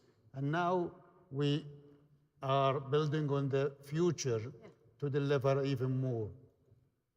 Yeah, I think it's quite extraordinary. if I can come to you, Mark, he's speaking about the importance of getting the community on board. I know some of the challenges that you have in some parts of the world in trying to bridge that particular gap, in ensuring that the community comes along with the ride, because there's a clear understanding that it's to everyone's benefit if that happens in many instances. Absolutely. And I think that comes down to that partnership. It really comes down to how do you actually work with the community, work with your governments for a win-win. And if we don't bring that, then that is what actually slows us down most of the time. And I think that the innovation, you can tie that to the innovation as well. It's how do we actually mine better? How do we actually have less impact? How do we actually extract more minerals from the ore bodies? How do we actually extract minerals from the tailings? How do we, and we're doing that in our operations in Canada and in the US. Selenium, tellurium, stuff that we were throwing away. We need to do more of that. And I think one of the great things that the Kingdom can do is apply that sort of innovation that they've had in the hydrocarbon industry to this industry. And there's so many breakthroughs that happen when you take technology from one sector and you look at it and you apply it in a different sector. But that combination of history and of innovation and ambition is really going to make a big difference.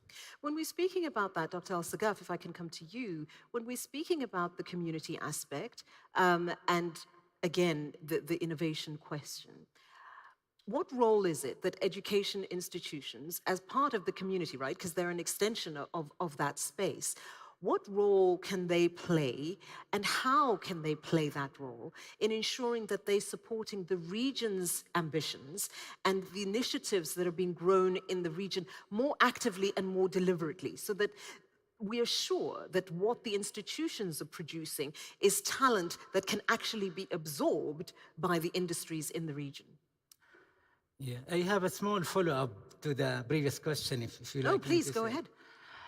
I believe if the community is to be expected to embrace companies who come to their house, to their area, the companies must be empathetic. They must really show concern and respect for those communities. I think this is something that Saudi Arabia in particular has learned very, very well. When Aramco came to the kingdom, it started by embracing the community. It taught the students of the community. It launched the first railroad in the kingdom, the first TV, the so on. And so the community saw it as a source of richness to the community rather than somebody who is just harvesting. That they saw it as a seed planting rather than harvesting. And that is very important. It is not always seen around the globe. We see all sorts of problems in Nigeria and others where the community feels that companies came to extract and take away their wealth rather than share it. And so it is very, very important, I think, that every stakeholder is seen by the community as someone or an entity that seeds future growth and future prosperity. And that is very important for the embrace of the community to the investors. For the role of academia and the types of graduates, I think there are three types of output of any academic institution. Any, I don't mean our university, any academic institution. And by output, I mean graduates. The first type are the economy burdening output. Those are the graduates that are not needed in today's or future economy. And so what are you going to do with them? They just increase unemployment. After studying for 4.5 or 5 years, they take menial jobs that are not commensurate with their studies and so on. And they become a source of worry, even political unrest in some countries and so on and so forth. The second type, which is the bulk of any economy, the largest part, are the economy maintaining graduates. Those are the ones like the employees of SABIC and Aramco and the bankers and the electricity company and so on, who maintain the current economy and make sure that it continues to grow and to thrive and so on and so forth. The last and third part are the economy creating graduates, the economy creating output. Those are the ones who actually create new sectors like mining and others. And this is where the niche of KAICC UBM is. This is what we tell our students, we tell them we are a small university. You as a student, you are not here to learn for a job. You are here to create a job. And this is exactly what I think is needed by academic institutions. In order to create this third output, it doesn't only depend on who you get, which is very important, because the better the intake is, usually the better the output is, but also what you do with them. At KFUBM, for example, since we started transforming the university, we insisted that everybody at the university will be fluent in artificial intelligence. We created a platform we called AI plus X, that you first learn AI, and then you learn mining or petroleum or mechanical or finance and so on and so forth through courses in advanced Python, AI and machine learning, big data and data analytics, entrepreneurship and business, and so on and so forth. So we created 40 different subspecialties that aim to create the future sectors. Things like hydrogen mobility, quantum computing, non-metallic materials, and so on and so forth, to ensure that our graduates are at the third type, the ones who are needed for the future economy, the ones who are going to create these sectors. And you see some universities now and some companies talk about quantum computing and so on as it's a dream. So if I can just come in there, because what I'd like to get a better sense of is what that nexus is, or where is that moment where institutions are then better able to coordinate and cooperate with businesses that are going to absorb this talent. Because it's all good and well for you to be doing what you're doing, but if the business isn't doing better about creating spaces that are receptive to using that talent, you run the risk of some of that talent going to waste. Absolutely. Or that talent does not specialize in the things that are needed to create the new sectors. Yeah. And herein lies the Achilles heel of being at the forefront of teaching new things. Yeah. Because if I tell you that I'd like you as an electrical engineer to specialize in bioelectronics and sensors, and this is the future of the kingdom, we want to create the biotech, we want to get into things like manufacturing of artificial limbs and artificial hearts and genetics and so on and so forth, you will tell me, Dr. Muhammad, show me the job. And I'll say, well, the job is going to be there. You just need to trust me. And students are very pragmatic. They don't trust their university presidents. And at the same time, when we talk to companies and tell them you need to come here, they tell us, okay, where is the talent? This is not oil and gas. You are not just going to give me cheap feedstock. We need the talent. And hence comes this catch-22. The companies need the talent.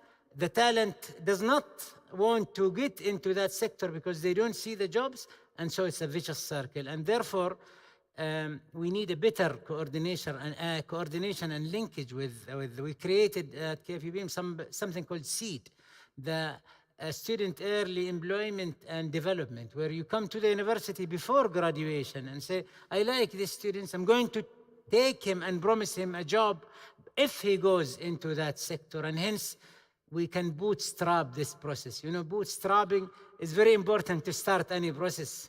In cars, in the old days, you need to manually crank it. Now, there is a crankshaft that is electric and so on. No machine in the world starts without cranking, and this is our attempt to crank this process in order to indeed circumvent this vicious circle. Yeah. If I can come to you, Benedict, you spoke a little bit earlier about women. And what you had seen in Saudi Arabia in terms of your organization's experience. The truth of the matter is that we can have engineers, we can have scientists, and those we need. But the reality is that business today needs a whole community. It's a whole ecosystem of different people with different skill sets, with different points of view and different perspectives, i.e. diversity. Creating the future that we want and turning that intent into action. What is it that we need to do differently about ensuring that we have more diverse employees, teams, leadership within the business world without necessarily leaving it to those communities or the women to tell us what the answer is? How do we create a conducive environment? I find the much talked about talent shortage, I find it there's too much talk about it and not enough doing about it. Because mining is a very attractive career path for anyone that leaves school. And it doesn't have to be that somebody is fully trained when he joins the mining company. I mean, we do a lot of in-house training of people that literally finish school. We have people that now work in the 3rd generation in our company. Right? We had the first people working in the 1940s, then in the 1980s, and now in the 2000s. So this is not a job, right? This is a profession for the long term, which means you can start as a junior financial analyst, and you may end up as a quantum computing artificial intelligence analyst in the exploration side. So the job opportunities that are very long term are available. So we don't actually find such an issue in identifying the right individuals. And I think particularly here where there's such a large young workforce, actually the workforce here of under 30-year-olds is bigger than in Germany. My country is Germany, so you fast forward 50 years and there'll be more Saudis than Germans. Right? It's a very easy calculation. There'll be more engineers in Saudi than in Germany, or in France, or in Spain, or in the UK for that matter. So if you fast forward, we're in a long-term business. This is a 20, 30, 40, 50, 70, 80-year business. I see the prospective opportunities here for individuals that go into mining as very positive. And one comment on the communities. There's an interesting statistic, I think from probably ICMM, as the closer a person lives to a mine, the more positive he is about the mine.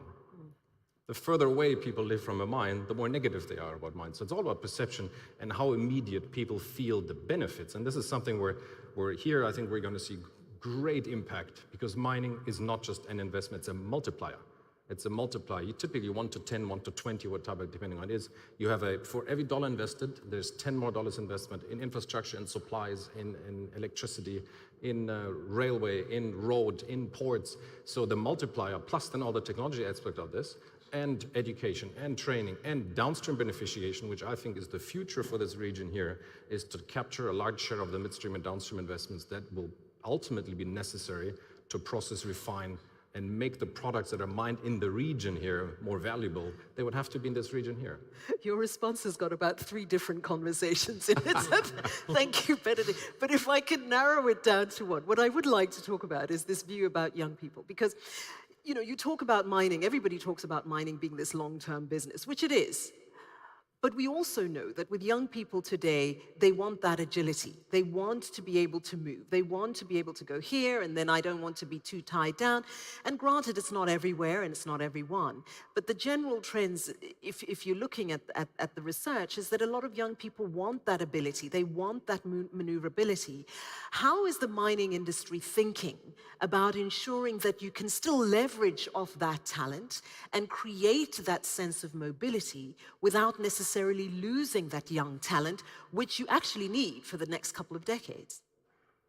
Yeah, we offer global mobility programs for our works. We've got about 100,000 people working around the world, in 20 countries. So if someone here is young and is excited to work in different places, please come. We need everyone who's willing to work in 20 different countries along in his life. So there's no question about mobility, and it's not just the mobility horizontally or geographically, but it's also the vertical mobility. So coming from a very low level, you can move up very quickly, very high in an organization like ours, which is growing very fast and which opens new offices. We've opened 4 new countries in the last 12 months. So I don't think Amazon has actually done that in the last 12 months. Quite the opposite. This incredibly hyped sector of IT and technology has only been shedding workers. Who has been hiring most of the workers? Is the oil industry, is the infrastructure industry, and is the mining industry. Right? They've probably hired more worker than the IT sector has laid off in the last 12 months. So we're, in a way, we're the new IT sector. I think we need to have a one-on-one fight chat with Benedict with all his topics that he's throwing into this discussion. Okay, I want to come to you. One of in preparing for this and the innovation question, there seems to be a broad discussion within the mining sector about how a lot of this innovative thinking and newness is coming from looking at how we process things and how our processing, is it in the tailings? Are we looking at extracting more reusable water from the tailings? Are we looking at extracting more critical minerals from the tailings? Are we looking at, how can we get more money? Which, To some extent, has the question around efficiency, right? How do we better utilize what we extract? But what I found interesting when we had a quick chat backstage was that you said that's not even the question. It's not even about the processing when we're looking about how the action is going to look in a couple of decades. We have to look beyond just the processing question mark. Yeah, so I think we need innovation across the entire value chain. So we need innovation in exploration. How do we use big data? We've got to find a huge amount of resource in the next few decades. How do we use big data? How do we process the information that's coming off those drill rigs faster? Instead of it taking 3 months for us to get assays back, making a decision on the fly and putting the next drill hole in a much better place. We've got to do it in processing. We've actually got to, there's ore bodies that we know are there that are contaminated with deleterious elements. How do we process those and extract that value? How do we do it in a much lower environmentally impactful way? Because that's what gives us our license to operate and our permitting. How do we actually create the right materials for our customers? What do our customers need in terms of innovative materials to solve their problems? And so we need innovation in that space. And we actually need innovation in where we close. We've got to close responsibly. To have a license to go and do the next thing, we have to have finished the last one well. And that is how do we look at the waste, the wastewater coming off that closure? How do we extract the minerals from that and then use the water for the communities? How do we reprocess tailings? There are mining operations out there that are actually going to shut, not because they ran out of ore, but because they ran out of places to put tailings. And how do we use those tailings in a proactive way? And we've invested in some startups that are looking at how we use tailings for cement replacement and really extracting as much of the materials as we can, because you're right, it's an efficiency, it's a waste, it's a sustainability. Yeah, we've made a big impact on the environment. We should get the most we can from it, and we should do that, in consultation with our communities. Is the efficiency going to come, is it going to be the expense that is paid in order to reach that sustainability, in order to ensure that ESG is complied with, that we have good governance, that the environment is taken care of, that the social elements are addressed, or can the two coexist happily? I think that have to coexist. It has to be that balance of, we need to do this in an efficient way. We need to minimize their impact. We need to maximize the benefit for society. When you think about mining, your competitive advantage is the license that community gives you to extract that resource. And if you're not doing that in a responsible, efficient way and getting the most value, then you're not going to have that license. Yeah.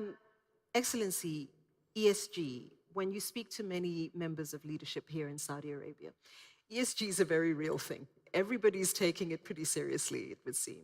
It's being built into the very nature of not just departments from a leadership government perspective, but from businesses. It's a requirement, it's something that you're insisting. To what extent is that going to become the fabric of what needs to happen in the mining industry? Not just the industry to make it sustainable, but when we're looking at future minerals and how we have to change the way we're going to deal with future minerals compared to how we've been doing mining in the past. Very good point. The future will be mineral intensive, and for it to be so, we have to do mining completely different of what we have been doing it in the past. And on the technology, we need, and today, and also in the education, and half of our exhibition and half of the Future Mineral Forum speeches is about technology, the other half is about ESG. Those are very important pillars for the future of mining. For mining to continue and be, it has to be sustainable, it has to be environmentally friendly, it has to contribute to society at large, the society and the host countries also. And it has to be governed well. But also technology have to be delivered because we have to deliver more from the existing operations, and we have to discover new resources, but fast enough to cover or to shorten the gap on the mismatch between demand and supply. The in Saudi Arabia, environment is a very serious, we take environment very seriously. The leadership, His Royal Highness is leading the Saudi Green Initiative, not only but for Saudi Arabia, but also the Middle East Green Initiative that will deliver plantation, protection of lands. 30% of Saudi Arabia is going to be a reserve from maybe 3 or 2%, and more to protect the Red Sea, to make it also a place where, for the benefit of the Red Sea countries. And in Saudi Arabia, we were lucky. We came late in mining. So we will benefit from all the experiences, but also we'll do it all right. So our mining law is progressive. We use the best ESG. We consulted with ICMM and all the world, and we use the ICMM principle to be the law. We used all the cases around the world. We learned from investors, and we made, and most of the investors in the Future Mineral Forum today have reviewed our mining law before it goes out. And of course, most of them they put sustainability front and center, and therefore we have a progressive law at hand. And to go, an important message to conclude with is that for mining to make it the future, minerals to be centered in the future, and we have to deliver, we have to be socially acceptable and environmentally friendly. Yeah. Okay, so this is my favorite. Oh, we've got 3 minutes. Goodness, that was quick. Okay, this I would like to do really, really quickly. I'm going to start with Benedict, and I'm going to work my way back. 2 things that you think need to happen in order to ensure that intent is turned into action. In 3, 2, 1, go, Benedict. Yeah, the energy transition is, I like to call it, the biggest purchase order in history for the mining industry. And we've got an obligation to make it reality. And for this, we have to work together. So we have to collaborate, and we have to be open to partnerships with other companies, with governments. This is not a single company trying to solve a single problem. This is a lot of different players that have to work together in a pre-competitive and a pre-political space to deploy the amount of capital that we need to deploy in the next 20 years. Was that 2 or 1? Was that 2 or 1? I can do another. Yeah, I'm worried you're going to take another minute. Well, opportunity's lost. Can you give me 2, Mark? So the 2, and I would do partnership. I absolutely agree. Partnership, working with startups, working with more innovative, that's going to be essential. Working with governments, communities, that's key. I think the second one for me is actually our story. And we talked a lot about talent. And the way we're going to attract talent is if we actually got a real purpose, that actually that talent sees the mining industry as part of the solution, as part of the solving the problem of the energy transition. So to me, that's the second one. We've actually got to really tell that story of how we contribute to society. Dr. Al-Sagaf, your 2? I think number 1, which I said it before, is that invest not only in the licenses and the factories and the lands and so on, invest in the talent, because it is the true enabler of your success. Success of the sector and success of individual investors and companies themselves. And number 2, view this as a long-term investment in which you need to seed the investment and irrigate it and witness it to grow, and then you can start thinking about harvesting it, although you might harvest even during the initial stages. But if you see this as an opportunity that you will prematurely harvest, it will not be beneficial. So it has to be seen with that long-term investment in mind. Excellency, the last word is yours. Yeah, so I will have. You're going to borrow some from him? Yeah, only one. Okay. Trust from partners and countries in the region that we will continue the dialogue and continue the dialogue and collaboration. Trust from investors that we will work hard to make our operation profitable. Trust from communities that it will be safe and you will benefit and you will have your fair share. And trust for the environment. We will never do mining if it's not environmentally safe. Thank you. Thank you so, so very much to all of you. That was such a pleasure. The time went really, really quickly. But I'd love to thank you for sharing your wisdom and your knowledge. Always a pleasure to see you, Your Excellency. Gentlemen, thank you so very much. And a round of applause for them again, please. I won't take it to myself, it's certainly for them. I'm going to be having a conversation in just a few moments with a man that I'm sure many of you have come to know quite well over the past several months. He's fairly new on the job, almost at a whole year, running an organization that I think is going to be critical in what Saudi Arabia is hoping to achieve, not just in the context of Vision 2030, but of course in reaching net zero by 2060. That organization is Ma'aden. Let's take a look at them.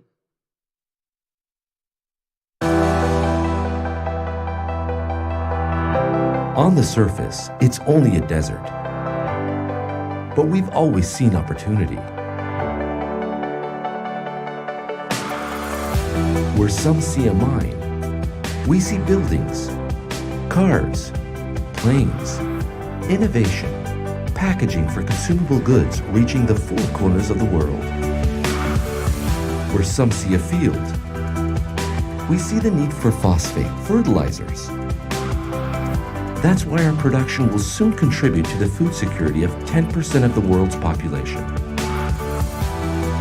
Some see the world going green. We saw that transformation starting long ago and began sourcing the materials of the future, those key to electrify the new global economy. Some dream of exploring the vastness of our kingdom. We do it every day, exploring and assessing the mineral richness of our land. $1.3 trillion in potential. On the surface, we are a mining giant. Beyond the surface, we are much more than that. We are shaping the future of humanity, aligning with Vision 2030 and enabling social and economic progress in the kingdom and the world. Beyond the surface, the future awaits. Ma'aden, mining for social and economic prosperity.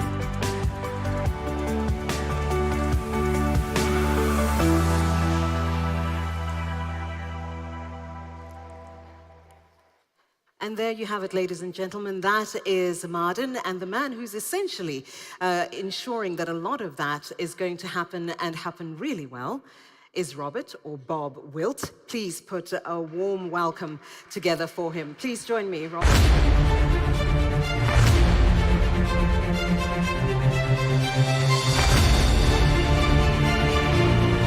Always good to see you. Please take a seat. I don't know who's busier today, me or you. Yeah, I don't know. I thought I was pretty busy until I see you going back and forth. So.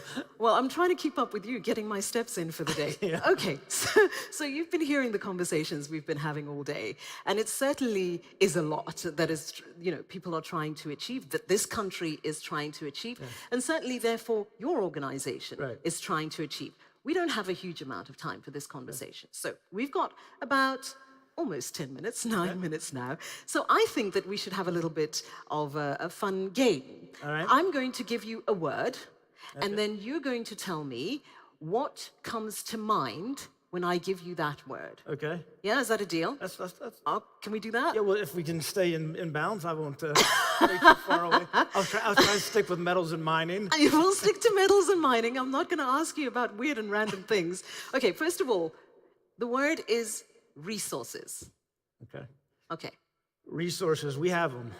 I don't know if that's if I'm allowed to use a sentence or one word, but... No, you can use a sentence. Okay, I mean, when you think about resources in the kingdom, we've got the financial resources to do this, to achieve our ambitions. We've got the mineral resources. We know we at least have phosphate, bauxite, gold, and copper. What else is out there we don't know? We've got to find out.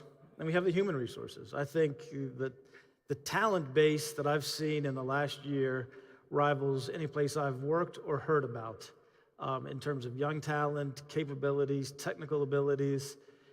The thing that impresses me the most, too, as an expat, is they're doing it in a second language. So, I mean, I'm amazed at the talent we've got. However, we just need to deploy them towards metals and mining.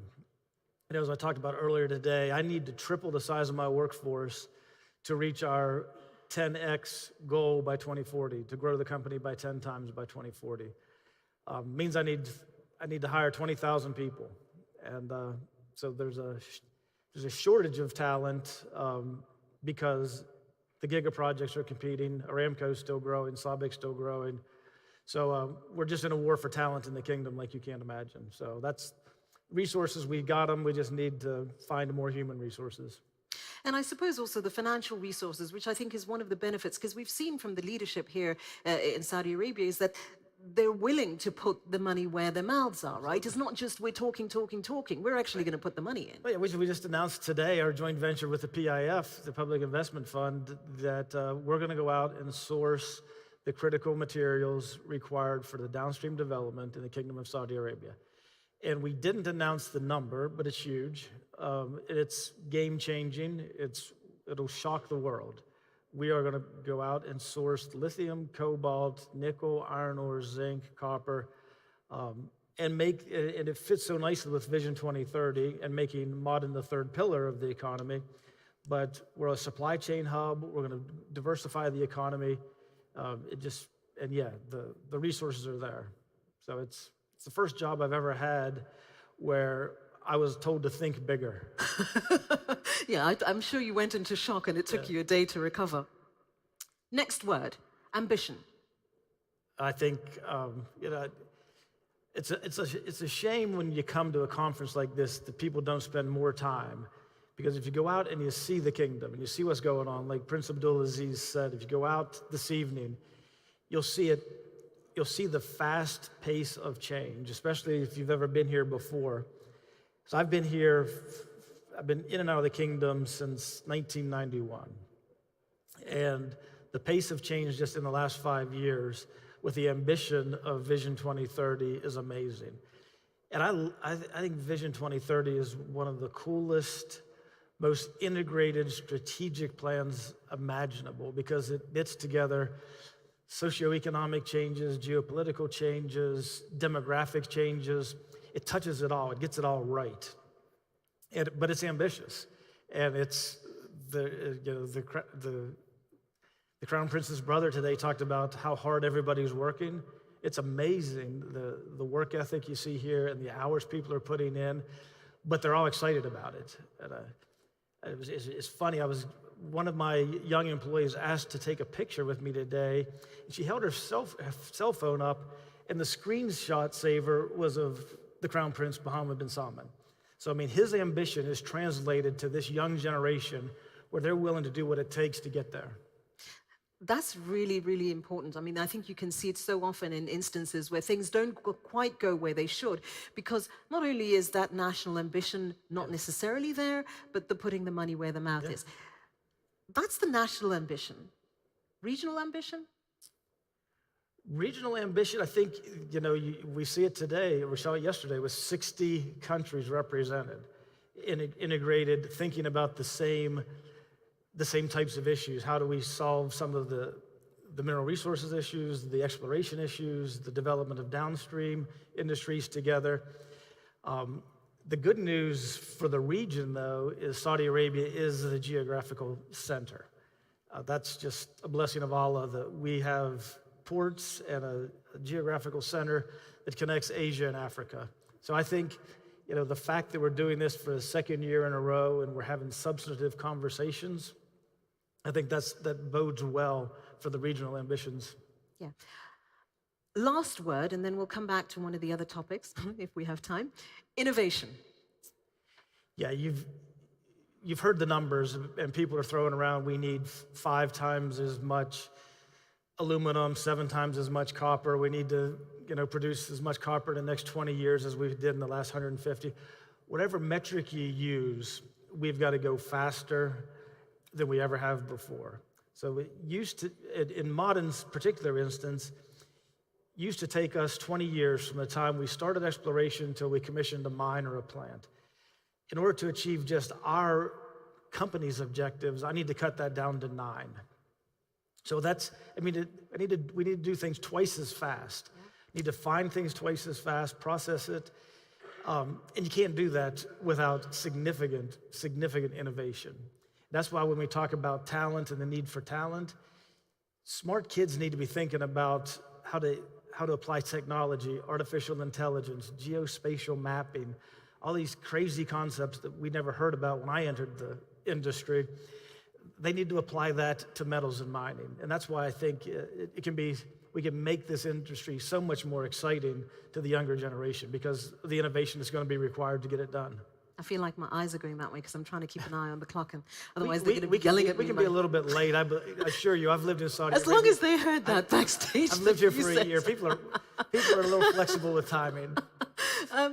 I'd like to explore a little bit. You spoke earlier when you were on the panel this morning about the women in your organization already, and how you believe it's imperative. One of the challenges that we undoubtedly have is that this is a predominantly male industry thus far. Right. So it's not just about women providing the answers or providing the solutions about how transformation has to happen in the corporate sense.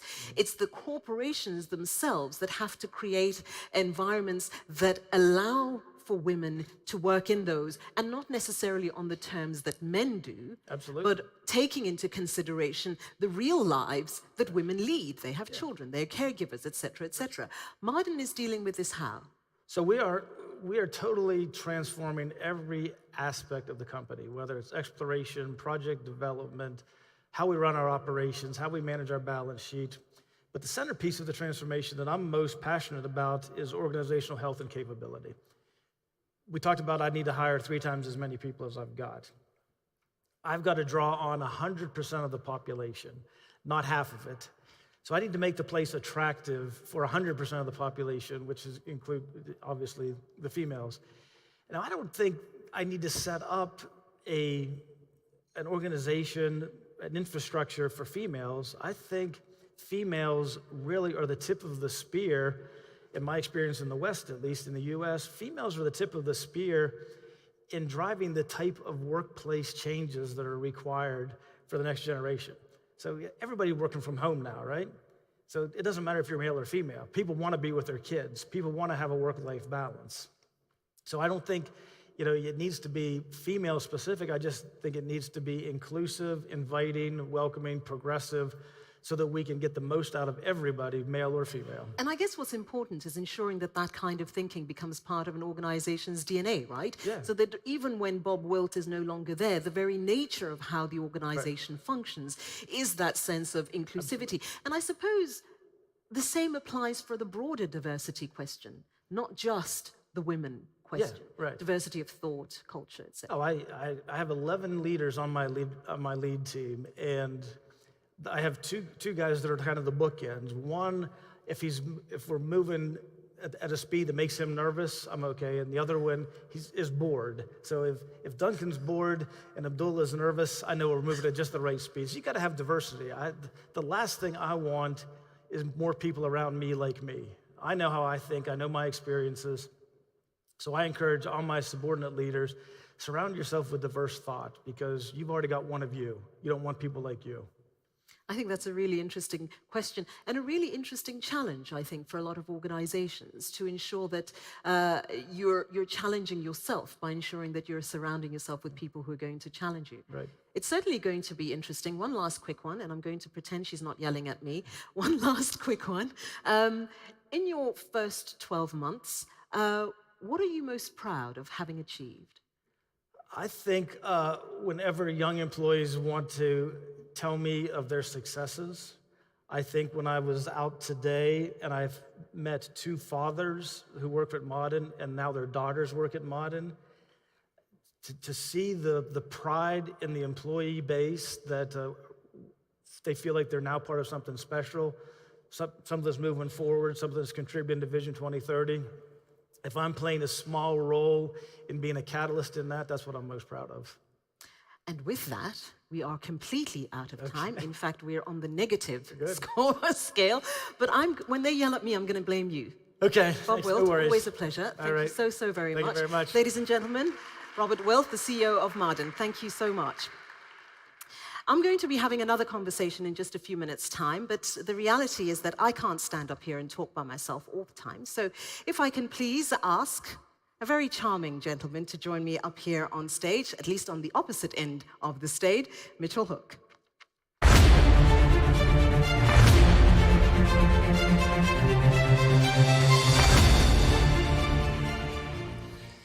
Thanks, Tumi.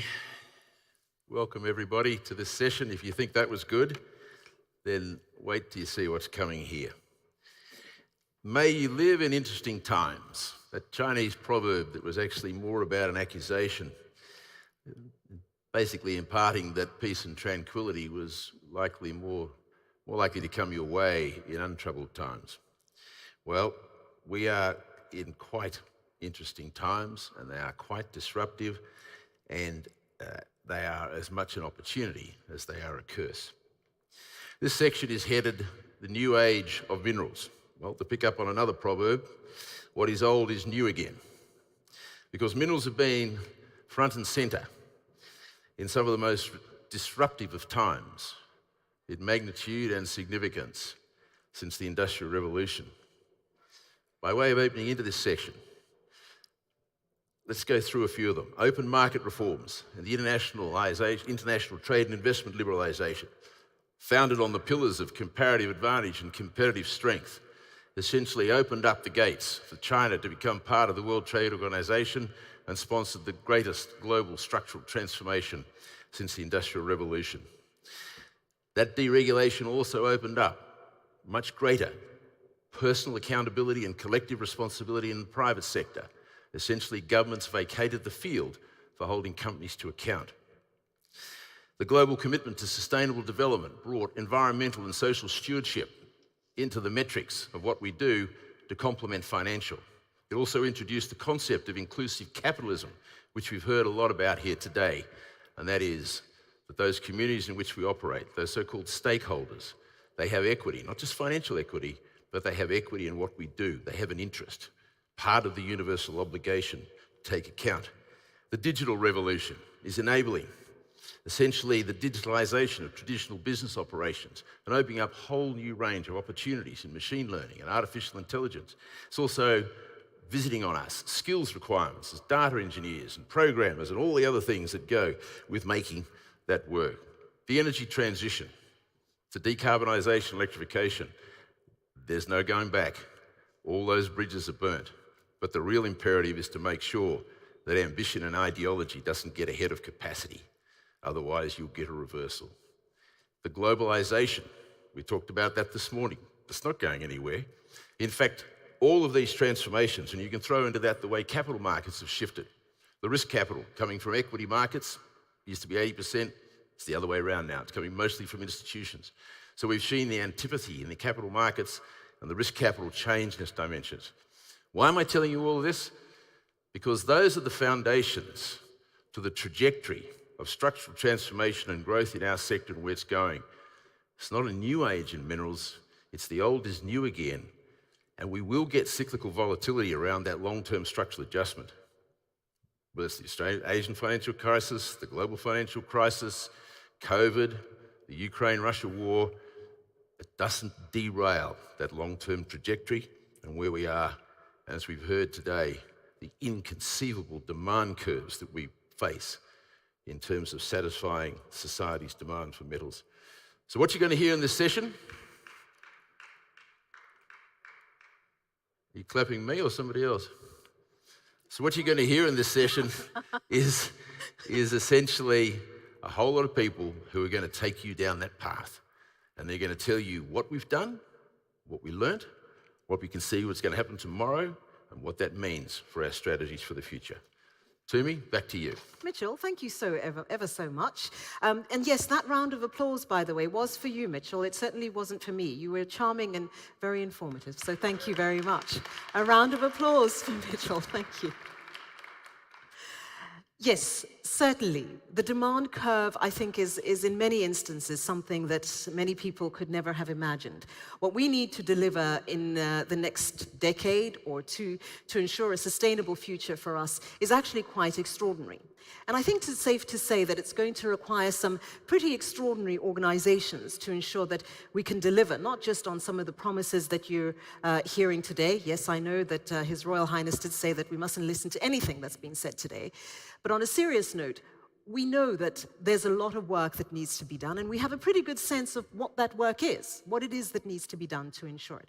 But the organizations that need to deliver are really something that we need to think more deliberately about, that we need to think more specifically about. And that's exactly what this next discussion is going to be about. The mineral company of the future, what mining will look like in an era of energy transition, digitalization, ESG, and demand changes. So please put your hands together and give a very, very warm welcome to His Excellency Abdullah Ibrahim Al Abdul Karim, the Governor of Saline Water Conservation Corporation. Rohitesh Dhawan, who's the President and Chief Executive Officer of the International Council on Mining and Metals. Robert Johnston, who's the Executive Director of the Center on Global Energy Policy, please have a seat, at Columbia University. Anthony Morgan is the President of Mining and Metals at Fluor. And last but not least, His Excellency Musaddiq Malik, the Minister for Petroleum and Mineral Resources of Pakistan. To all of you, a very, very warm welcome. Thank you so much for joining me. It's so good to have you. And goodness, you know, the challenge that one can clearly see organizations are facing in trying to deliver is astronomical. It's huge. So, mining company of the future, does it need to have a different structure? Let me give you let me thank all the organizers. I'd like to thank His Excellency Bandar al-Kharif and His Excellency Khalid Mdafer for this well-organized event. And just let me give you 3 things about the mining in the future. 3 facts. As per my knowledge, the land mines is winting low or going low. The fresh water is running low worldwide. And the seawater have an abundant resource of mining. So with these 3 facts, I think by having the science, the re-engineering, and the economy-based structure for the new mining company, we'll be able to find a good resource, abundant resource from the seawater industry. We are working in the desalination industry. I'm presenting SWIC as the largest desalination organization in the world. We are producing 6 million cubic meter a day. At the same time, we are producing a very concentrated liquid, rich of minerals. And by having or figuring out how we can extract the precious and the needed mining from this brine water, we'll be able to secure the demand for the future. Having an abundant resource, having the science again, engineering, and the economy will secure the need of our national growth and will give more support for our ambitious vision related to the renewable energy and having things being totally aligned with the ESG regulation. Again, there are a number of points that you've made, but I'm going to go around the room and then I'm going to come back to you, Your Excellency, if you don't mind. If I can come to the other Excellency, not this Excellency, that Excellency from Pakistan. It's certainly one thing for us to have a conversation around what specific industries will require in terms of deliverables. So whether we're speaking about water, whether we're speaking about land, your area of expertise is obviously petroleum and minerals. What needs to look different in terms of the mining companies or the mining organizations themselves to deliver the future that we're having to look at? Because currently, the predicted growth is enormous, and I'm not sure that the organizations as they currently exist can necessarily deliver, or am I wrong?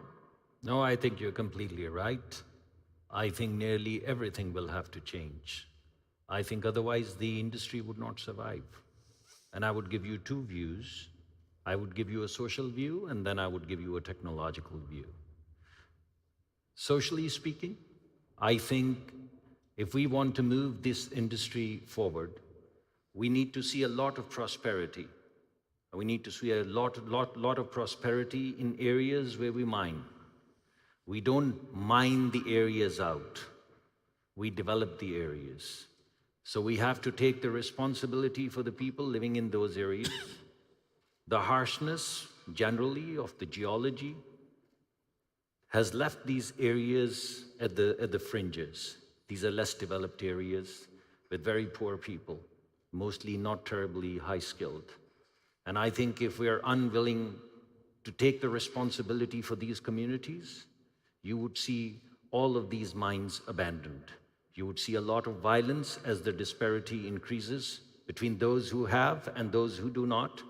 You will confront violence.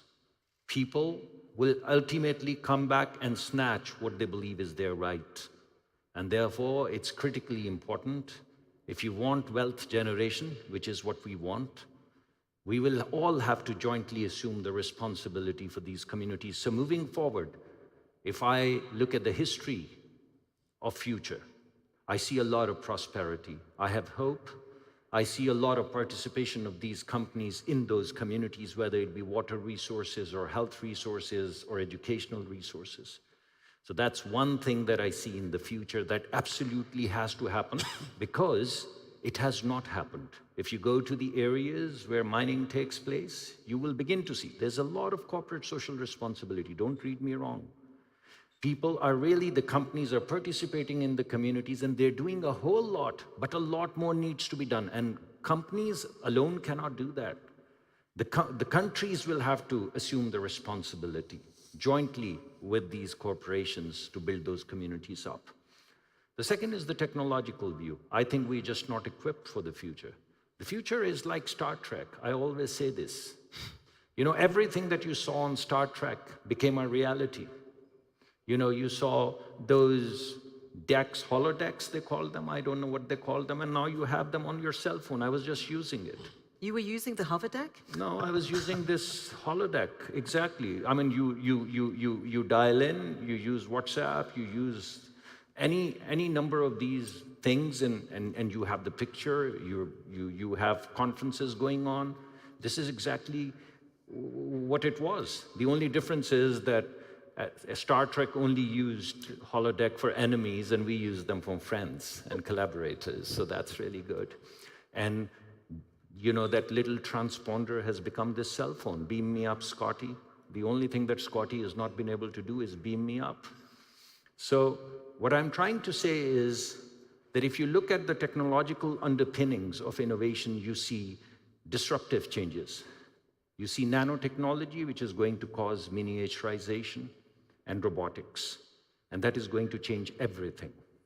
You're going to see information system that is going to connect you. The connectivity is going to become omnipresent. And with that omnipresent connectivity, it doesn't just pertain to what is above you, it also pertains to what goes deep inside. So you'd be connected inside. You'd have these robotics, you'd have this miniaturization, and you'll have so much data that you would need to depend on cognitive sciences, which is going to express itself in the way of artificial intelligence. So this whole idea of collecting data, analyze data, this is all passé. This is already what I'm talking about is already happening. So it is just a matter of rate of diffusion of innovation into the mining industry, which is going to completely transform it. And in terms of the water resources, water management, waste management, you're going to have gene knockouts. This is also being done. Everything that I'm talking about is already happened or is happening in the labs. You take a little something, some living creature, you do some gene knockouts, you throw it into the water, and it cleans the water. It takes out all impurities. So the biotechnology, the nanotechnology, the information technology, and what I call cognos or cognitive technology, it's going to completely transform the way we think of mining. I'm going to stick with the Star Trek, and I just think that is so much fun. I'm going to stick with Star Trek for just one more question. It's life, Rohitesh, but not as we know it. So That's exactly what we're looking at in the future, right? It's going to be life for organizations, for corporations, but it's not going to be as they've known it. It can't be, as His Excellency has just pointed out.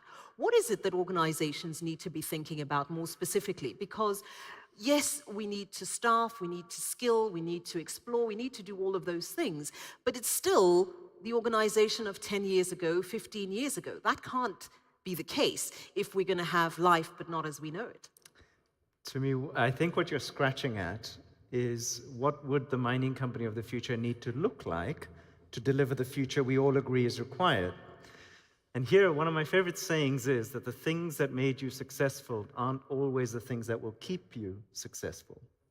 And so it's my firm belief that form follows function. So before we think about what the mining company of the future will look like, perhaps we need to ask ourselves, what function will the mining company of the future be playing, and backward engineer to what it then needs to look like? I think, to me, it has 5 key elements, and I'll be very brief. The first thing a mining company of the future will need to be, and I know this is obvious, but it must be said, is profitable. Without profit, you can't do anything else. And so let's remember that profit's a bit like oxygen. You don't live to breathe, but without breathing, you cannot live. So you need to be profitable. Then the mining of the company of the future will be zero harm. Until we get to a point where everybody who works at a mining company goes home safe every day, the work is not done.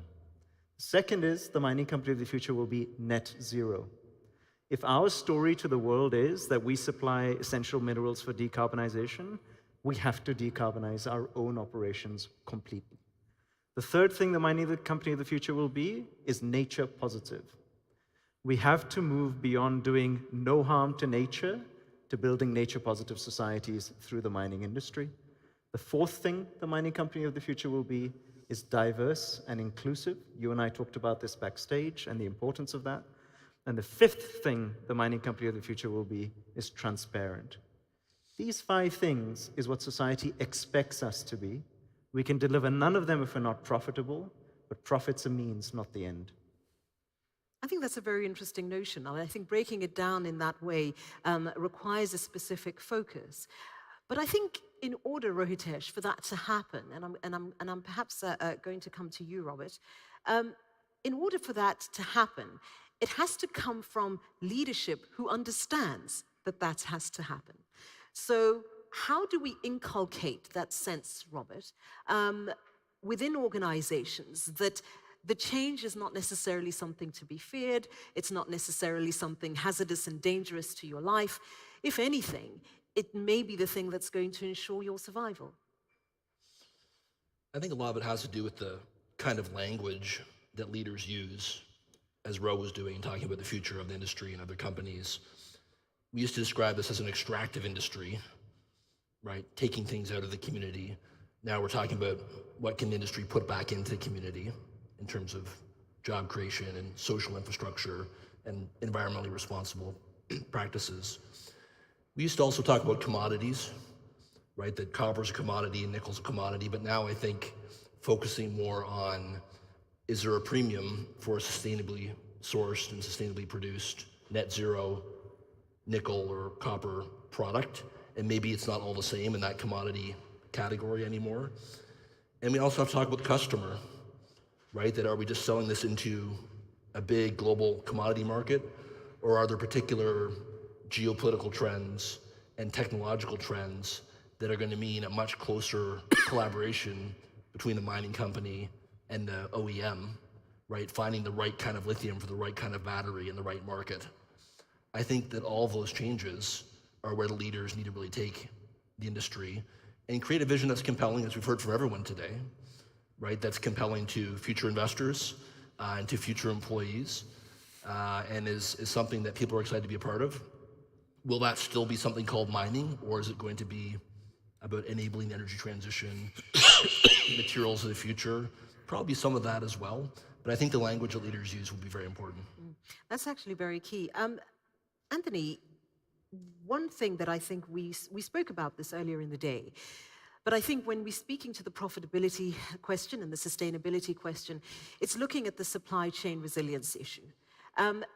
And I think for some industries or for some companies, that not only is critical, but they're not necessarily sure how they're going to navigate ensuring that their own supply chain is resilient, so any shocks that may come, it can absorb those, but that it also allows them to continue to build.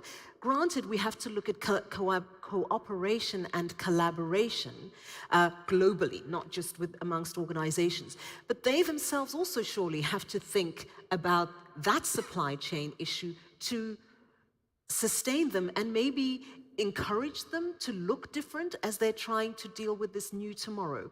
What would your take be on that? Well, I think you're absolutely right. In the past, companies, I worked for a big engineering construction company, and we used to work very hard on our relationships with primarily our clients because they were the source of our profit. But what we're seeing is we're having to collaborate with far more people in the value chain now. We're having to communicate with the local environment, with the local communities to make sure that they're getting something out of the mines that are being built. We have to communicate very closely with our suppliers of both equipment and bulks. And we need to work closely with the clients continuing and also institutions of learning and other places where we can just make sure that we're trying to do the best thing to make the projects as efficient as possible, make the actual operating facilities as efficient as possible as well, and then rehab, reclaim, and remediate the projects at the end of the day as well. I think it really is going to be vital that we collaborate in a new way. When we talk about the mining company of the future, I know the mining companies are the ones that are taking the risk and building the facilities, but I think we need to think about the ecosystem of the mining industry in more general and holistic terms. Excellency Al Abdul Karim, if I come back on the water question. There are incredible techniques that are being developed when it comes to water mining specifically. But I think what we're beginning to see is that it's not just a universality in terms of thought, but how some technologies that function in other spaces can be transferred and used in other sectors completely. Can you share with us a little bit about the mining, the water mining technologies, which may be transferable and therefore encouraging a rethink of how some of these other sectors and organizations look and function? Again, let me give you one more fact. If we think about lithium and how it's limited with certain salt lake distributed in certain countries today, it gives us a limit on our growth in the electrical vehicles. If you can imagine that the seawater have more than 180 billion ton of lithium, the matter is how to extract it. The concentration of this lithium within the ocean, it's 0.2 part per million. If we take the desalination process one step forward, it will manage to reduce the cost of having the lithium from the seawater. So it's all integrated. I mean, having the old school by getting the sun-based technology where it's land intensive and it have a lot of concentrate behind it, lead to introduce more efficient way to extract the lithium, other minerals like magnesium and bromine. Last year, I came here on this stage and I promise that by enhancing the technology of desalination, we will manage to produce minerals, and this is not the new things, by an efficient economical situation. So today we sign a JDE with a Saudi company to extract bromine from the desalination industry. We have a magnesium hydroxide. It's already extracted in Shu'aibah. We do our research. We do hundreds of research, but it's worth if one of those research and innovation success to reduce the cost of getting minerals from the seawater, and we managed to bring at least 3 minerals today with a viable economy based, and we are looking for investors. We sign with a Saudi company, and we will sign with another Chinese company, and we will open the door widely to get the benefit from the concentration that we produce it as a brine from our industry. We managed to increase the concentration from 80,000 ppm to 200,000 ppm. This is a good number to find things being more logical in terms of economical side. This is my point of view, and I think we are doing our best in the water industry to integrate with different science, like the bioleaching process. It's part of our focus today, how we can utilize the biology science to extract more minerals from our industry.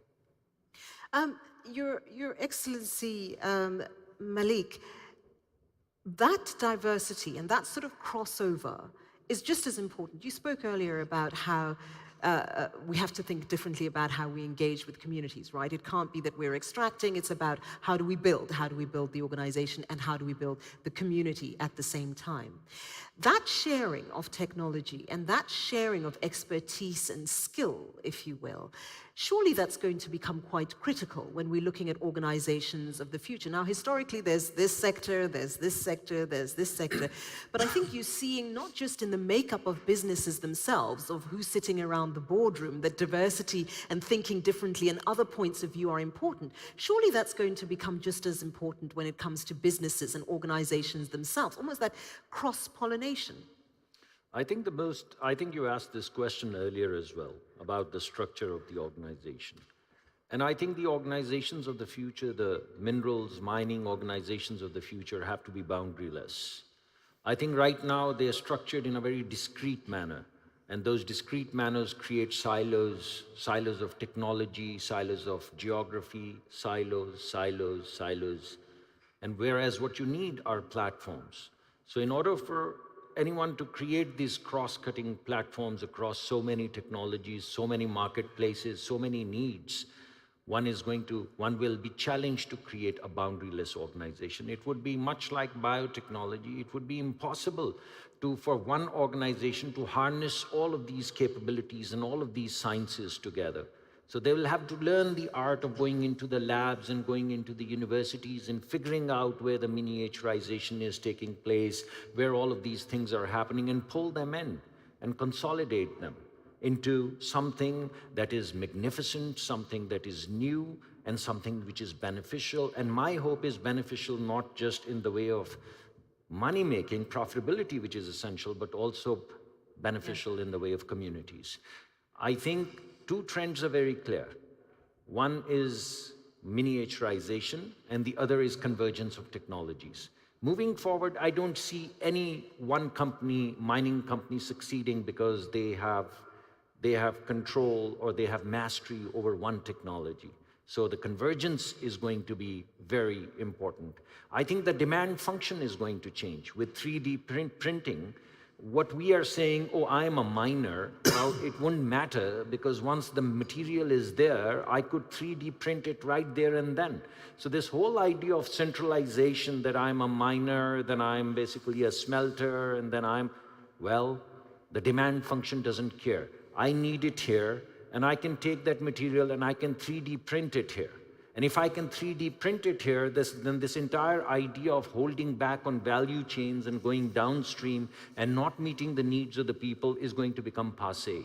And those companies, I believe, which are going to try to consolidate and continue to define themselves as I am this, are going to become that. And if they resist that, I think they would face. That's quite intriguing, Rohitesh, what he's saying. You sit in a space where you engage with a lot of these organizations. How easy is it going to be to do all of this when you look at how those organizations are currently structured and some of the thinking process that is inculcated? Because ultimately, they're still having to do business every day, right? Correct. The image that comes to mind is building the airplane while we fly it. There is no time to pause and create this magical new mining company of the future and then say, now we get to go, because the scale of transformation is happening at the same time as growth, and we have to be able to do both. A short story to me to explain what change we're going to have to see in the future. As many of you will know, there is often tension between mining companies and indigenous peoples who have stewardship over land. Many cases it's worked very well, some cases it's worked poorly. When we talk to indigenous groups, often the answer about what would a positive community-focused mining environment look like is, can you mine slower for longer? Now that really shocks the system, because traditionally how we've thought about mining is a 20, 30, 40-year life of mine based on how economical and technologically feasible it was to mine the ore body. If the community is saying to us, we would like you to mine slower but longer, it's going to have to force us to think differently how we plan to mine and how we execute the mine plan. Appetite for that? Theoretically high. When you get to seeing what that would actually involve, very scary, admittedly, but we have no choice, because as Mr. Malik is telling us, if we don't do it, there is no future where we have the community support anyway. Imagine not doing it. Pardon? I said imagine not doing it. Oh, absolutely. But that is the question, right, Robert? Imagine not doing it. So we can theorize, and I can ask Reuters and give him a hard time and say, oh, this isn't doable, that's not doable, it's too quick, they're going to... But the reality is that what's going to happen if we don't? So we kind of have to. I'd like for you actually to address a little bit this sense of being in the corporate space, and as a leader, you may have the appetite, but you have to take a whole team along with you. And that's not necessarily so easy to do either. Yeah, I think the partnership concept is an important one. And what does a partnership really look like? How do you achieve it? I think it comes down to convincing the team that you can have half of something or 100% of nothing. Because a lot of these projects are just not going to get built without partnerships. And increasingly those partnerships are going to be less about job creation and maybe sort of modest tax and royalty contributions, although that will remain part of it. And they will be increasingly based around equity. Yeah. So it's reimagining, not an indigenous community or even a local community as a stakeholder to be managed, but as a partner to be embraced in the entire journey of the asset, where you're sharing the upside, but also the downside. And that's where on the indigenous side, it takes a bit of a shift in thinking sometimes to saying, well, I'm taking the risk as well. So I think this partnership evolution around true, deep equity-based partnerships will create a lot more space and opportunities for new projects to come online. Not every community will want it, but I think that many, under those terms, combined with the kind of free, prior, informed consent around the environmental side, could be a recipe for success. Can you believe we've got like 2 minutes left? So this is going to be really quick. I'm going to put you on the spot, ever so slightly. You each have organizations that you need to go back to and you need to effect change, whether it's at a government level, whether it's at a multinational organization or a corporate. 2 things that you're going to go back and do in order to ensure that your organization is going to be a company that exists in the future. I know that's a big one, but you're smart, so you can do it. If I can maybe start with you, Anthony, and I'm going to work my way this way. So the people on this end get time to think, you don't. Given that we've got a minute and a half, so pretty brief. Look, I think there's two main things that we need to focus on in the corporate world. One is we need to better use technology and innovate and make our industry more attractive to the next generation. Mines have been built fairly well over the last 200-300 years, however long we've been building mines. We need a new generation to come in and use different thoughts and different processes with a different culture to build the mines of the future. So we need to make the mining industry more attractive for the people we need to bring into the mining industry. So I think innovate more and make it more attractive to the next generation that can build better mines in the future for the communities they serve. Robert, your 2. Homework. Well, I'm in the education world now at Columbia University, and I think we'll try to continue to build capacity and understanding of finance and the technological side of mining, the business side of it, for the communities that want to engage on a level playing field with the industry, which obviously has a number of advantages. And we'll also try to educate governments about what kind of policies will make for the most effective long-term sustainable mining projects that leverage the kind of innovation that we're talking about. Yeah, that's it. Rohitesh, I know you're not necessarily, but yeah, okay, you got it. Greater diversity around every decision-making table and learning to share power with others. They're trying to yell at me in my ear, and I don't know if I'm going to... Can I at least give the Excellencies an opportunity to give me their 2 points? Thank you. They agree. Okay, great. Excellency, your 2 points. Well, I would say rethink completely. Rethink doesn't mean incrementally.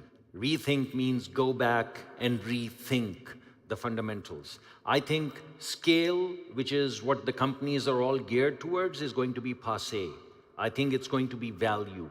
I think there's going to be zero waste because of nanotechnology and atoms being built up into materials.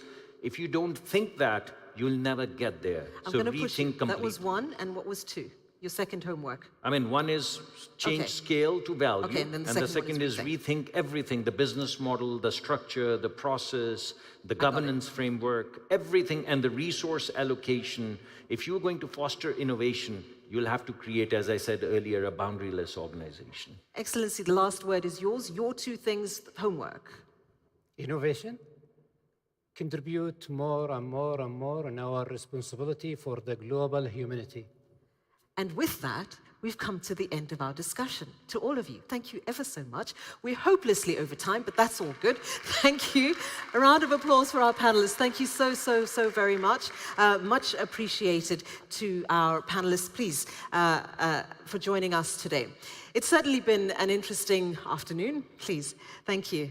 It's certainly been interesting, and I think the conversation and the dialogue around where we go next, how we do it, what is going to be the organization of the future is certainly an element or an aspect which I think has given us plenty of food for thought. So I think I'm going to head off.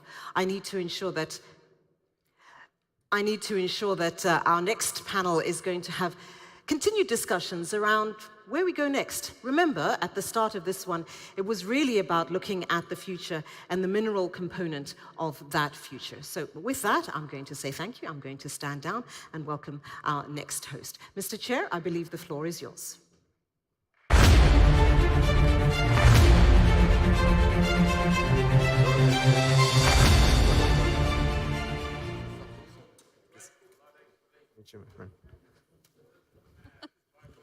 Thank you very much. Yeah. I'm in between you two. Yeah. Okay. Sorry. Oh, sorry. Sorry. Okay.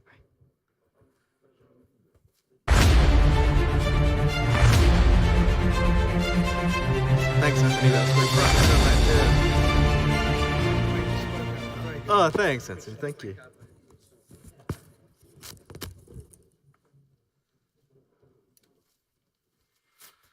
Hello and welcome everyone. First of all, I'd like to thank His Excellency Bandar Al Khuraif and His Excellency Khalid Al Mudaifar for putting this fantastic conference together. We have a very distinguished panel. What we'd like to do is first start with some introductions. Mr. Abdulaziz.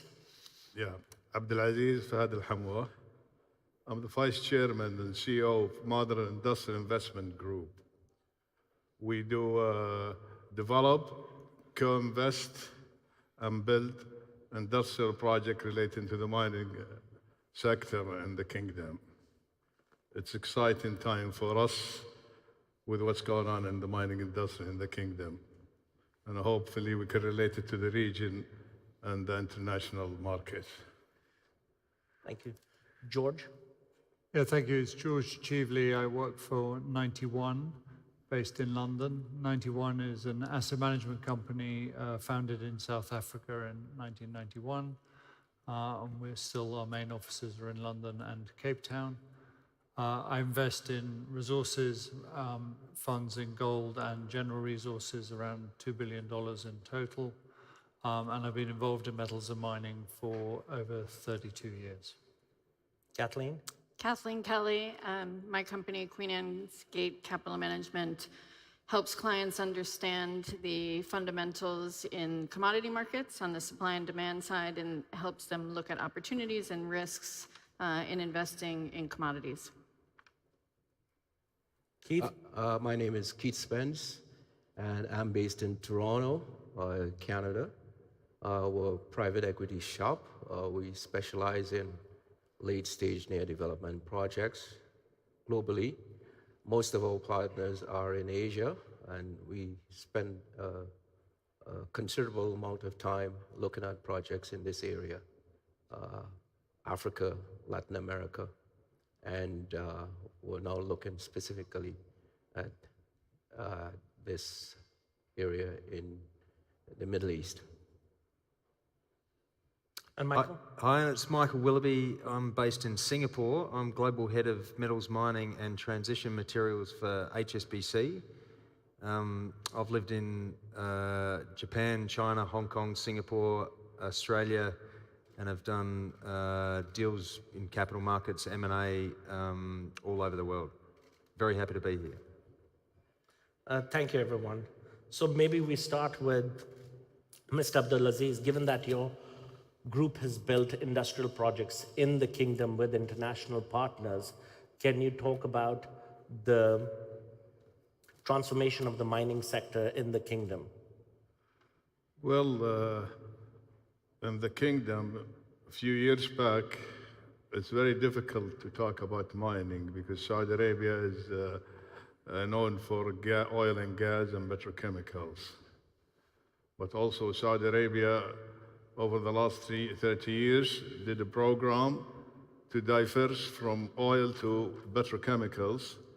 And they have done a program around it, and Saudi Arabia became almost the second country in the world in petrochemicals, championed by a company called SABIC. Today, Saudi Arabia is doing the same thing. A few years back, the government had made sure that mining is a third pillar of the economy, and they built a program around it, issued new laws, put around it several kind of incentives, unmatched worldwide, and that's why we came to invest in the mining industry here. We have built 2 industrial projects, one in the western region, one in the central region, or eastern region, central region, to service the mining industry. We are operating in full capacity, and we are going regional, which is part of the Vision 2030. All of this was done because of the incentive programs that the government have put in place. Funding came from the Saudi industrial funds, competitive funding, you cannot say cheap funding. All the procedures within the ministries working very well. Our partner is 130 years old, first time comes to the kingdom, or even to think of the kingdom. Now their operation is the world's biggest operation outside their headquarters in France. That's excellent. Yeah. So George, just following on that, as you think about international investors, what are the key things that are driving investment in the mining sector as you think about it? And more specifically, what do you think the kingdom and other parts of the world can do to attract more mining investment into the sector? Yeah, I think we've obviously come through a downturn in the mining cycle where people have been conserving capex, preserving their cash flow. We've obviously seen a big fall off in investment over the last 10 years in mining, and we've seen the consequences of that, particularly in the last year or so, where we're starting to see shortages appear. And clearly, as we've heard today many times, if we're going to make a transition, we're going to require a lot more investment. And that requires investment not just from fund managers, it's from governments, it's from all sorts of sources of capital, private equity, everything really. And I think, firstly, we need to see that improve. I think in a way, with the kingdom coming into the space and really promoting it, I think there's not only a need to promote domestic ventures, but also invest abroad, because there's clearly minerals which don't exist here, which they require. And maybe further down the line, so they need to access minerals. That involves funding companies to help develop those deposits abroad. It's also something as an investor, if we look at how we can invest in the kingdom, there is possibilities not only in mining, and we can see that with companies developing, but also further on whether they should be more processing here as well. So clearly, if you look back to Japan, many years ago, they invested in, say, a lot of copper mines around the world. They built a big smelting industry. China did the same thing, had a big smelting industry. There is that potential that there could well be, even though investing abroad in raw materials, etc., that could also then engender investment in the country in terms of how you process those materials. And Keith, would you like to add anything to that? Just a key point. When you're looking at where you're going to invest, with respect to political risk, that's a big issue. And when you say political risk, what are the factors that determine? Well, you want to make sure it's a stable jurisdiction. You want to make sure that the government wouldn't change suddenly. You want to make sure that your partners aren't tied up with a government that may be out of power. You want to make sure also that the social structure is in place that wouldn't explode in the future. But just another point I wanted to touch on, when you're looking at investments, in the past we just looked at, well, is this a good jurisdiction? Is it a stable jurisdiction? Is it a place that I want to invest? One of the things you're looking at now is the mineral a critical mineral? Is it tied up in geopolitical issues?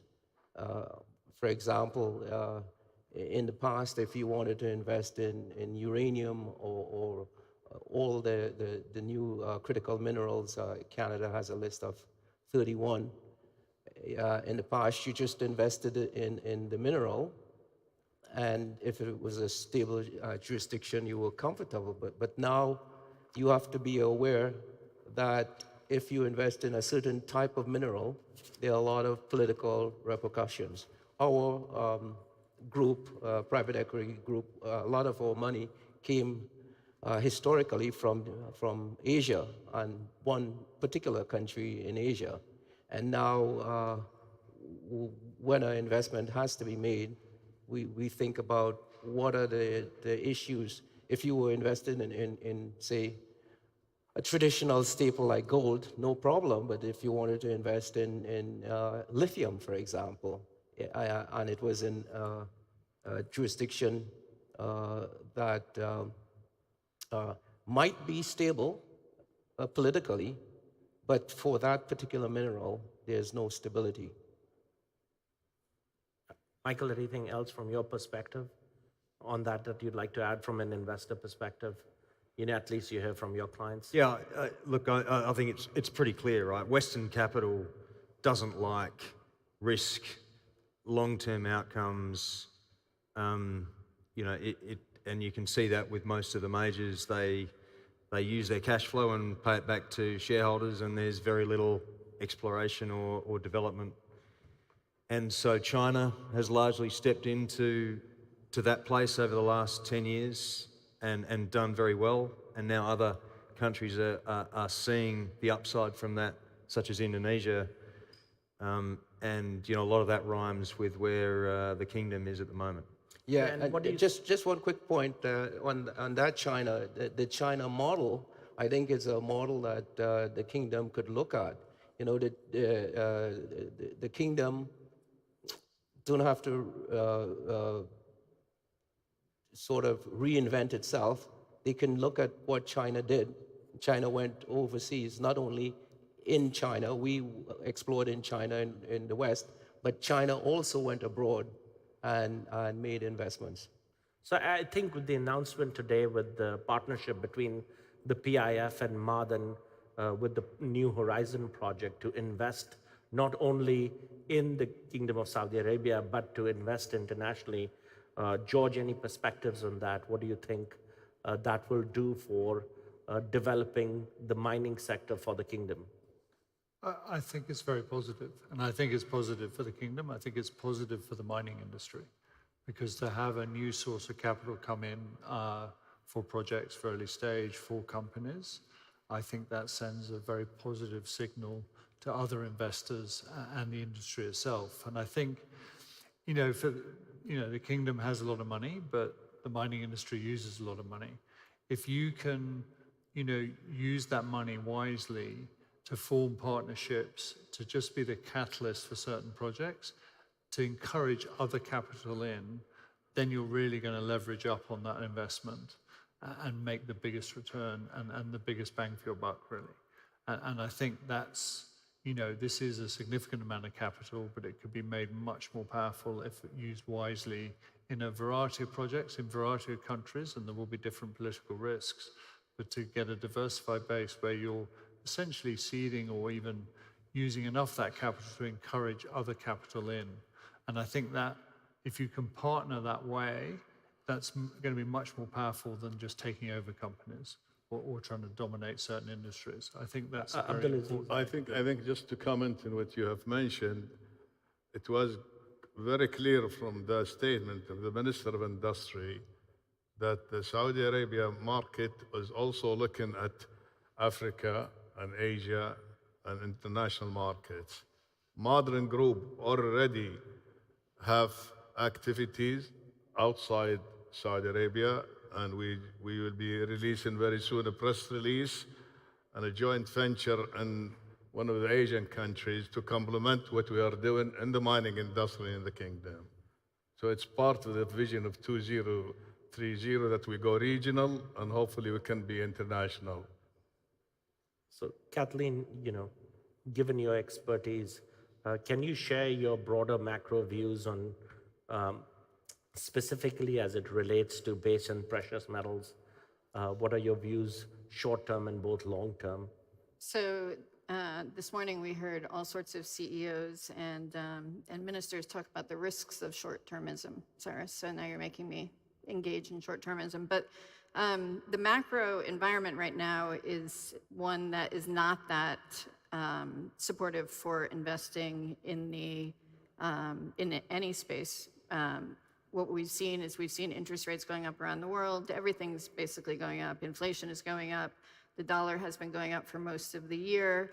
Costs of capital are going up. Costs of everything are going up. So it's made for a difficult landscape for investing. Normally, when you see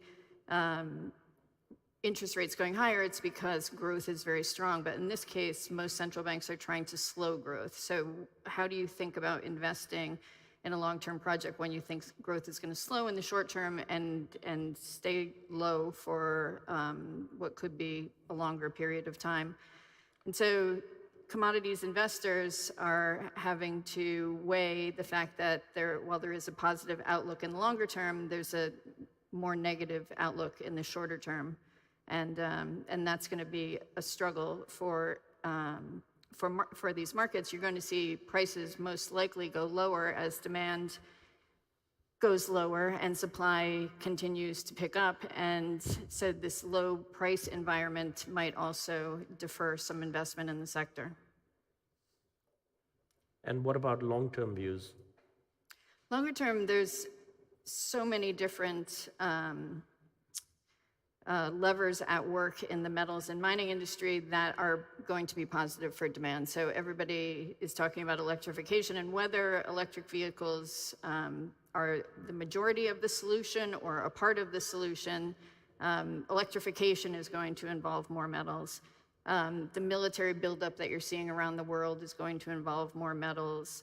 There's, all of the electric handheld products that we're using are going to involve more metals. So the demand outlook is a good one, but recycling is probably going to be part of that solution, and technology is going to be part of that solution. So I think that we will find a way to have enough metals, but over the longer term, but there will still be a strong demand for metals. So Michael, coming to you, given your experience in different geographies, companies, what is the key to building a world-class materials ecosystem? Yeah, look, every country wants to have its own end-to-end supply chain. And the more complex the supply chain, the less that happens. You can take the EV industry, which I think is going to look very similar to the semiconductor industry, where you have pockets of very high competence and very high market share. And then the question is, which part of that global supply chain can the kingdom play in? But I think coming back from EVs to mining and materials more generally, I mean, you've really got to look at, well, what has the kingdom got that other places haven't got? And then where can you use that to its best potential? If I look at the kingdom, it's got long-term outlook, strategic outlook, it's got capital, it's got risk tolerance, and it's got cheap power and potentially a lot of renewable power.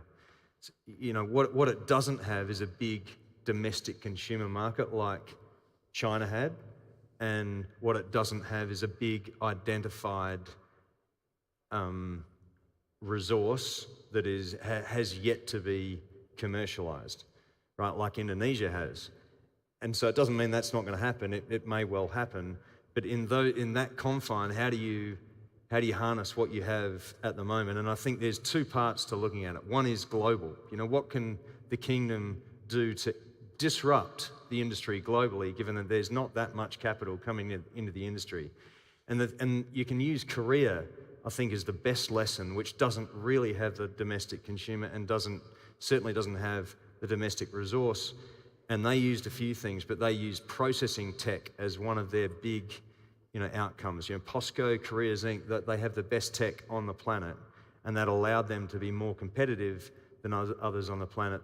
The other thing that they have is obviously the government support, the finance, but also the midstream and the downstream strength of global companies like Samsung and LG, and others that are really important to give them fixed demand going forward. I think the other places that the kingdom can be disruptive is in education. There were 19 mining engineers that graduated in Australia last year. That's incredible when you need 50 at least to build a mid-sized copper project. I mean, now China had 1,500 mining engineers that graduated last year. The US had about 25. So education's a big part of it. When you look at where there's choke points in various industries, like rare earths, for example, all comes out of one part of the world. Graphite as well. Well, maybe the kingdom, they're two industries where it could be disruptive in how that processing is done globally. And I think the presentation this morning from Robert Friedland on technology to solve the exploration problem here, maybe that works, maybe it doesn't. But maybe the kingdom does that with 20 of the leading companies globally and has JVs domestically, and let's see what works and what doesn't. I mean, it costs very little to use technology to improve the exploration process. George, anything that you'd like to add to that? No, I think the point about processing is well made. I think you've got to build up an area of expertise, and clearly if you access materials, if you can add some value here, and there is definitely cheap energy here and space to build it, shall we say. So I think there are some advantages here. As I said, that it doesn't all need to be invented here. You can partner with people, they are partnering with people, and I think that's the right way to go. But with the capital and a long-term view with that capital, you can really develop industries. And as I say, with the right partners, you can then also access other sources of capital to really leverage off that. And I think that's really, with the vision, the 2030 vision that they have, it's really important to think, how does that get funded? Because it's a huge commitment. And the more you can bring in other sources of funding to help in that really, and use your funding as a catalyst, it makes it much more likely to succeed. Abdulaziz, anything that you'll add from a Saudi perspective, what your experience has been, with respect to supply chains, ecosystem that you've built, and what KSA has to offer? Well, with the newly approved mining laws, backed by the funding availability in the kingdom. With the interest rates today, there is no way you can find any competitive funding anywhere for any project, mining or otherwise, in the Kingdom of Saudi Arabia. And this could go up to 75% in some cases, which is also, this is a big advantage. I think the market here is ready for investment. International names are aware of what the kingdom is doing, and I'm bullish on the prospect of mining in the kingdom. So, just one point I wanted to mention on that processing issue. I think that is really the big paradigm shift that we're going to see. Traditionally, the extractive countries, the big mining countries like Canada, South Africa, Australia, paid a lot of attention to the upstream aspects, extracting the raw material, maybe semi-processing it, but most of them never focused on the downstream processing. And now what you're seeing, because of the theme I mentioned about geopolitics, now most of those countries and other countries are going to start doing processing in-house. So you're going to find that the North American, for example, mining community is going to be fully integrated. You'd see a lot of processing of lithium, possibly even dirty copper. Need big smelters, etc. And what Saudi Arabia can do, being a new entrant, they've learned how to process oil. So they know the art of processing. So this is an area where they can quickly gain a competitive advantage. But processing is all the story now, because these big mining countries, they know how to explore, they know how to extract, they know how to semi-process, but they can't do much of the downstream processing, which, as mentioned, a lot is done in China and in Korea, for example. I would say on the kingdom, which is a fact, it's on the ground now, fully integrated operation from the rock to the final product, with multi-billion-dollar investment have occurred in the kingdom.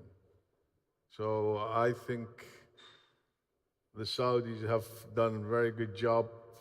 You can see we have maybe the only smelter of aluminium in the world that's fully integrated from the rock to the final product. In addition, the phosphate project, which is multi-billion dollars of investment. So I think with the Vision 2030, the integration part, outside and inside and regional, I am sure we're going to see a lot of synergies between projects, mining and industrial, from Africa or Asia within the kingdom.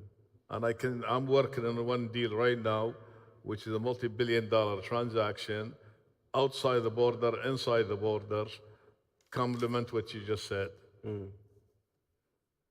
So Kathleen, from your perspective, as you advise, hedge fund, large global institutions, how are they thinking about investing in the sector? Are they thinking more on the exploration side, or is the focus more on producers? Well, I think that there's some hesitation. So here we have a lot of very specialized mining investors on this panel, but when you look at the global investor landscape, there's, whether they're passive investors or active investors, they seem to have more of a focus on sustainability. And what I hear from clients is we know that the ESG concept is a bit muddy on the edges, and so defining what fits as a sustainable investment and what is not is there's a large gray area. But clients are talking about oil and gas as having much more potential than mining at this point, which is interesting to me.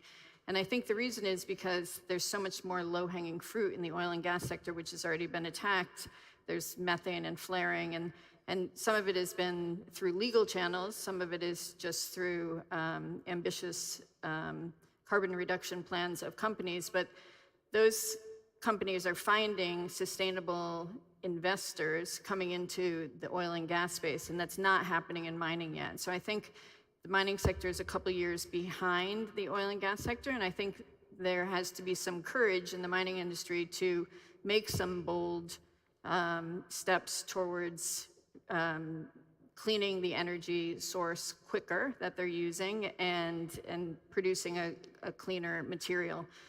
You know, whether it's through geothermal or with more solar, it's still to be decided, but I think there's a huge opportunity in the kingdom because of all the drilling that has been done here to combine new mining projects with geothermal and come up with possibly a mining project that actually creates more energy than it consumes. Wouldn't that be something that is easily investable?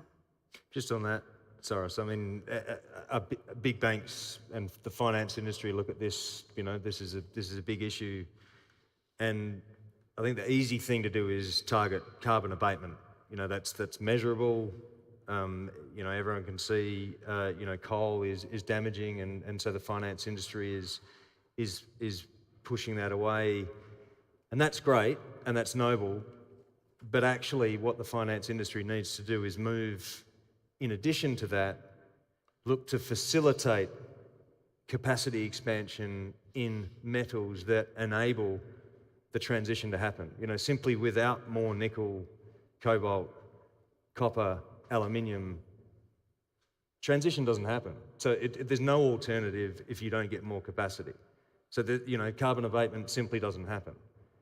So we need to mature the conversation to have it less about just carbon abatement, and obviously that's important, but more about what are the things that we can put the incremental dollar, either debt or equity, into to facilitate transition in a faster manner. Yeah, but I think what the kingdom has also done is, with the development of the voluntary carbon market, you know, they're sort of one of the first countries to really look at that and establish that and help both producers and consumers to make sure that we are towards the greening of the environment. So I think that the kingdom is already taking that positive step. But, you know, George and Keith, you know, you invest in companies. As you think about ESG, how do you frame your investment decision with respect to investing in mining companies, and how do you look at that ESG perspective when you're making that investment decision? We're very clear, and we've been very clear about this over the last 2 years at 91. We're an emerging market asset manager. More of our investments are in the emerging market. We don't see the right way to do the transition or do ESG is to avoid heavy emitters, as we call them, and just create a portfolio of low emission companies. If we're going to do this transition, we have to remove carbon. And to do that, you have to invest in companies which are responsible for carbon emissions and make sure that they transition, and therefore you reduce the carbon output. And that means investing in emerging markets, because the West has pushed a lot of its emissions into those emerging markets. And we're very clear that's where we invest, and that's what we want to do. And you've got to tackle the problem, not just avoid the problem or run away from the problem.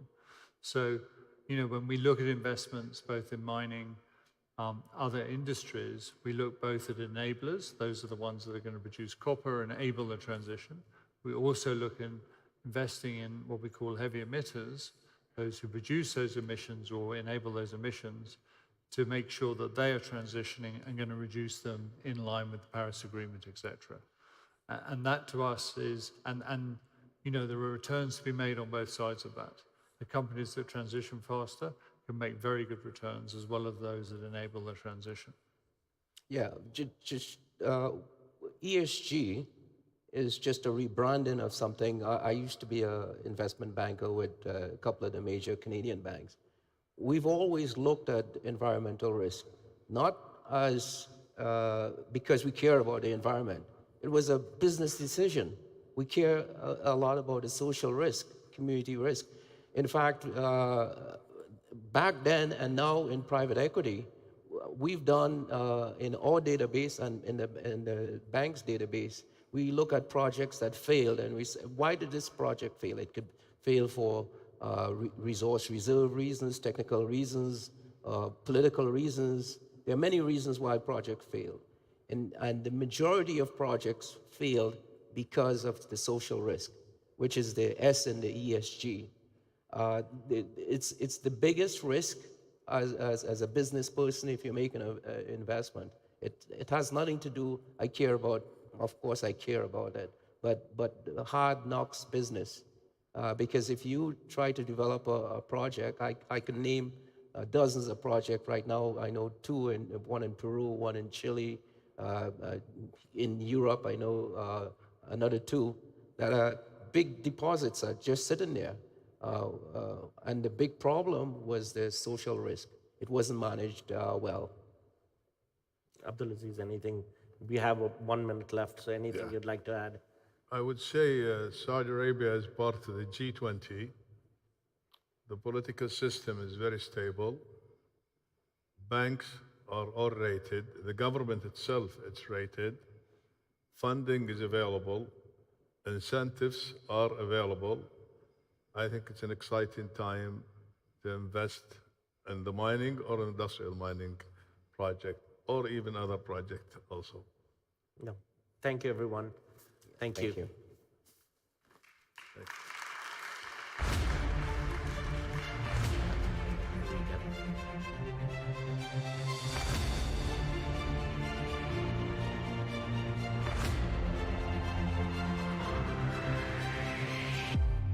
Okay.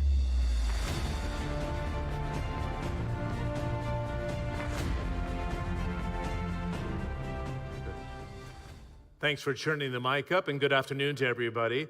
This is a chance for a fireside discussion with one of the other mining companies in the Kingdom of Saudi Arabia. We had Bob Wilt from Ma'aden in the morning panel session, but there's prognosis here that we expand the sector by 3 to 5 domestic companies going forward. Our next guest is the CEO of AMAC, a company that went public in nearly a year ago here on the Riyadh Stock Exchange, Tadawul. We're going to look at the landscape today, the licensing, what the IPO has meant to the company, and where this sector is going next. Let's give a warm welcome to Yahia Al-Sangiti, the CEO of AMAC.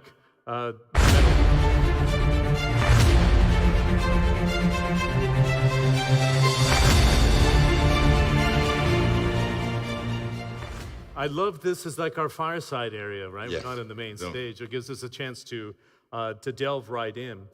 The first thing I wanted to talk to you about is the mining sector is not new. I talked about this morning about the first discovery in 1930, Ma'aden formed in 1979. Your company's pretty new in the relative history of mining. 2008, production in 2012.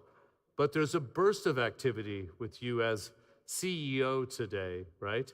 Do you want to start with where you're going? Because you have a split of different products, zinc, copper, gold, a bit of silver. The IPO is giving you financing to expand your production. How do you fit into the bigger picture in the country of where we're going in the mining sector, Yahia? Thank you, John. Really, AMAC discovered 1967, and it's only start exploration 12 and production, 2008 and production 12. It's exactly the same as Ma'aden size. It took a long time to reach to that stage. From IPO point of view, yes, we get a lot of money and really we spend it on projects. We are now in expansion Al-Masana, a couple of zinc projects, which will be in commissioning in August this year, and the remaining money, we'll spend it all in exploration license, as we get only this year around 7 licenses, and really thank to the ministry, they've done a good job comparing to the history, and all the money will be spent on exploration for the next 5 years. So you have 7 licenses, but 2 were pretty new.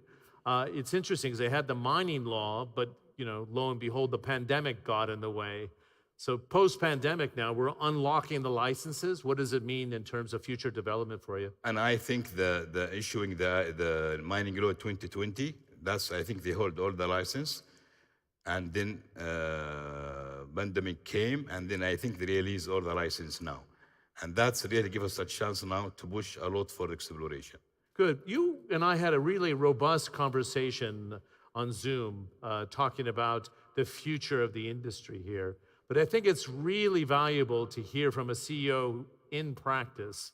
So there's Ma'aden and there's Amak now. You told me you think there's going to be another 3 to 5 more domestic companies. And what is the role of the international players, Yahya? How do you collaborate with international players and the domestic development that's taking place? Is it open to everybody? And do we need all those players in the country, in the kingdom? Well, I think, yes, the government opened the door for everybody, local and foreigner. But the first thing before that, why the people coming to us? A stable government, commitment to mining in 2020-30, as government pushing GDP to 70 billion 2023. This is a big jump from 17 today.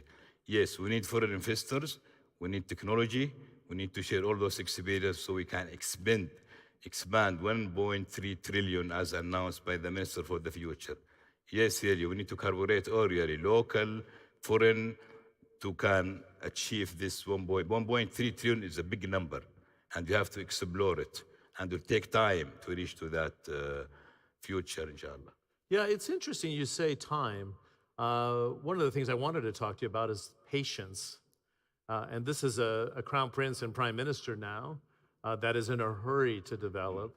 But this is a special industry in the sense, right? Because you have to have the infrastructure, you have to have the education, you've raised money in terms of the finance. But when you talk of patience and in a new sector for the kingdom, what do you mean by that? What does it mean to develop a license, to go into production, to have the infrastructure ready to maximize the potential for Amak? Yeah, well, patient, we started exploration. To start any new mine in the world will take about average 10 years. 10 years is high risk. You will spend a lot of money to prove that ore body before you start to production. And then infrastructure and others. Yes, you have to be patient, otherwise 10 years is a long time. But in mining business, I think we all share that 9 to 10 years. And I think Amak president before me, he said, we need to reduce that gap.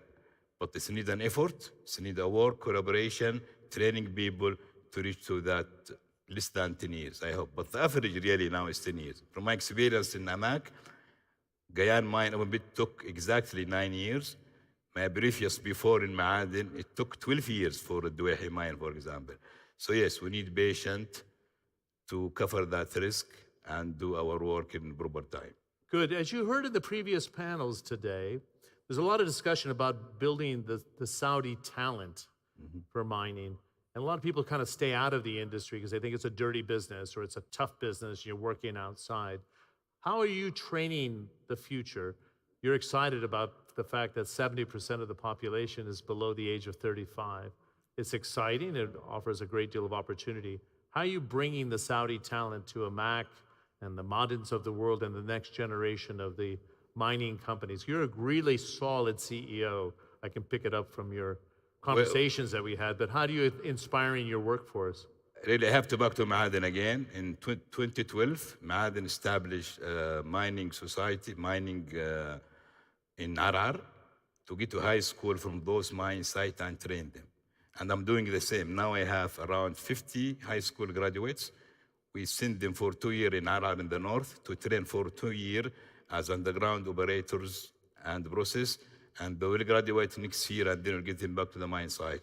I think Ma'aden did that for around 16,800 and we are doing the same, and that's the only way. Train them right, get them back to the site and then I think we'll be in the right side for this one. But we have to train those in a very educated place, like the Arar College, and then bring them back as an employee and they start working and the training. Good. How about the geological engineers? Are you having problems finding the talent? The same. We get them from King Abdulaziz universities, from Saudi University, as a road mining engineer. Unfortunately, mining have only one department, that's in Jeddah, King Abdulaziz University, but we hire them and we train them as we go, yes. Good. The other thing I wanted to talk to you about here, your breakdown in copper, zinc, and gold is what, 35% zinc, 30% copper, 28% gold, and some silver. But you said the IPO offers you the ability to reinvest. What do we expect in terms of how much you get a chance to expand your operations? Yeah. Well, the money we get around 800 million riyal. So now, so into that, we spend half of it on a new projects called expansion of Al-Masana. Will increase our copper by 40% and zinc by 80% by August this year. And the remaining money really will put it all in exploration for the license which we get this year. Good. The other thing I was going to talk to you about, your clients. We had Trafigura, the CEO, on our panel this morning, the CEO of Rio Tinto. Glencore is not represented at the CEO level, but clearly a major player in the world. But most people wouldn't know these are your major clients. Yes, sir. We sell all our copper to Trafigura and Glencore, and good thing maybe we'll announce next week. We are working on signing a contract with Glencore for the next 2 years for all the production. So that's the best two companies, Glencore and Trafigura, for zinc and smelter in the world. Yep. Good. What's your responsibility as a CEO in terms of trying to meet the demand expectations of the world today? I mean, if we had this conversation 5 years ago that this would be the third pillar of the kingdom's economy and generating 200,000 jobs and spinning off even more domestic companies, people thought you were crazy.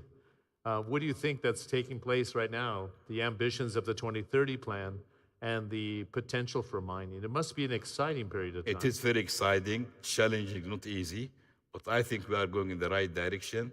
As ministry issuing licenses on time, people spending money in exploration will be there in near future. Really, it's incredible. Yep. It needs hard work. It needs a lot of work to be done. Okay, good. The last thing I wanted to talk to you about is giving us a sense of your facility in the south of the country.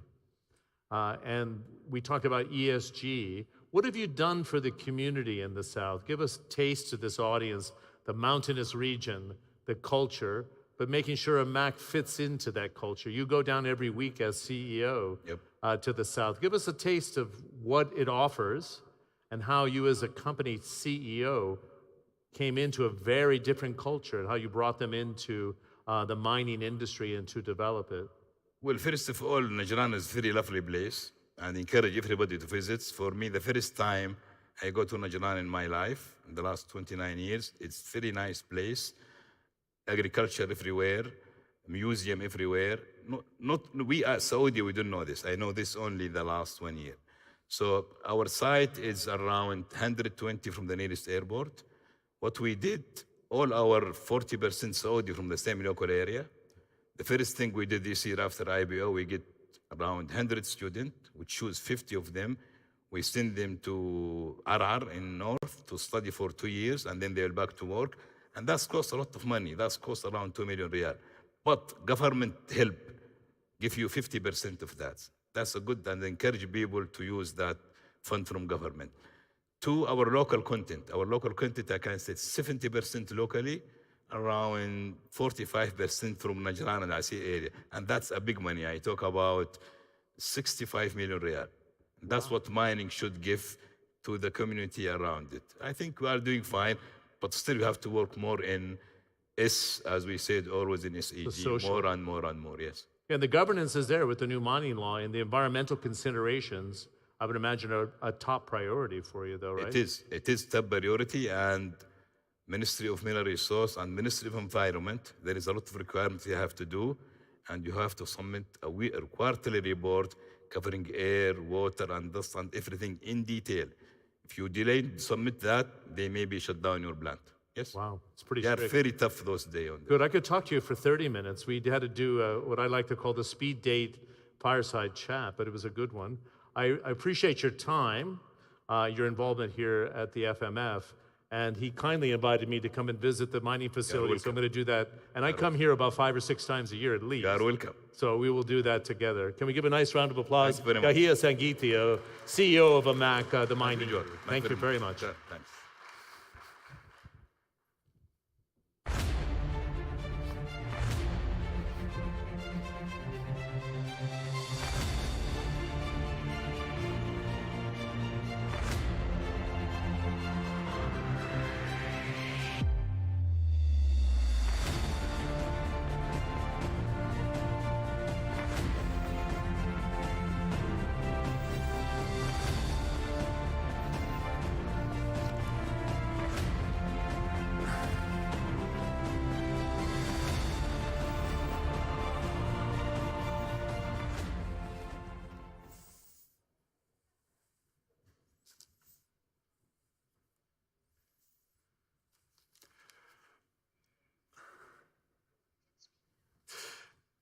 Good afternoon and welcome all to the Mining and Energy Transition Financing panel.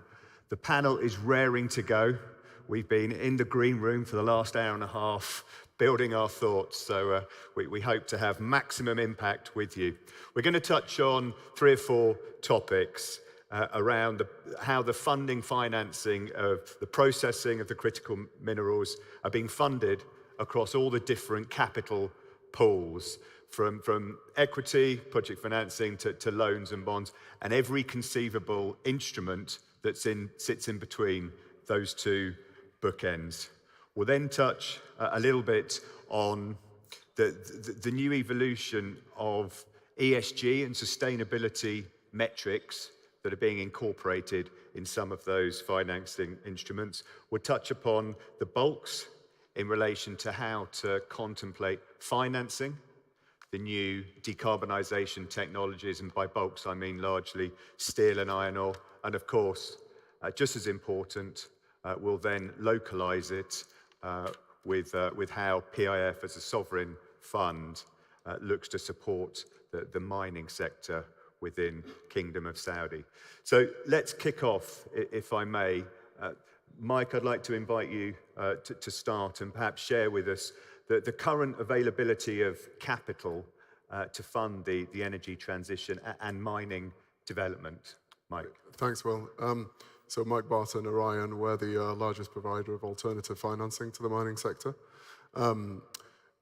I think you've all heard today that there's a huge amount of investment needed in the mining sector to support the transition to a low-carbon economy, energy transition. I hope you've also heard that there is an availability of material out there, theoretically. But the biggest constraint that we're seeing at the moment on actually meeting the requirements of energy transition is to finance those new projects that are needed.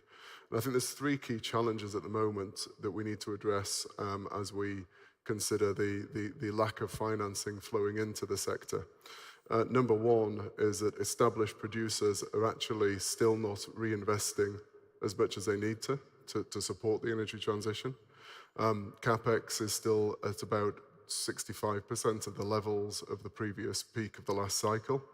That's an uptick last year from a low of about 30% for the last sort of 5 years before that.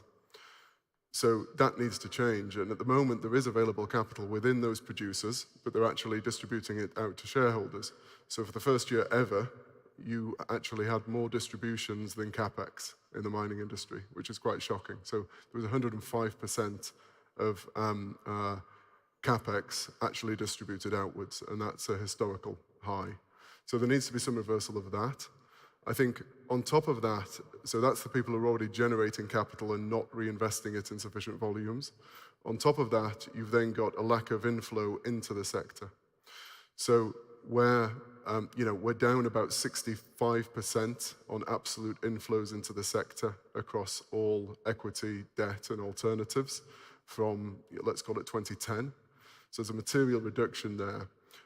Where has that reduction come from? It's come, surprisingly perhaps, not from the banks. The banks compose about the same 25% of the capital going into the ground from, let's call it non-cash flow generated sources.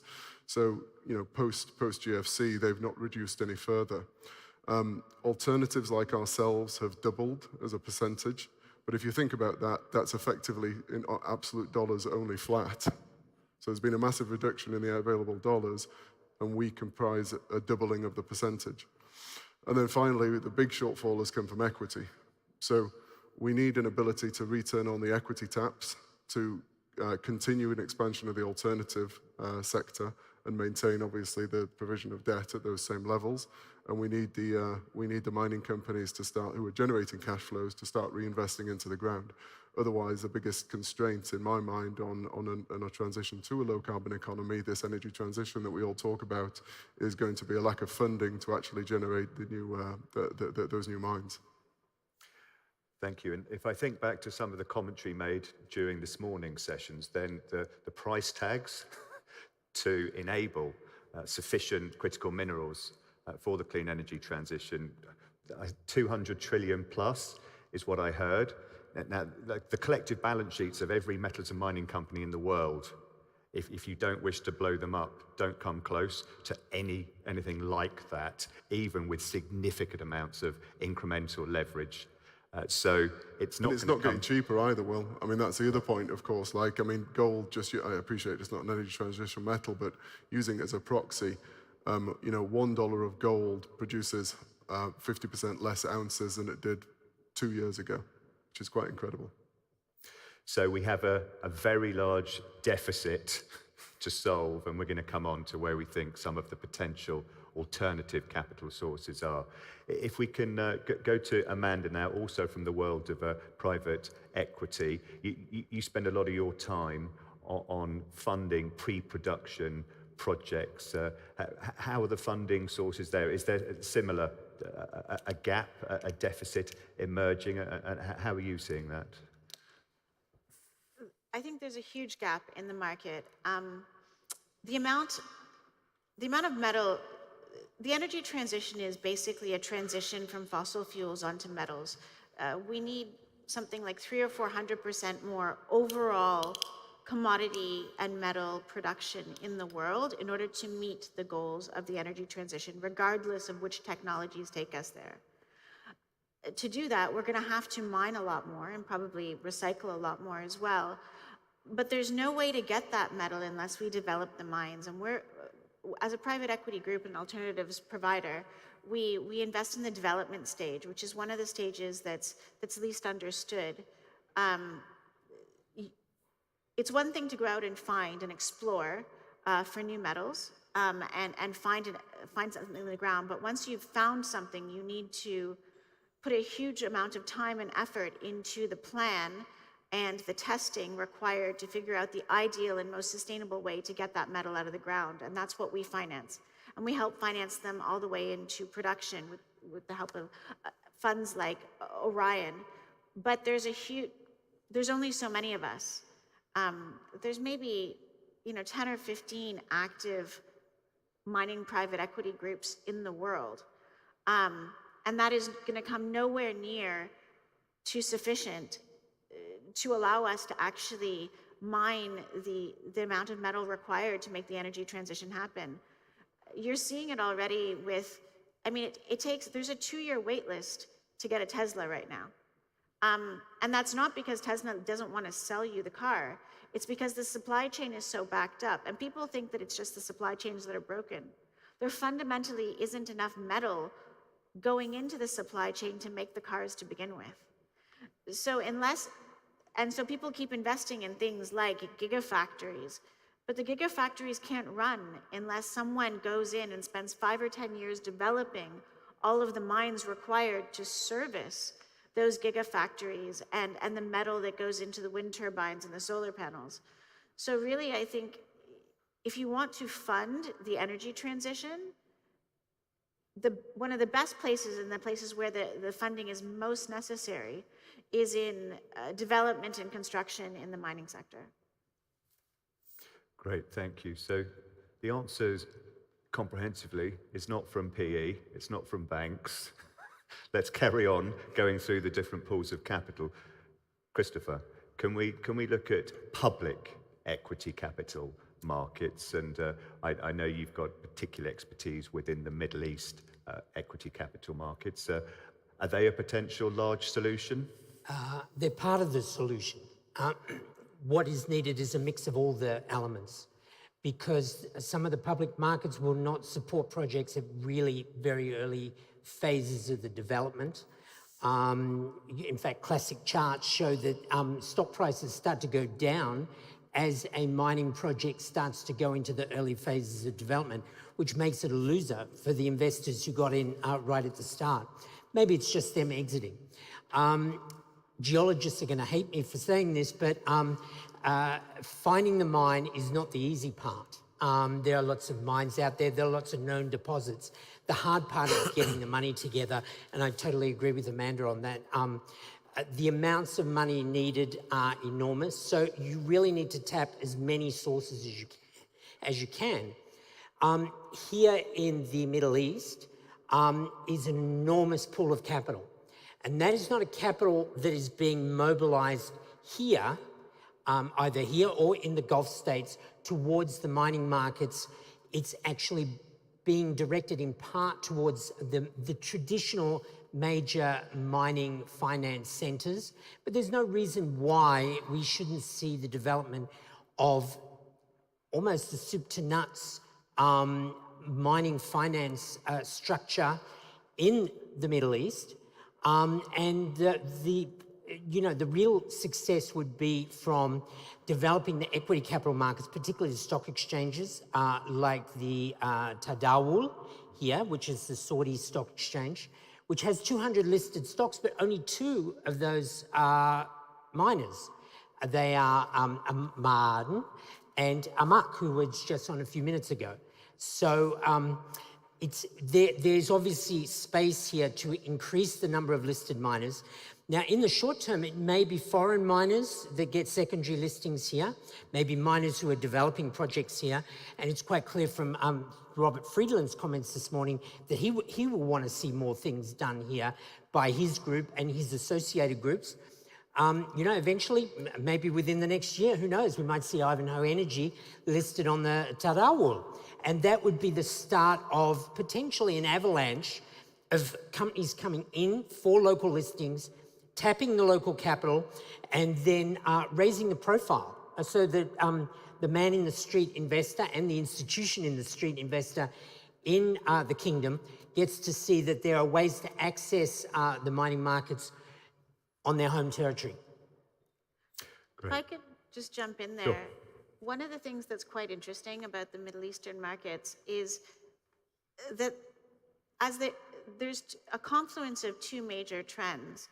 One, that come together, as the Middle East tries to diversify its economies off of reliance on oil, they're looking for other industries, and industries like mining has more of a natural understanding to the average Middle Eastern investor who understands both industry and resources a priori, which makes it a lot easier. Whereas the average investor in Europe or North America, they really only understand investing in, the most industrial thing they've ever invested in is Tesla or Google or Facebook or something like that.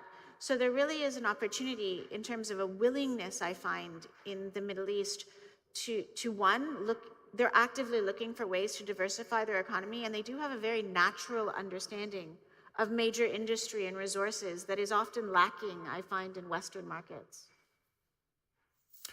Thank you. Dr. Elderwood, as an equity supporter of Ma'aden, how is the PIF supporting the mining sector within the kingdom? Thank you, William. So at PIF, we included metals and mining as one of the core sectors, one of the strategic sectors in our strategy for 2 main reasons. One, because we believe in the endowment that we have here in the kingdom that's yet to be explored. Second, many of the other sectors, metals and mining are main enablers to many of the other sectors that we are trying to develop in the kingdom, from aerospace and defense, automotive, building material, renewables, and others. Within mining, we have Ma'aden as our champion and through which PIF is delivering its vision. And Ma'aden is a young company in the mining industry standards, only 25 years old. And PIF supported the company since its inception through equity, debt, as part of a larger plan to develop the mining sector here. And look at the results. I feel the results are somehow incredible. Within this short time span, Ma'aden has grown to be one of the largest in the Middle East, and with the fast-growing companies, fast mining companies to grow. All that is done while also partnering, having impactful partnership with global players like Alcoa, Barrick, and others. At the same time, showing the economic and social impact that you would hope for. If you go to the north and see the schools being built there and the impact on the citizens, it's quite incredible. I think the main lesson learned for us is that in mining, to develop a mining industry, you need to have a long-term investment commitment to the industry. And this is what a main differentiation for PIF as a capital provider. And I think in general, investors need to have this long-term view when it comes to mining. So finally, in our new strategy, we're reiterating our commitment to mining.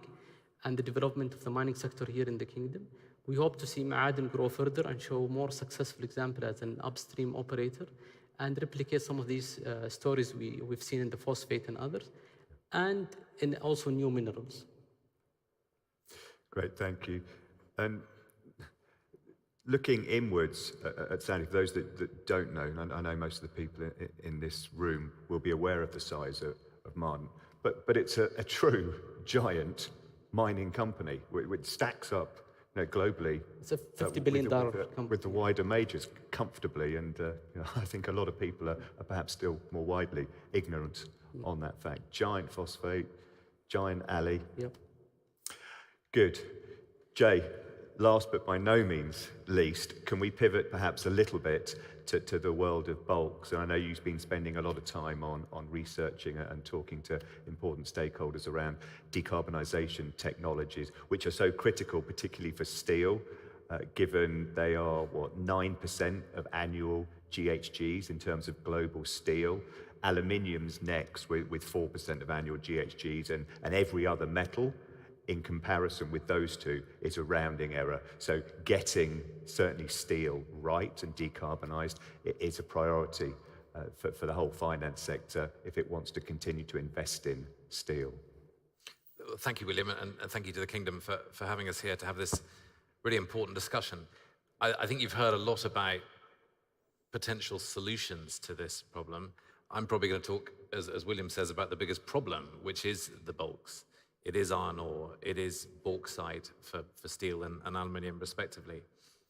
And the thing that I think is an important point to remember is that the steel sector is largely an unloved sector for the equity world. It's known as a dirty, great big hulk of industry, which nobody really likes. It's never a popular sector for investors trading on sort of 2 or 3 times earnings. So finding money in the evolution of that should be more interesting, because people want to support a move to evolve and a move to the green world. But if you look at what's happening in Europe in the steel sector, it is a government-funded program that is driving most of that evolution in terms of energy transition. In the mining space, if you want to go green in bulks, you've just got to focus on 2 things, tons and grade. But the reality is that most of the good tons and grade have already been mined, both in bauxite and in iron ore. A very good example, we're talking about Robert Friedland's world, is his project in Guinea, which is probably one of the best iron ore projects in the world. Robert talks about the beluga caviar of iron ore. But it's in Guinea, which makes the financing challenge sort of equal and opposite to the tons and grade being such a positive. I think when we look at mining through to downstream production of steel and aluminium, though, there is a movement going on. The Chinese led a movement in greening up the world of steel production, using Mr. Bessemer's blast furnace and basic oxygen furnace. But that movement has to evolve one step further, and the likes of Hybrid are doing some amazing things in steel, which should be easy to finance, and they are being financed. And it's a combination of a steel company and an energy company in a really strong partnership, which allowed them to get both government support and indeed equity support. But there is a headwind from the fact that people consider this to be a dirty space. And there's a headwind from legacy producers of steel who were not embracing the transition for quite some time and are only now coming to that game. And there are some people doing amazing things, but there are still people needing to do more. And I think that's because of a lack of finance that we've all talked about. And I know everyone has a different figure, but I've heard a 2 trillion price tag to decarbonize global steel over the next 20, 30 years, and I've heard 1.5 trillion for global aluminium to decarbonize those that, well, 1, to reduce the carbon smelting process, but also 2, for those non-hydro power generated alley guys, then the coal generated stuff needs to address that over time. Can we stay with you, please, Jay, if you don't mind? And open up on the recycling theme and the role that recycling of metals has to play in the clean energy transition. How do you see that working? Well, it's nice to have the biggest problem and also the biggest win. The biggest win we can all have is doing more recycling. And that's actually something that the steel space has been embracing for a long time, because both steel and indeed aluminium are infinitely recyclable. And I think the observation that I would have and focus everyone on, something that Amanda and I were talking about earlier, is that the US market has adopted steel recycling ahead of the rest of the world. 60 to 70% of all steel in the US is produced from an electric arc furnace, whereas in Europe it's more like 15 to 20%. And fine, they've had a greater access to cheaper power and a huge amount of scrap metal. But they've really embraced that, and there have been several great success stories in the equity markets who've been able to finance that growth in recycling by doing a very good job. And the same is true in aluminium, and the same is true in many of the things that we are trying to adopt in Europe. But again, in Europe, it has seen a need for government intervention. In the UK, we listened to Mr. Schaap's talk this morning. One of the things that they will introduce later this year is the deposit return scheme, which is a way in which us as consumers will be forced to recycle our scrap aluminium to a greater level, which doesn't necessarily increase the quantity of scrap, but it introduces a different element to the quality of scrap metal, which will allow people to recycle it better. And consequently, I think it allows a better flow of material, which should allow a better flow of finance to each of those projects. Thank you, Joe. And Amanda, great to hear your perspectives on the importance of the recycling thematic.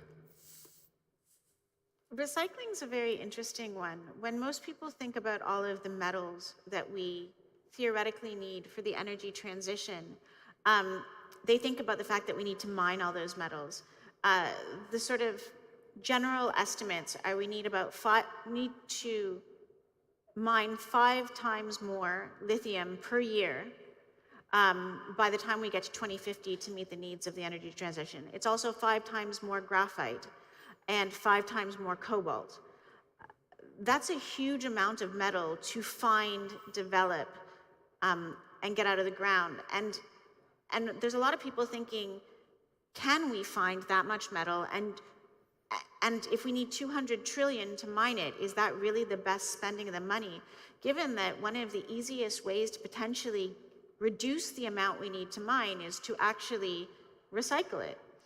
My team and I are looking actively at opportunities within recycling in the global industry, and we euphemistically call it urban mining. But the truth is, your car, once you're done with it, and your cell phone, and the big wind turbines that are offshore, come 10 years, 5-10 years, they all need to be recycled, and we can either throw them in a garbage heap or recycle them. In the US, they're doing a great job. Steel, aluminium, as well as copper have fairly decent recycling rates, and they're working very hard at it. But the lithium-ion battery supply chain has horrible rates of recycling. We recycle only 1% of global lithium. I think if governments globally really wanted to contribute to sustainability, as well as reduce the mining burden in the world and find alternative sources, green sources, low carbon sources of metal to fund the energy transition, one of the easiest places to look is at developing really good circular economies and recycling programs in every country.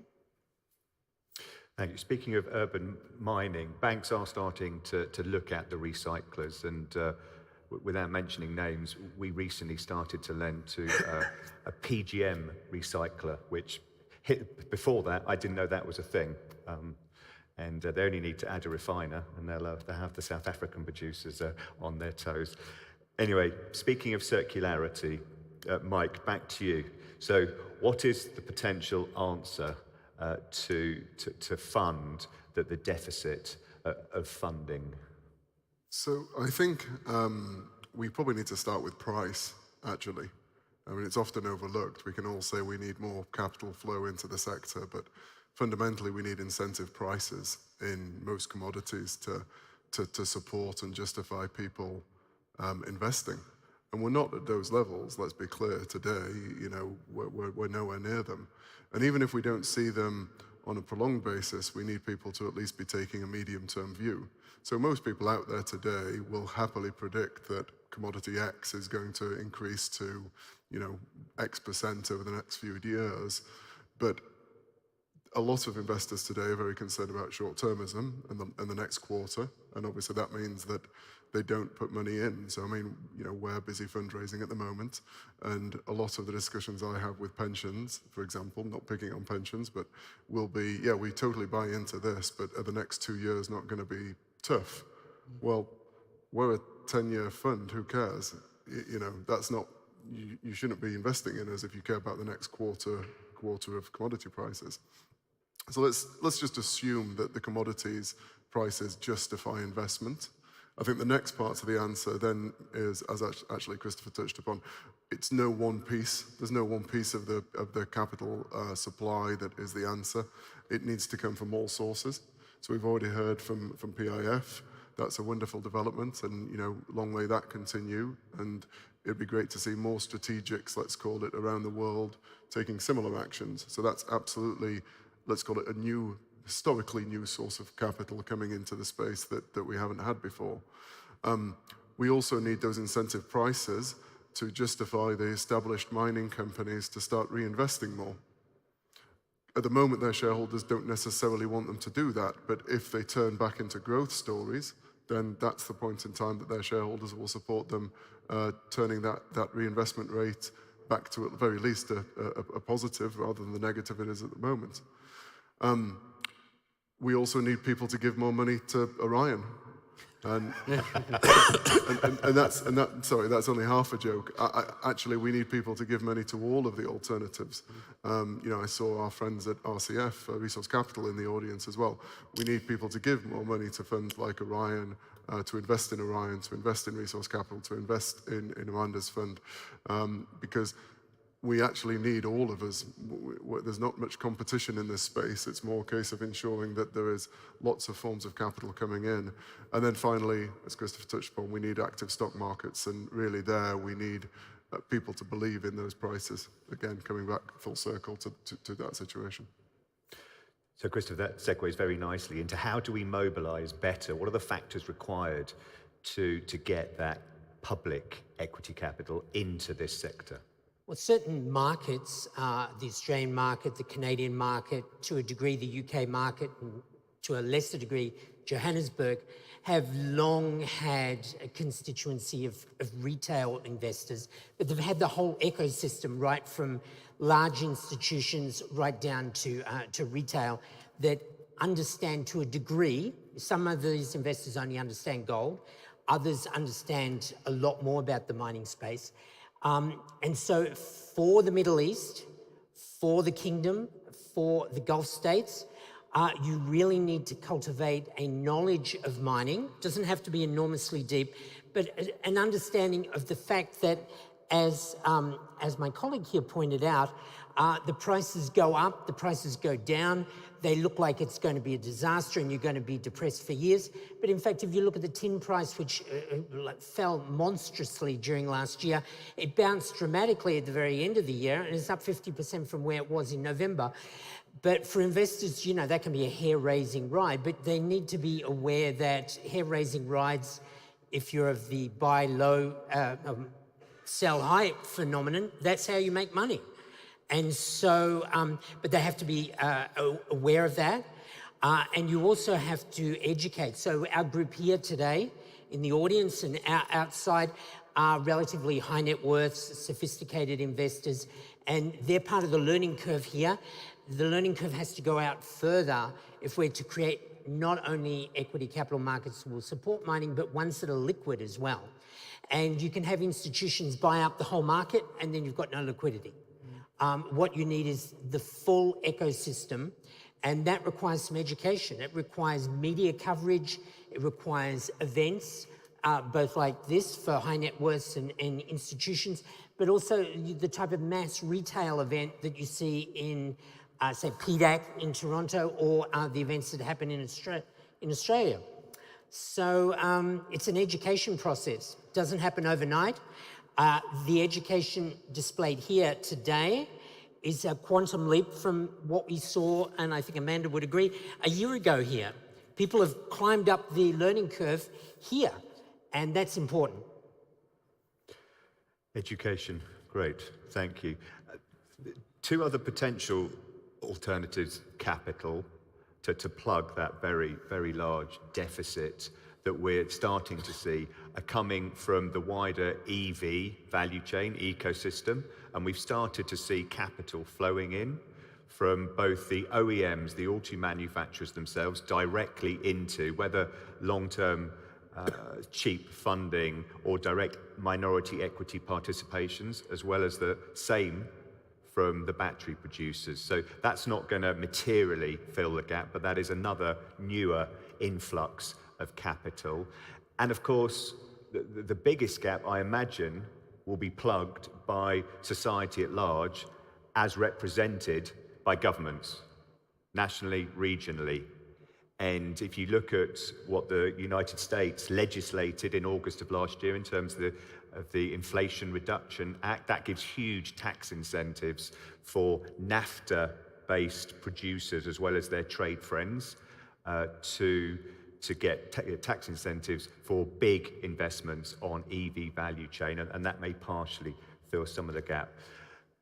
I don't want to wish to deprive Dr. Alderwood of any more oxygen for the last few remaining minutes.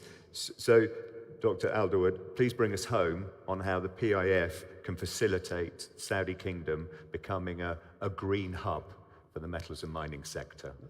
Thank you. I believe the kingdom has the right ingredients to be a green metals hub, and PIF will invest in these ingredients to enable that. I'll mention 5 of those. One, we have access to the upstream minerals, whether it is here in the kingdom that we are exploring and exploiting, or we're going to secure from outside the kingdom our strategic investment. And this afternoon, we announced our JV with Ma'aden to invest in internationally in strategic minerals. Second, the kingdom is well located, strategically located in terms of geography, on trade routes and proximity to key markets. And I believe with trade agreements, etc., we will be able to access significant markets. And PIF is investing in transport and logistics is one of our strategic sectors, and we're investing heavily in the infrastructure of the sector, whether it's the rail network, the port, etc. Third, I believe the local consumption will be a defining factor here, driven by Vision 2030 project and also PIF project. We're seeing, for example, today the Bow steel plate announcement. It's driven by the availability of shipbuilding next to it in Ras Al Khair. It's the same thing for automotive, is driving rolled aluminium production, cable manufacturing, driving aluminium and copper as well. And fourth, I think the kingdom is well positioned now to be a leader globally in renewable energy, with 50% with commitment or targets to make 50% of our electricity generation from renewable sources. PIF is committing to develop 70% of that commitment. Fifth, I think touching on the point around capital market, we have a solid capital market that's evolving and developing, making access to financing easier. And PIF has multiple initiatives in this space, including our green finance framework, our green bonds, which will, the proceeds of which will support greener projects, and finally the voluntary carbon market, which was announced a few months ago. So you sum all that, you add the improved business environment, clearer government incentive framework. I think we have a compelling case for the kingdom to be a green metal hub. Great. Thank you very much. And thank you to all of our 5 panelists for their insightful contributions. Thank you.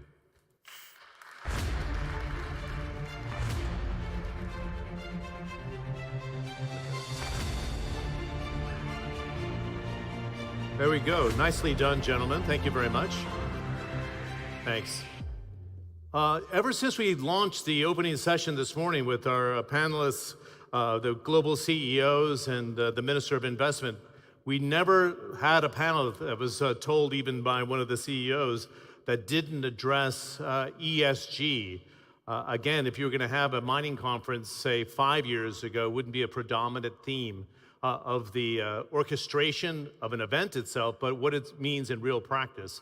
So we're going to summarize that conversation we've had at the Future Minerals Forum in this session, with the entire session focused on ESG today, what it looks like in 5 years, and what it looks like in the next 10 years as well. Let me welcome to the stage Stacey Hope, Managing Director of Women in Mining UK. Mark Ashwin is the General Manager of Mining and Metals for Bechtel Mining and Metals, based here in the Kingdom of Saudi Arabia. And Michelle Foss is a Fellow for Energies, Minerals and Materials at Rice University's Baker Institute, the Center for Energy Studies. Not the shortest title I've ever seen, but a very worthy one. Can we give a nice round of applause? Thanks very much. Good. We have nearly 30 minutes. I'm going to invite it's, I think, more useful for the audience, but also very useful for the panel. Come on up, because there's a lot of empty seats in the front, so don't be bashful. Just make your way up. Those seats, even here in the front now, are open to all participants, right? There's not VIPs that will block you. I think this is really interesting because I've been in the energy sector for 30 years covering it. The last 10 years, including the transition and the renewable space. And I think one of the biggest challenges we have today is that ESG means different things to different regions of the world. And I'd love to start with all three of you on that. Am I being wishful, Stacey, thinking that you can get a global standard? Or is that okay? It doesn't have to be one size fits all. You're coming from Women in Mining, but you're also an advisor to a number of mining companies and those that work in that space. What do you think about trying to develop a global standard? Yeah, I think when it comes to ESG in particular, we're still trying to define and understand what ESG means to the various players.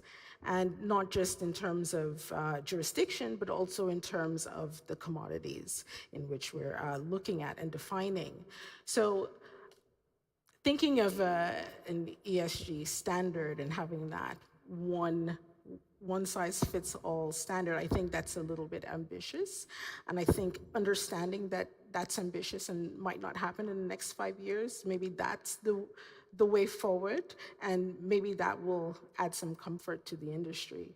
But I think if we define ESG as something that is contextual, that is defined by various players in various ways, then maybe that's how if we have that understanding, then that's how we can move forward. But if we're saying that ESG, we can have a one-size-fits-all model, I think you might lose a lot of the audience, and yeah. Yeah, it's interesting. In the audience today, I had people come up to me after the panel with Mike Henry of BHP, and he was saying if you're not careful, it serves as a drag on CapEx, right? And then the exploration and development, Mark. What's the Bechtel experience, and how does ESG fit in the E and the S, if you will, for Saudi Arabia and the projects that you're doing here? I would imagine, from what I can hear, it's been taken very seriously. Yeah, and I think it's a great question. And I think one of the things we're seeing is it's a global business. And we are seeing our customers apply global standards and responsibilities across all their projects. So they're not taking advantage of those relaxed standards. I think, and I think one of the things we talked about here is the acceleration. So those communities and standards with those people, in 5 years and 10 years, they're going to be in the same place that the US and the UK is now.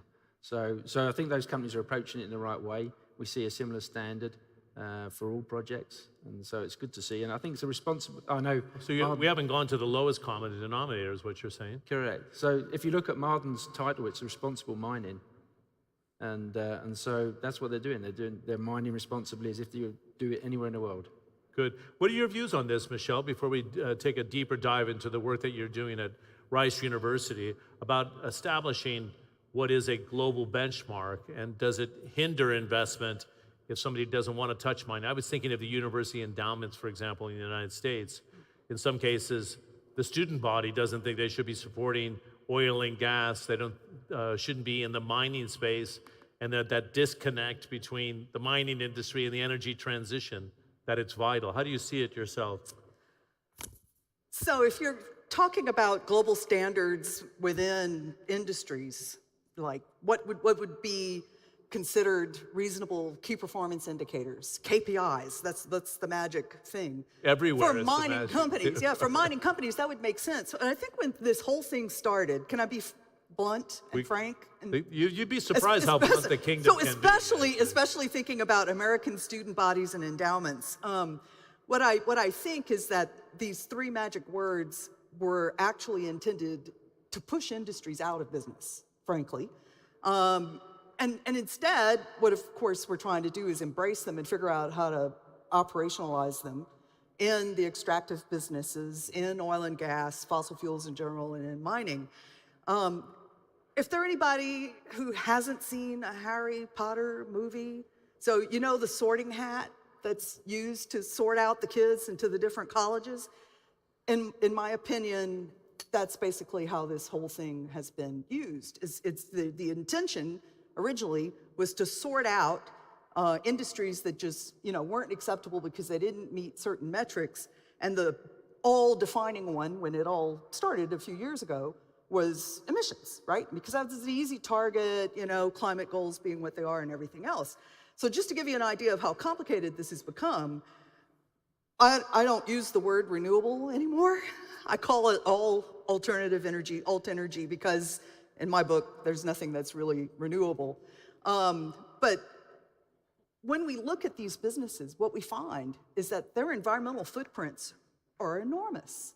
And it's not just because of the material supply chains, it's because of everything that's involved in launching a grid-scale wind and solar project. So you start unpacking this, now what's happening is this ESG mindset is making everyone unhappy with everything. So I don't know what exactly that's supposed to get us, but that's kind of a dilemma. So when you look at something like funds and university endowments, what everybody thought was, oh, this is easy, we'll just invest in wind and solar and the problem will be solved. Well, it doesn't work like that. Good. So is it part of an education? I'd love to have both of you address it. There is a disconnect between this industry today, as I brought up in the opening session, and even with Mike when we had that fireside chat. How do you, in the industry, connect with the populations and then hopefully, to Michelle's point here, get the environmental community to try to look for solutions? How do you think we can close that gap, Stacey?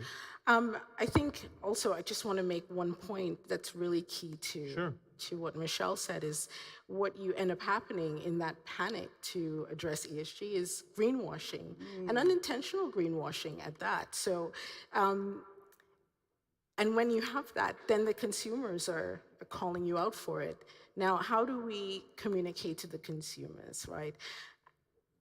It's a very delicate conversation because consumers are leading the narrative in driving certain ESG indicators, especially when we look at critical minerals.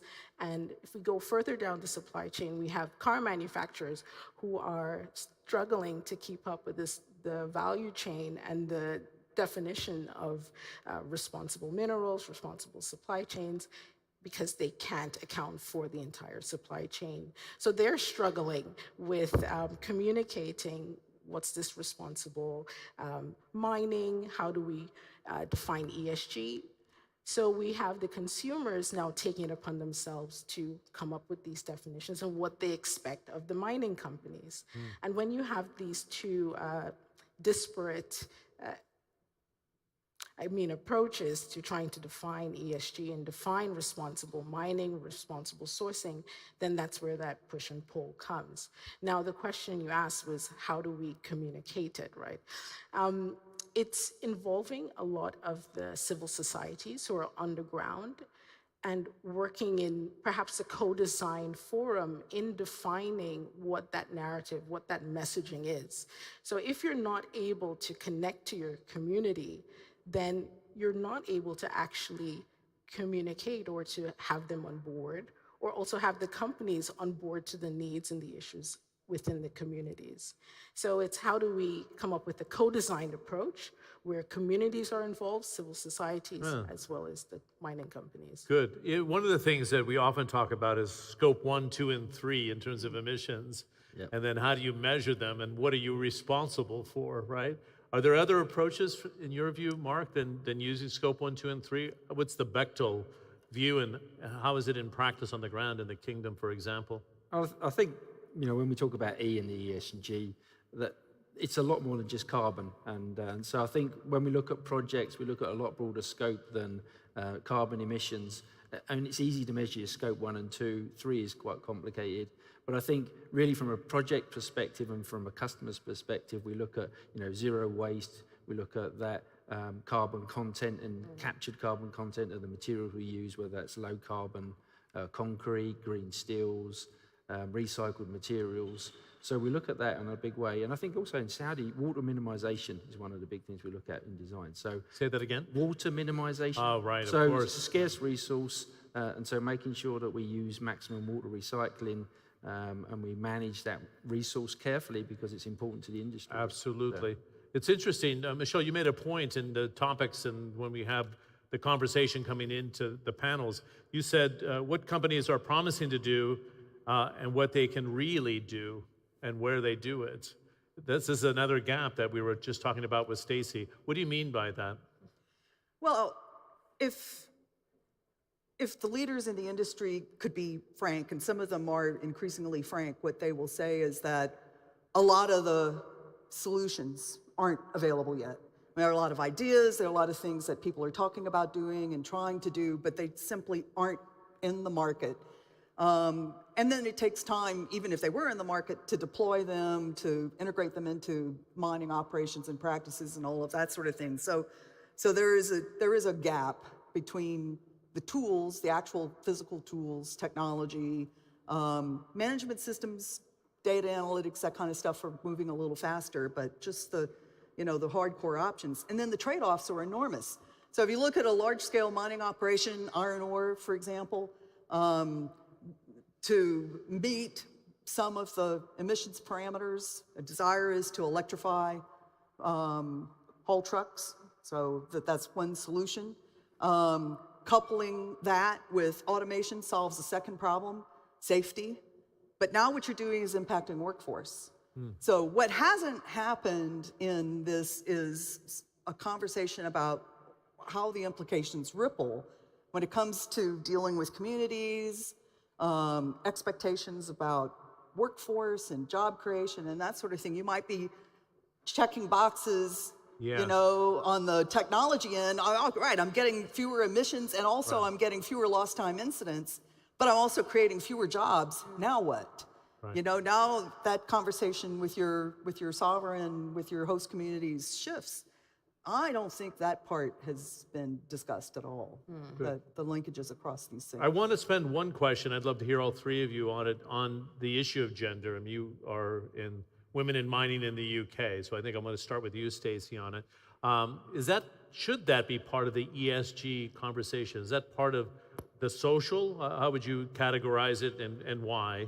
Oh, definitely. And I think, as Michelle also just noted, that we haven't actually spoken a lot about the talent pipeline, the social aspect, the social implications, but gender plays a significant role in so many things, especially when we look at the correlation between women in leadership positions, for example, in mining, and impact on the environment, or impact on board composition, and then board, and then the actual governance structures of those mining companies. So gender, yes, it's a social aspect.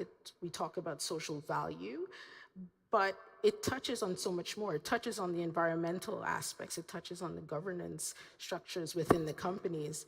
And if we move beyond the board and we're looking at communities and how we engage, there are so many aspects of gender that present significant risks to the mining companies. And if we're looking at ESG and defining it as this mechanism by which to mitigate risk, then I would say pay attention to your gender approach and how you're looking at women in the industry and other. So yes. Good. And Mark, I'd like to have you. Ailey was supposed to come from Australia, right? And she had COVID in the family, so she didn't take the trip.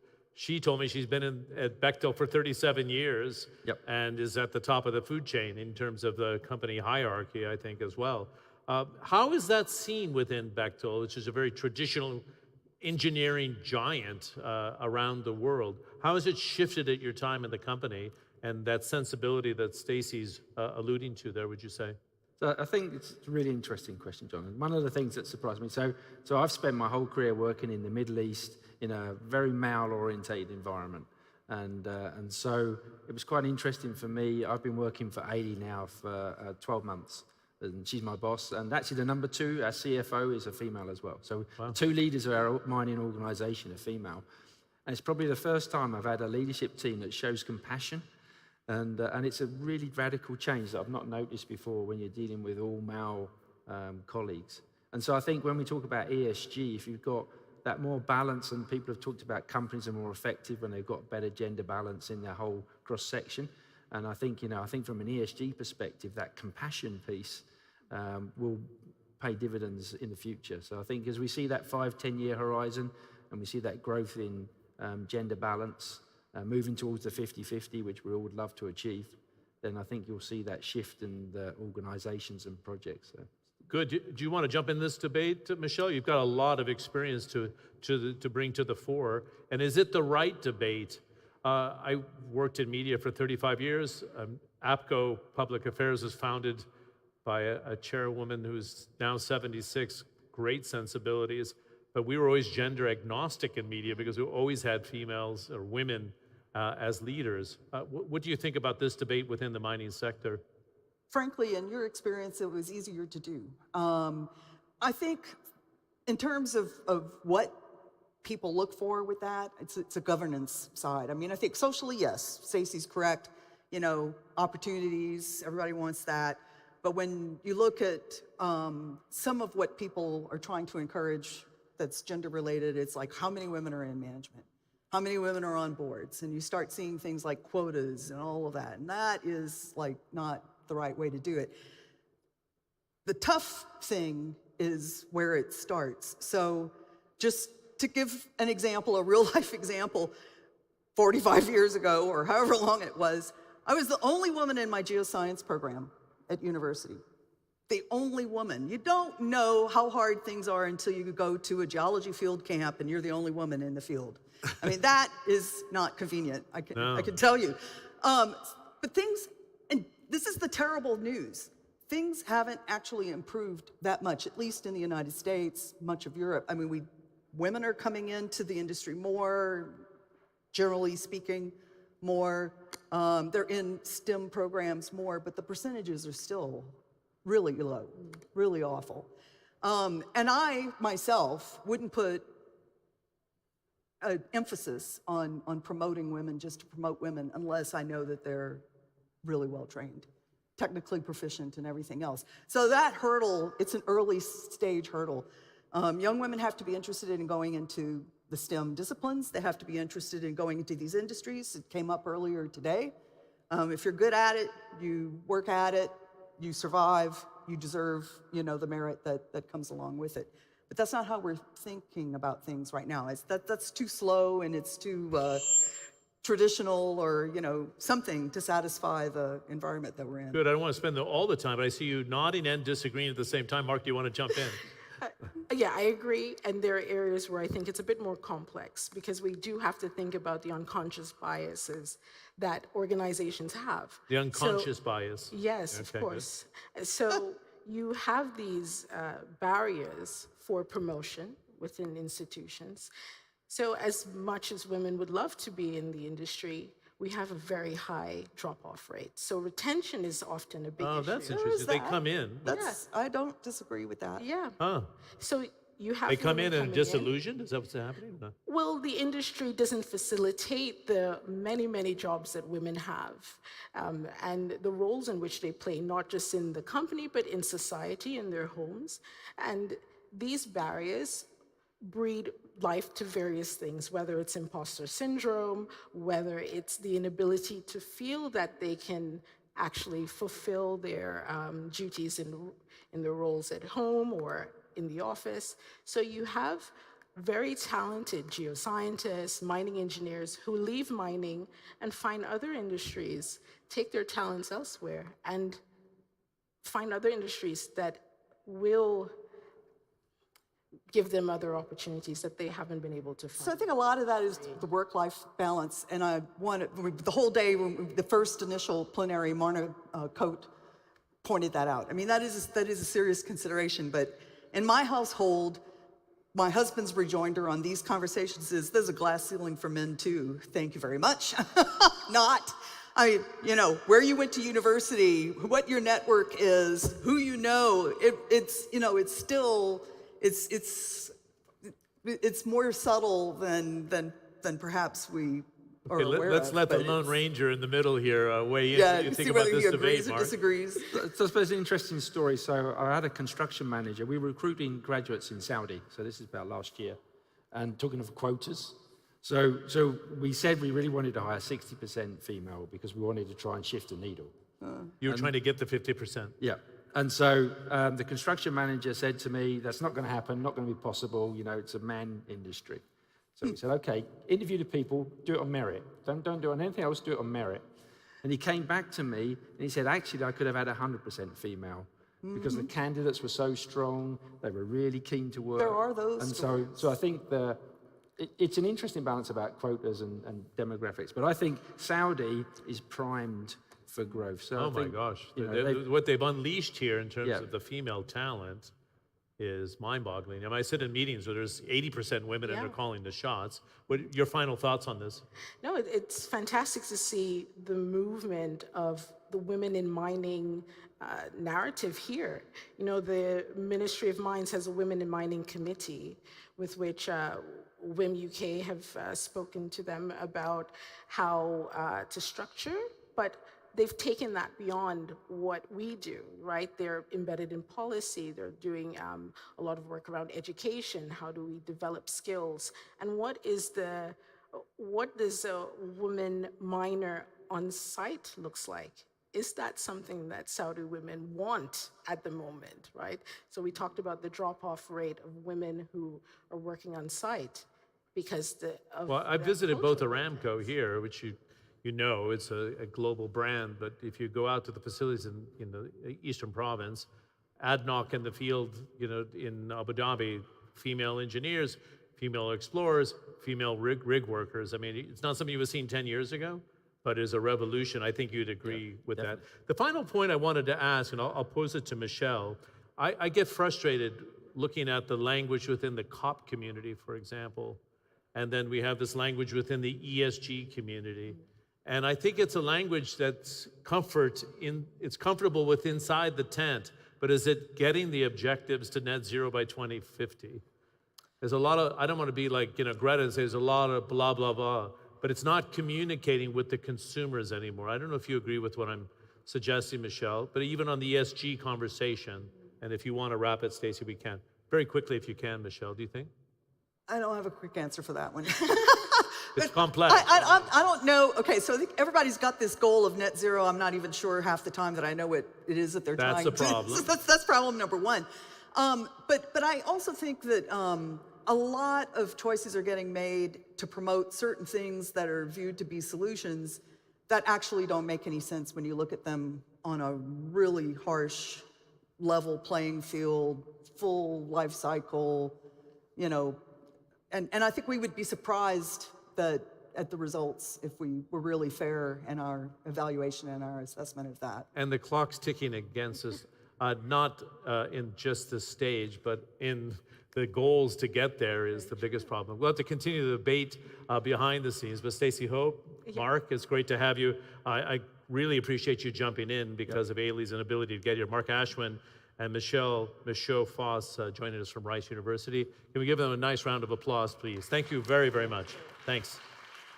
I always like it when panels go into a different direction than what we were expecting. and that was a good one. I don't even have to introduce our next moderator who's going to wrap up the day for us. I leave it in the good hands of Etna Trainer. Thank you, Mag. Again, thank you so much for the panel, John, and the great issues I think that have been brought up. Throughout the day, we've had so many different issues that we all have to talk about. And my panel, in just a couple of minutes now, I like to think that I'm going to deal with probably the most important people in the room in many ways, because if we don't have what's known as the juniors in the industry and the people that are out there exploring, then we don't have a whole lot to go on. So let me call my panel up here. I'm delighted to have with us from the Saudi Geological Survey, Tamer Bakerman is here with us. Tamer, lovely to have you here, and I know we're going to really look forward to hearing what you have to say and make sure we hear more from you. The director of KBG Consulting, Bill Brody-Good, joins us as well. Brian Hoskins is with us. He's the CEO of Golden Minerals. Richard Chaudet, the managing director of Minex Consulting, and Al Workman, the vice president of Watsgriff McQuaid. So here we have a great panel here. These gentlemen, as I say, know what's going on, and I consider them, they might be the juniors, but they're probably the most important people in the sector. So they are for this panel anyway. Gentlemen, please join me and let's see what we can do in terms of making sure that actually, with all of the great plans, the great ambitions here, that you actually get to work and that you're able to start exploring. Al, if I might start with you. Probably we've been hearing it today, we've been hearing commitments from the government in one sense, but we've also been hearing, I think, appeals from, players in the industry too. And it's about the ease of doing business. Getting a license in place, making sure that you have the opportunity to get a license, but then the real work really starts. And it might not be as easy as it looks. Talk to us a little bit about how, I suppose, we have to manage expectations. Well, it's often been said that money is the fuel for exploration, but in reality, information and the management of information is the fuel. Money is really just a catalyst. If you don't have information to base your decision-making process on, well, then your money's probably going to be wasted. Part of that is managing expectations, which means that you need to get information out to your potential investors. The Saudi Geological Survey has done quite a commendable job over the years of building the geoscience database. And that, of course, that's the framework that companies use to make their investment decisions. The survey has also done a very good job recently of getting geoscience information out into the public realm through their web portal. And that has made it much, much easier for companies to decide what they want to invest on, the information base for making those decisions, and also finding out where existing licenses are so that they could carve out an area to apply for a license. The ministry has also streamlined the approval process for licensing, so that makes it much easier. But we still come down to the fact that many of the willing investors in Saudi Arabia don't have a lot of experience in exploration. So as a consultant, I often get asked by a client, how soon can we begin mining? And of course, we're just at the inception stage of an exploration project. So part of our job in getting information out to potential investors is not only identifying the sources of the information, but making sure that the investors understand that this is a systematic process, that their expectations cannot be that they're going to be mining next year. And again, I think, we look at the ambitious, environment here in Saudi Arabia, and it is to be commended without a doubt. But there is a danger in the rush to deliver that I think, as you said, people have to step back a little bit and just really look at the time frame and analyze what's going on. Richard, this is without a doubt a competitive industry on all sides. You as explorers, you look around the world, you have lots of choices. Of course, you're identifying what minerals you want and all of that. But what are you looking for, I suppose, in terms of how does a country get on the investment radar, really? Yeah, good question. There's a lot of opportunities out there in the world, and if you're a junior or a major company, you're spoilt for choice. So you have to select fairly carefully which countries you're going to put your exploration dollars into. And the two main factors that any company, mining company or exploration company looks at is what's the mineral endowment, what's the potential for making a big discovery there. And that's why what Al was talking about is absolutely critical to have that data so that you can actually make that decision about the quality of the opportunity. And the second component is, yes, the geology is good, but can I actually do business there? Can I get licenses, which is what Al has spoken about? And equally, can I make my shareholders comfortable that this is a place where if I make a discovery, I can develop a mine and get the value out of that back to my shareholders? So they're the two main things. You've got to understand the exploration opportunity, and it's got to be compelling, and you've got to feel comfortable that whatever you do, you can do business in that country. And Brian, pick up on this. You know, you're not worth much without a license. So basically, you've got to have that license in place. That's absolutely essential. And I know, you know, the Saudi government is doing a lot to change things and issue more licenses. I'm sure the Deputy Minister will always hold that against me, that I told him that. But the reality is that we are a genuine Saudi junior. Our major shareholder is a Saudi company. We have been operating in this country really since 2009. Okay. And I really pick on both of the previous comments. The first thing is, the one thing that has really been remarkable about Saudi is there is an immense amount of data in the SGS. And we've used that to build our own database and manage the way we go forward. So that's the first thing. The second thing is, you know, I've always said that in junior's place, this is about getting your licenses. And I'm very pleased to say that the minister and the deputy minister listened to me. And in the last year, we've got 15 licenses. Okay. So we're in business. But I think the more important point that Al makes is that it's not a long term. So since 2009, we have been working in this country. And we now are proud to say we've got 2 projects which are going into development. So at the end of this year, we will start construction on our first mine. Wow. And at the end of that construction period, we will start construction on our next mine.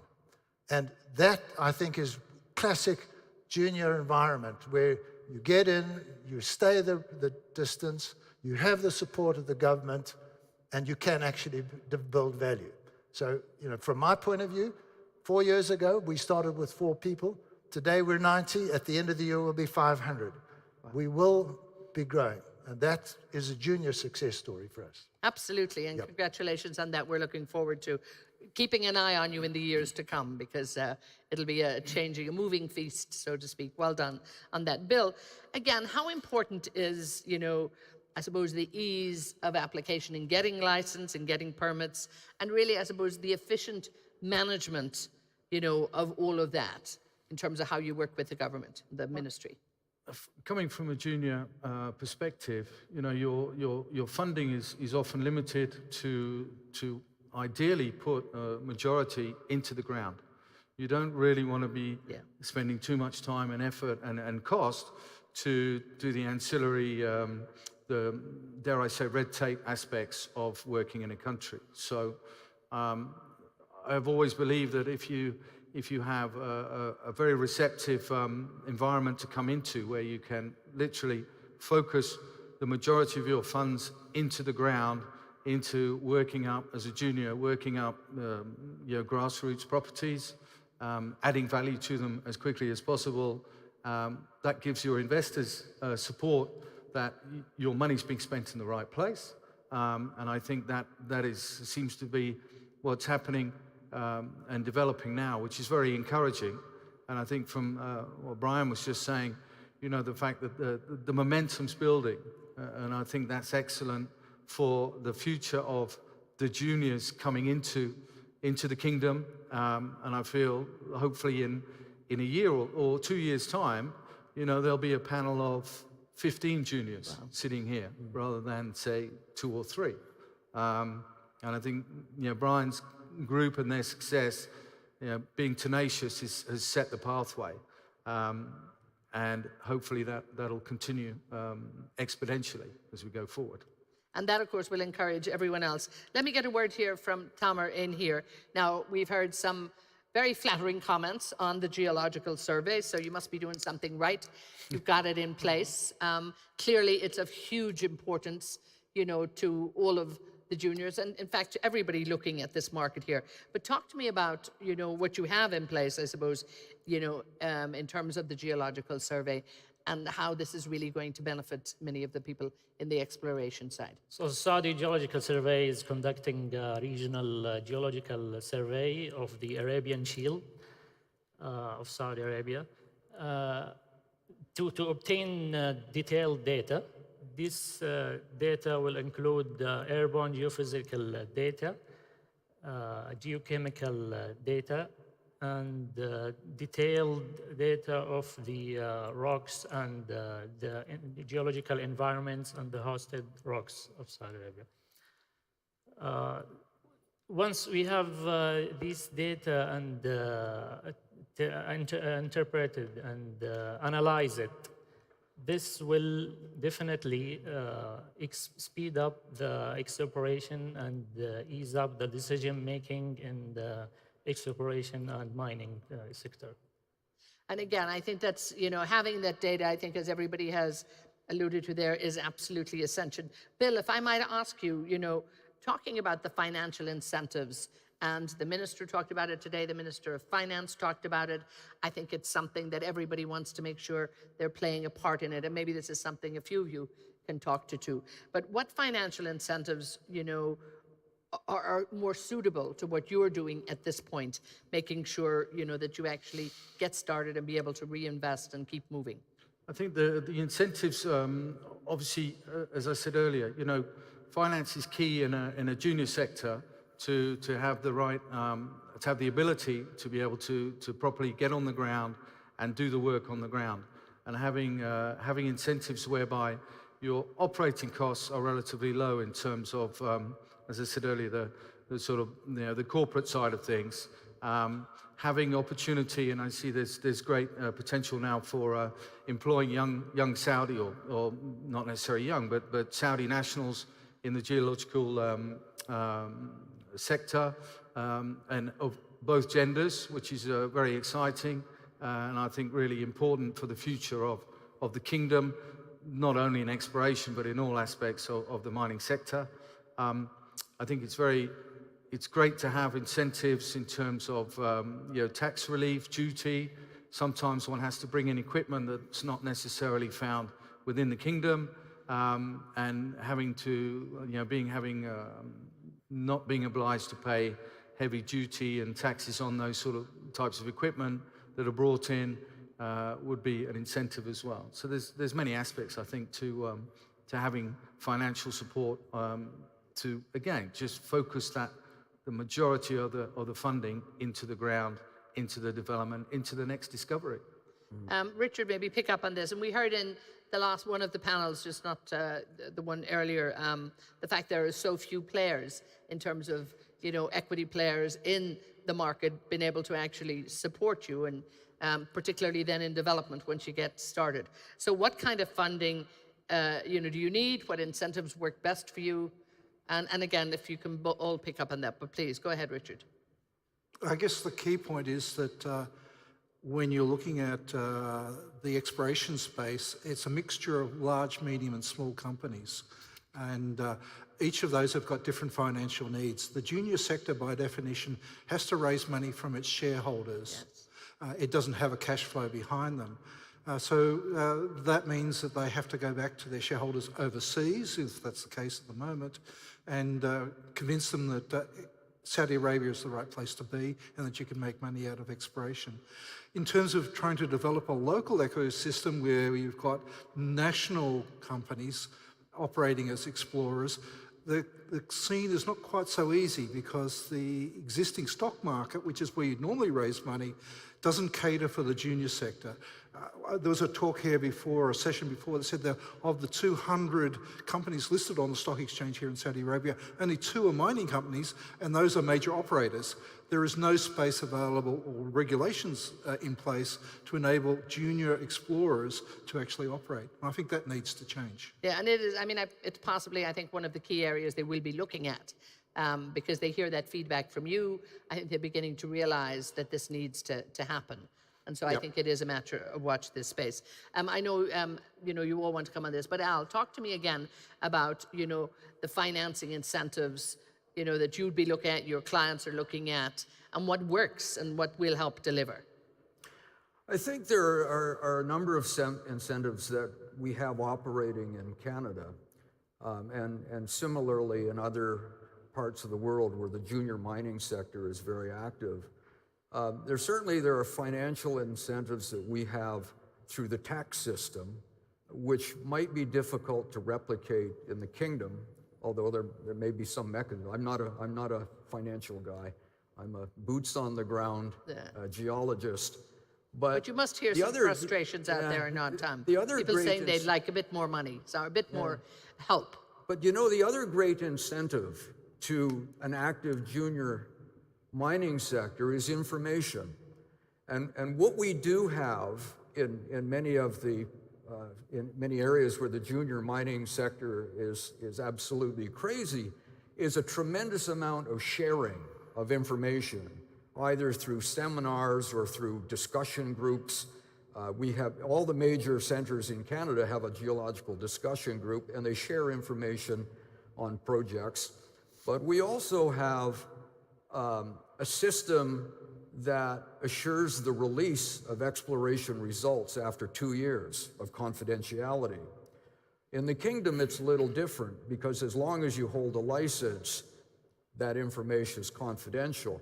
And I know that there are many at the Saudi Geological Survey that would like to see these reports come open so that even the survey has access to them after perhaps 2 years or 3 years.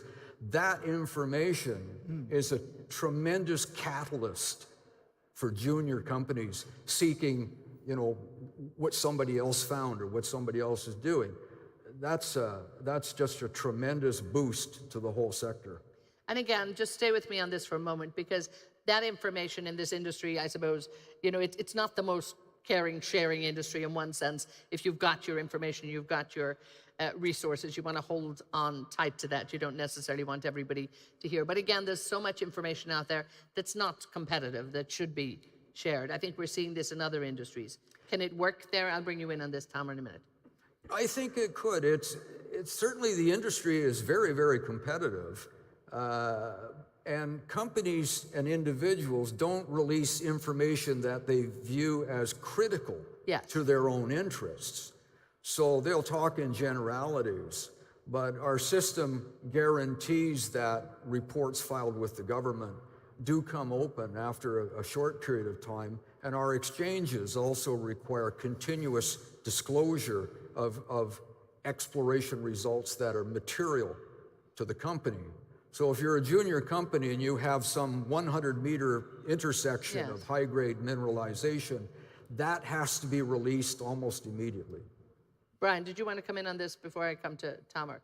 Did you want to? Well, I'm kind of in mixed view on it. Right, that's fair enough. We've spent $35 million on exploration. Yes. And I'm not, that's our information. You're not going to give away the family silver. 9 years building a database. I'm not going to give it to anybody else.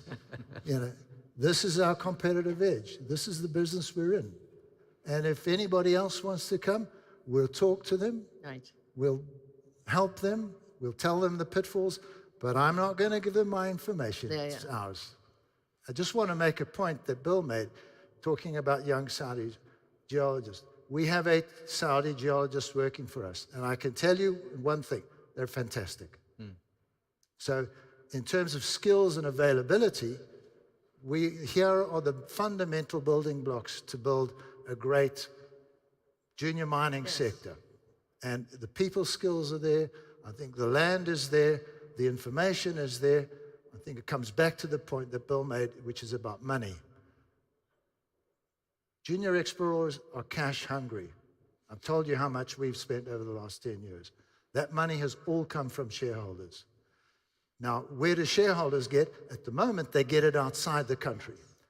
But one of the things I do know about Saudi is there's an immense amount of locked up capital. If there was a market that was appropriate for it, I'm sure that that money would come in. So you talk about juniors, and I take the point you made in the beginning that juniors are the lifeblood of an exploration business. The seniors only come when we've showed the way. That's true in everywhere else in the world. No, so if the absolutely. juniors are not there, then forget about it. Yeah. I think you guys, yes, exactly, do the hard work. Coming back to just perhaps comment on this in terms of OK information, but, we talk about Saudi Arabia being the land of greenfield opportunities. And, everybody, and we've heard it throughout the day, there needs to be better financial incentives and more support, I think, from the government. What can you do? What do you see the government doing that is actually hopefully going to answer a few questions here, keep people happy? Considering the significant potential of the Arabian Shield, the kingdom is offering different variety of financial incentives, such as up to 75% of co-funding for the mining projects, and 30% of the 30% reduction for the downstream business. In addition to that, the kingdom will offer more incentives, a variety of incentives.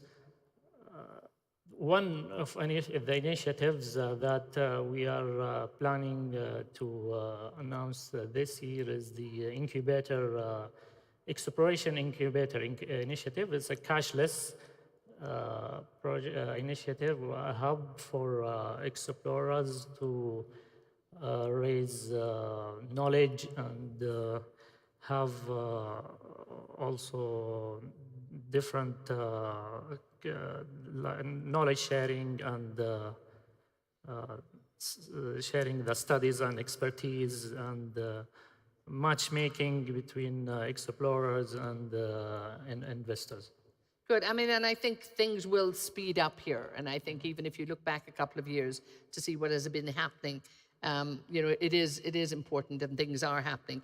Bill, stay with, the availability of the workforce. And earlier we had one of the key educational institutions on. And again, the fact that Saudi is also investing their money into educating the younger Saudis here.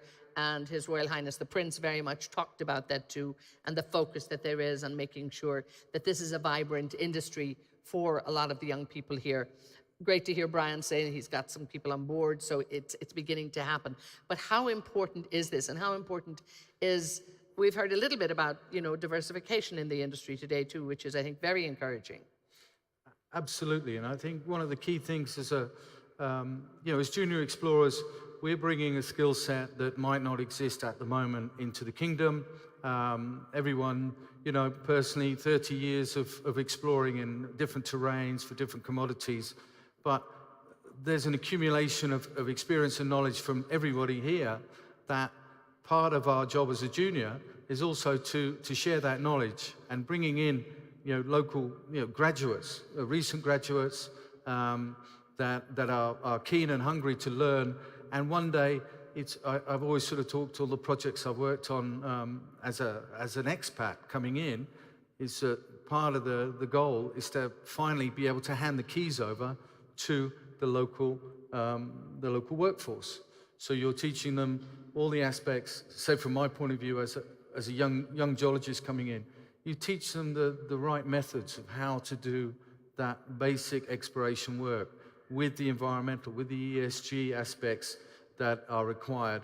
You do that from the start. You give them that foundation, and then hopefully you can let them loose on the area, the expertise area they might decide is their field, be it on the data side, be it on being a very technical geologist, being it on the operations, logistics, relationships with the SGS.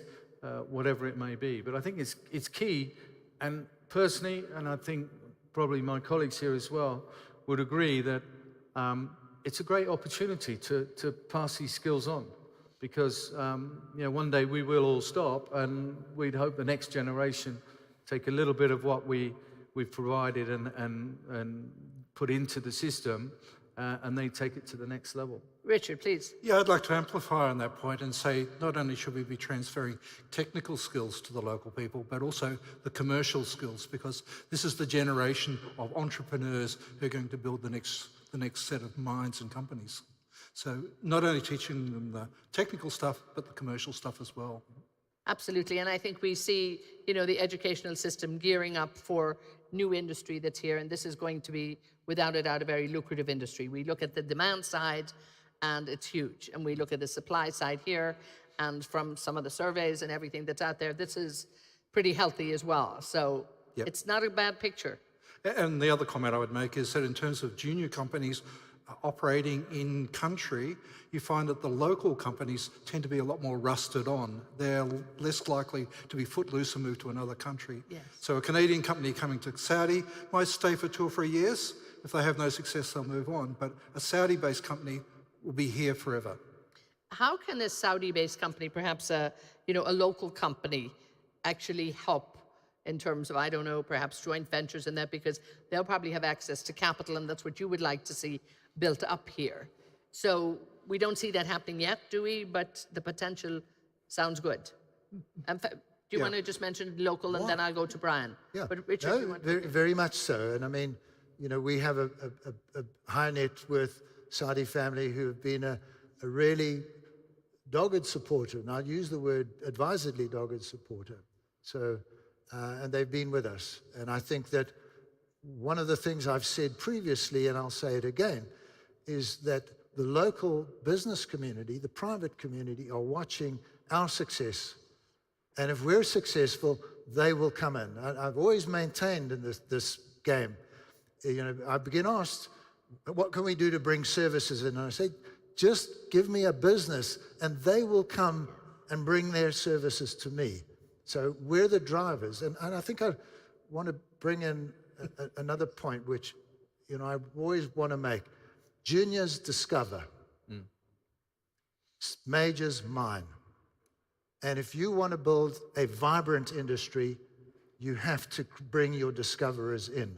Discoverers, because the cost and effort is there, but for discoverers, the rewards are enormous.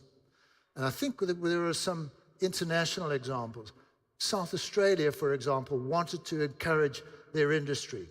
So what they did was they said, dollar for dollar, we'll back you. So if you spend $1 on the ground, we'll give you the dollar to match it.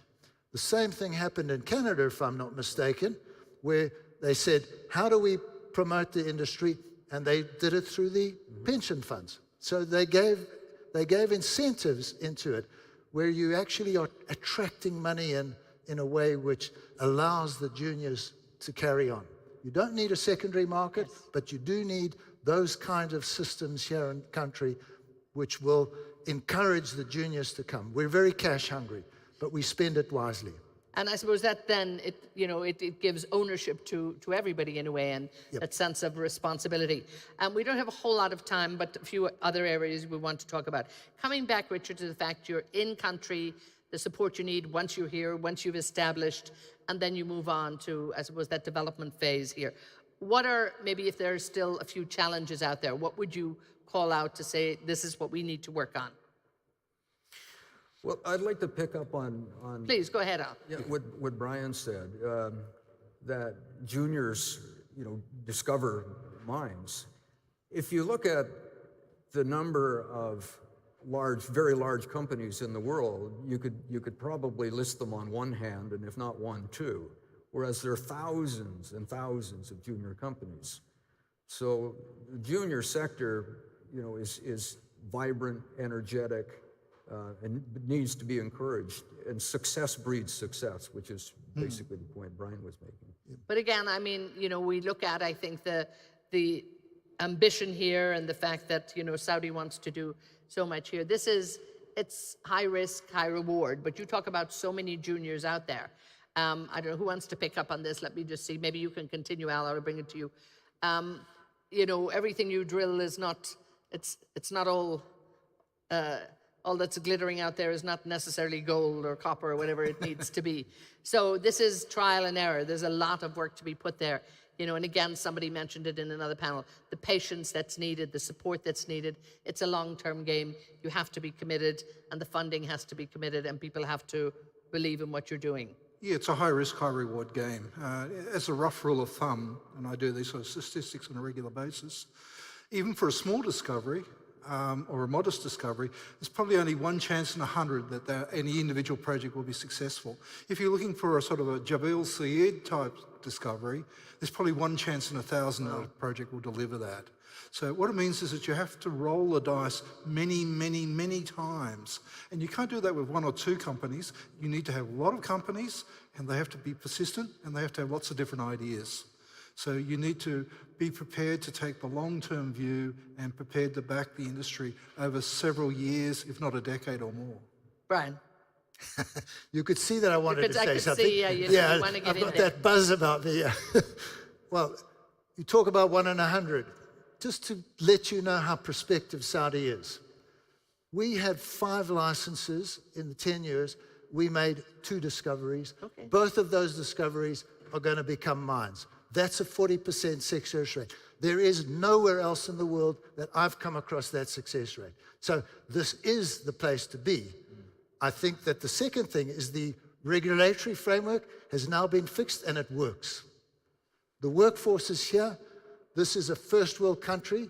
I have 2 double highways within 15 kilometers of my project. So everything is here. Now we just got to open the gates to bring in all of the people who've got the energy and an enthusiasm to pick up those ground and discover more. Yeah, it is. It's an exciting time at the moment. And for us, our exciting time on stage is sadly coming close to an end. So if I can have you wrap it up, and I suppose if there's a call for action, I'll get it from each of you, or what do you need to happen, I suppose, in the short term to make sure that that long-term game is profitable for everybody and it becomes a win-win. Al, what would you say in terms of, you know, the call to action here? What do you need? What would make your life easier?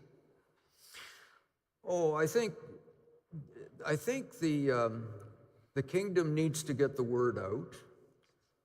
It needs to participate, not just attend, but it needs to participate in major conventions. And we have the Prospectors and Developers Convention coming up in Toronto, the Vancouver Roundup Convention as well. It would mean actually having the Saudi Geological Survey with a booth, with presentation, with documentation, with perhaps a GIS screen set up so that you can actually demonstrate mineral belts and the location of mines and deposits so that people can actually touch things. And if I could use an example, Peru over the last 10 years has done an excellent job of that very thing with a very large, very prominent display. I think the kingdom needs to be doing that kind of thing.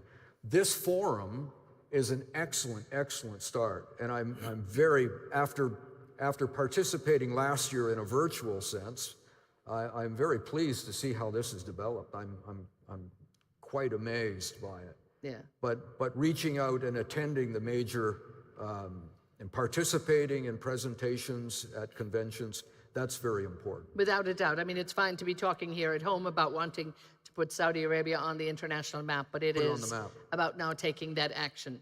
Richard. Very quickly, I agree with what Al says. The geology needs to be emphasised. But from my perspective, the one item out of the shopping list that I would put up would be the need to create a secondary market on the stock exchange for the mining sector to raise those money and generate the interest in the sector. Yeah, and you can immediately see what a big difference that would make. Brian, a call to action if there is one on your part. No, I think we're already in action. You're there. I think that all of the changes that have taken place over the last 4 years have really stimulated it. So, you know, the call to action might be in areas where there's a little squeaky wheel, but this is great. It's going. I'm a happy bunny. So. And that's good to hear. And the fact that things are going well, we'll be looking forward to hearing more. Bill, you know, and we've talked about this conference, how important it is, but also I like what Al is saying, really, you know, to get Saudi out there as a household name in the mining, because I have many people, you know, ask the same question, you know, why Saudi? What's going on there?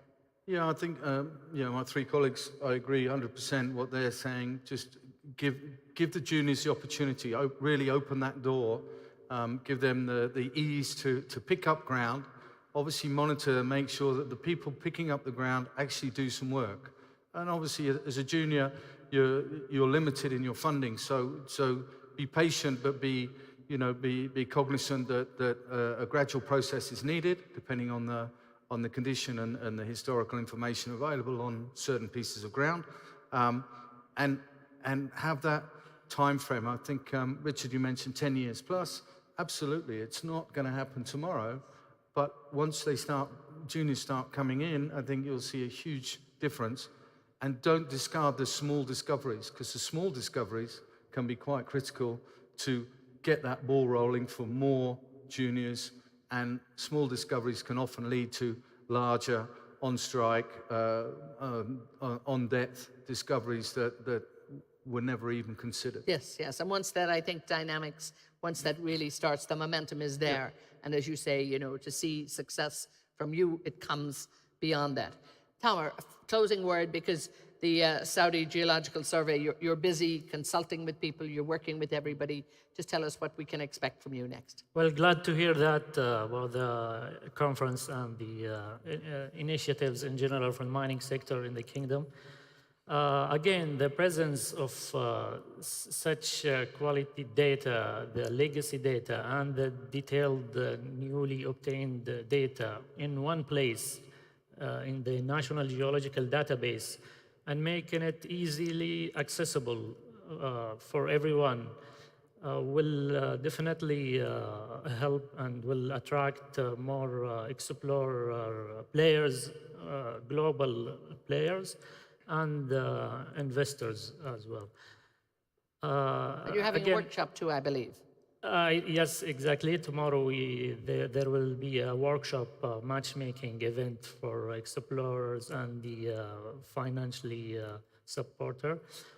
It's going to be within the mining opportunity stand in the marketplace area. And again, I would encourage everyone to use the resources available and keep giving the feedback, and let's keep the dialogue open, and then we can easily improve the services based on the needs of the investors and explorers. And again, keep getting that feedback. You mightn't get all of Brian's secret details, but you'll get a bit from him. He'll give us a little bit. But you know, well done to you. A little bit, okay, maybe not much, but at least he will encourage everybody else to share. I want to thank you all, gentlemen, so much. Al, Richard, Brian, thank you so much. Bill and Tamer, thank you so much for your input into this. And I think it's encouraging. Once we have more of the juniors in and we have more of the explorers, then the rest just moves rapidly. Gentlemen, thank you so much. Thank you, thank you, thank you. I'm most grateful to you. So good luck to you all. We're now going to, we're almost at the end of the day, but we're not quite at the end of the day, so please stay with us for another few minutes. I'm going to hand over to the chair. Michael Hook is still with us, so Michael, I'm going to hand over to you. Mitchell Hook, forgive me. That's okay. This is almost a graveyard shift. So I've got 5 minutes to try and summarize what we've heard today. And I'm going to drill it down into essentially trying to capture where the Kingdom of Saudi Arabia sits in what is an incredible opportunity. They are able to play the game of economic catch-up in the development of their resources industries, mining, by virtue of their capacity to build upon the experiences and the learnings of other countries. What they've done is put the geological prospectivity, that's what gets you to the interview, with a set of public policies, governance arrangements that actually set a framework that mitigates sovereign risk and addresses the market failures that go with the development of infant novel industries. They've got the strategy right. They've got the culture. They've got a commitment. They understand the importance of sustainable development.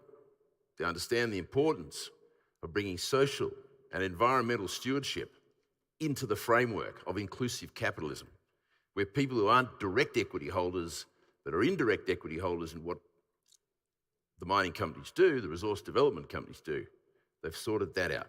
They understand the concepts of collaboration and partnership. We've seen that. We're talking about they have the best infrastructure arrangements. Mike Henry said one of the things that you can do to reduce the costs of projects is to get your infrastructure capabilities right. This is an industry, a country, I should say, that understands the importance of collaboration in infrastructure. And I don't just mean hard infrastructure, I also mean soft infrastructure.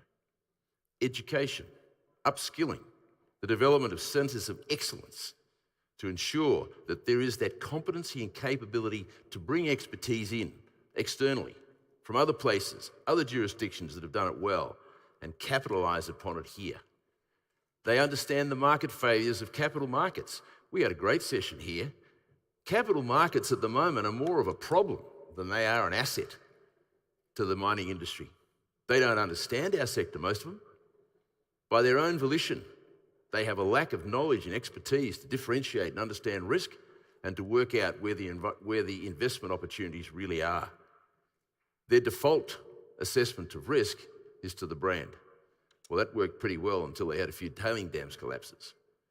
And so the capital markets, they've got us trading on the equities markets at 3, 4, 5 times EBIT earnings. And yet they've got speculative stocks running at 15, 16 times. And they wonder why there's a dearth of capital coming out of the equity markets as risk capital. And we don't see anything like the requirements of the institutional funds to get their minds around what the risk-reward equation is. And we heard there's only, 10, 15 private equity firms, funds who actually understand and know the industry. And so what have the Saudi done? They've said, we'll give you co-funding of 75% of your capital. They've said to the exploration guys, we'll go hole for hole with you. We'll give you reciprocal assays for the measurement of what you find, what you're doing. We'll give you a foreign investment license within 24 hours. We'll streamline the regulatory processes so that your tenement licenses you get in 30 days. Then we'll have a 90-day before you can go into a mining license. You can look for any minerals you like. You don't have to nominate the minerals. There's a whole range of initiatives that they have brought in to address what economists call market failures that are impediments and inhibitors to actually going into a new jurisdiction. And they've understood and are understanding where they fit in the scheme of things. And that's essentially where they can capitalise on their comparative advantage. And we heard it said, one guy said, they've got the skills, they've got the terrain, they've got the geological prospectivity, they've got an attitude to upskill and educate their young people. And he said, and they've got the capital. And they've got the capacity to fast deploy that capital, because we heard the inconceivable demand curves for the supply of minerals is almost beyond the reach of any rational consideration of what's possible. And so the real advantage is not only encouraging people to come and explore for minerals, but to actually take the case study of what they're doing in bauxite imports and then alumina and aluminium in one of the only acclaimed integrated industrial activities. What about that for diversifying supply sources of some of those so-called critical minerals? And we saw that with lithium. And lithium is an energy-intensive process, particularly from spodumene. 1,000 degrees centigrade, you got to whack the heck out of it to get it. Then you got to convert it to carbonate, to a hydroxide, and be able to use it. That's a very intensive process. And then there's the opportunity for that to be integrated down in the value chain. I'm now 23 seconds over my allotted 5 minutes. So all I want to say to you is they understand the imperatives. They understand the requirements to mitigate sovereign risk. They understand the need to get their geological prospectivity right. They understand the need to have people who can be part of the interoperability, part of the domain knowledge and the interpretation of that geological data, which is so different from one jurisdiction to another. And they get it when it comes to providing that level of security and that confidence that companies are looking for when they want to go into new jurisdictions. Been a pretty impressive day. I'm absolutely delighted there are so many of you that have stayed back to listen to this spiritual summary of what we heard. Back to you. Mitchell, thank you so much. And again, thank you for that great summary. The wonderful thing is we'll be able to play this back because it has been recorded, so the people who might have missed it are going to have the opportunity. But thank you for a tremendous summary there, really looking at, right throughout the day, looking at what the government people said, looking at what the CEOs are talking about. We really had everybody here, from the finance people, the key producers, the juniors, everybody actually came here, I think, and this on only the second occasion of this very, very important Future Minerals Forum. So there's so much going on. We have another very, very busy day tomorrow.